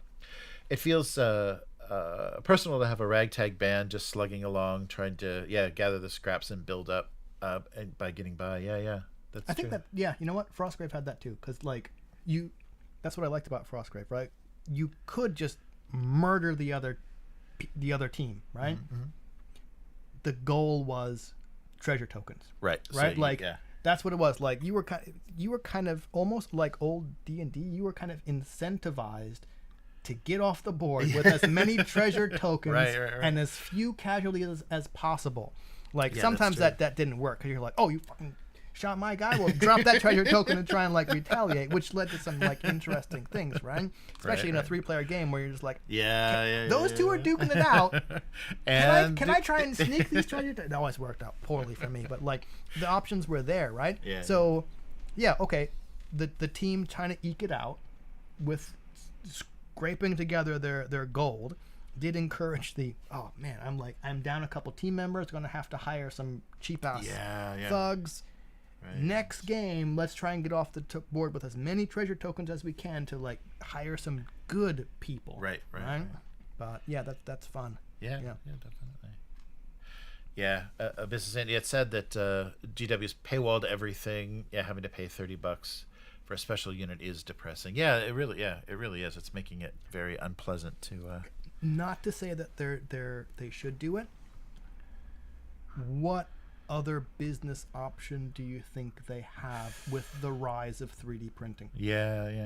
That's true. That's probably what's going to happen. Is like their plastic is going to get so expensive. It's going to be, well made, well designed, interesting looking models for their aesthetic, but they're going to reach this point where people are just like, I can literally buy, a 3D printer, like the one of the highest end 3D printers that exists, that will create gorgeous models for what I spend annually, on this, and then be able to produce just infinitely. So it's there's gonna be this weird threshold where people are just gonna give in. Because I think Games Workshop, not always, but for a long time, has been a miniatures company that also makes rules. Right. And sometimes not very well. But like I think that's fine, because, or at least for them, because their main thing has been, we've got these rule sets to encourage you to buy more models, but our thing has always been the models, right? Like that's the thing we make really well, and that's the thing we want you to buy. True. And I think they've done, I mean, if you want to give them credit for doing something terrible like this, but they've done a good job of making the relationship between the models and the rules work to their advantage to sell as much as possible. I mean, that doesn't make good games. I would think that the rule sets are terrible, but they are doing what they want them to do. I wonder if they would want to get to a point where I don't think they could ever fully divest from the rules, but I wonder if like the rise of things like one-page games or other rule sets, I wonder if GW might ever go, you know what? We're done with rules. Yeah, you guys come up with the rules. We'll make them. But like they have to, because they have enough. I fucking hate that word. They have enough lore where they could go, here's what's happening in the story, right? Or here's an interesting idea. It's just like, here's our campaign book, right? There's no stats for models, but based on what's happening in our storylines, here's the battle of whatever. Here's the next thing, right? And like, here's your suggested. What's the word I'm looking for? Here's your suggested unit numbers for each of the side, right? And here's the people who were there. We don't fucking know if it's balanced, right? Because we're not making rules for it anymore. Right. You've got enough rules. You do that. Interesting.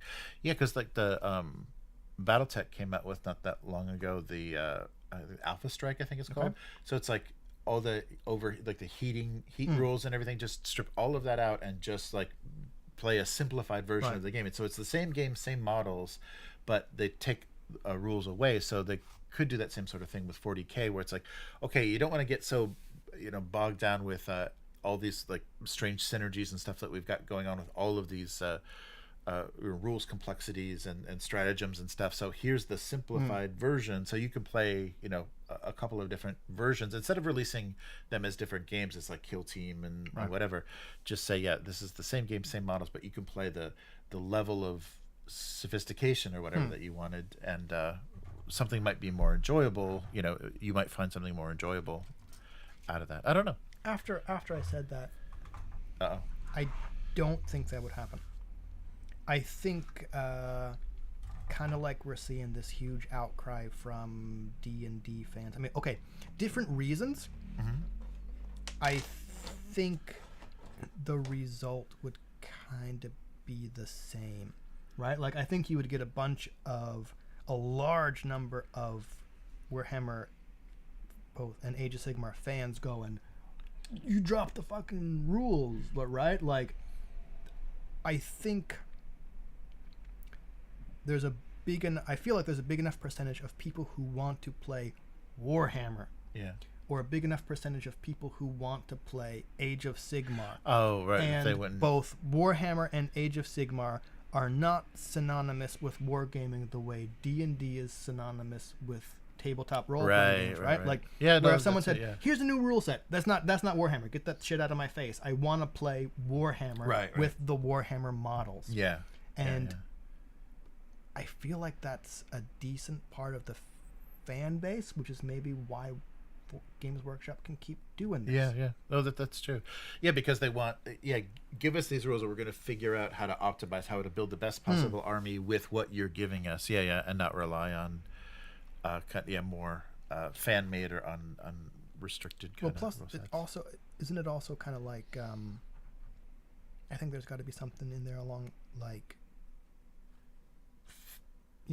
for the certain players, finding those synergies and finding that top tier list, like that is part of the game for them, right? And during kind of the releases, like when things get nerfed, when things get buffed, and just kind of riding that through the whole edition with your army, hoping it doesn't get obsoleted in the middle. It's funny though, people talking about the metas or whatever of games, and how like at the beginning of an edition this is a strong army, by the end it's trash, or like actually comes and goes within an edition. It comes in and out of the high tier. I can't imagine playing a war game that does that. Like I was kind of fine. Like it happened with Magic. I was kind of fine with it with Android Netrunner, because they're just pieces of cardboard, right? But you put all that time, all the blood, sweat, and tears I put in, sometimes literally, and like assembling this model and painting it, and only to have it say, "You're never going to use it." No, maybe next edition I could take you back off the shelf. Yeah. I can't imagine doing that. That's brutal. Cool. Yes. Well, it's like what, 7:30? Yes. Almost. Yes. So. Yeah, I think we should. Oh damn it, 7:45. 45. Yep. Let's call it and Cool. get some. Ready to go get something to eat? Get some dinner. So thank you, everyone, especially Abyss and Unknown Girl. It was good to see you. Oh, and Matt in the from Modern. chat. And Matt, Matt the modding it up. I'm sure wielding that blue wrench to keep all the Russian porn spam bots out of our food. Yeah. Oh, Abyss was saying, my biggest issue is the regret. You have the idea of what you want, and then you spend $200 and paint them, and then play them, and you lose a few times, or it does not play how you thought it would. Yep. Yeah, that's the escalation lead. Yeah, right. That's exactly But no, what we're trying to. You do that. You're like, that looks awesome, and you put all this time and effort and paint, and then you're just like, Yeah, I got fucking just gets- steamrolled. Yeah, or that unit did nothing, or not that it did nothing, but like that obviously does not fit my playstyle. Yeah, right. Yeah, and you don't know that until it's on. Yeah. Yeah. You too. Take care, Abyss, and we'll have some ramen, and We'll have some ramen for you. Yes. That's where their $20 is going. Yeah. That's right. Yes. Oh yeah. Thanks for the super chat, Carolina agent. Yay. Carolina, that was great. We will be doing this again, and hopefully be playing this as soon that as would be nice, as soon as we can get it on the table. It's only 2 units each, I think. we Yeah, can get away 2 with units it. each and characters. What do you say we put it out to like chat or poll or something? Play with unpainted armies. Oh, yes or okay, no? okay, yeah, I can do that on the Okay. chat. Yeah. I'll ask and see how brutal. I have to prime them at least. I think. I'll Oh have yeah, to, I okay. have to- All right, fine. Yeah, if I see those green bases, it's gonna bother. me. Yeah. No, but we should ask. I'm curious how people would respond. Nice. Okay, so take care, and we will see you next time. Later, mortals. Goodbye. Goodbye. Goodbye.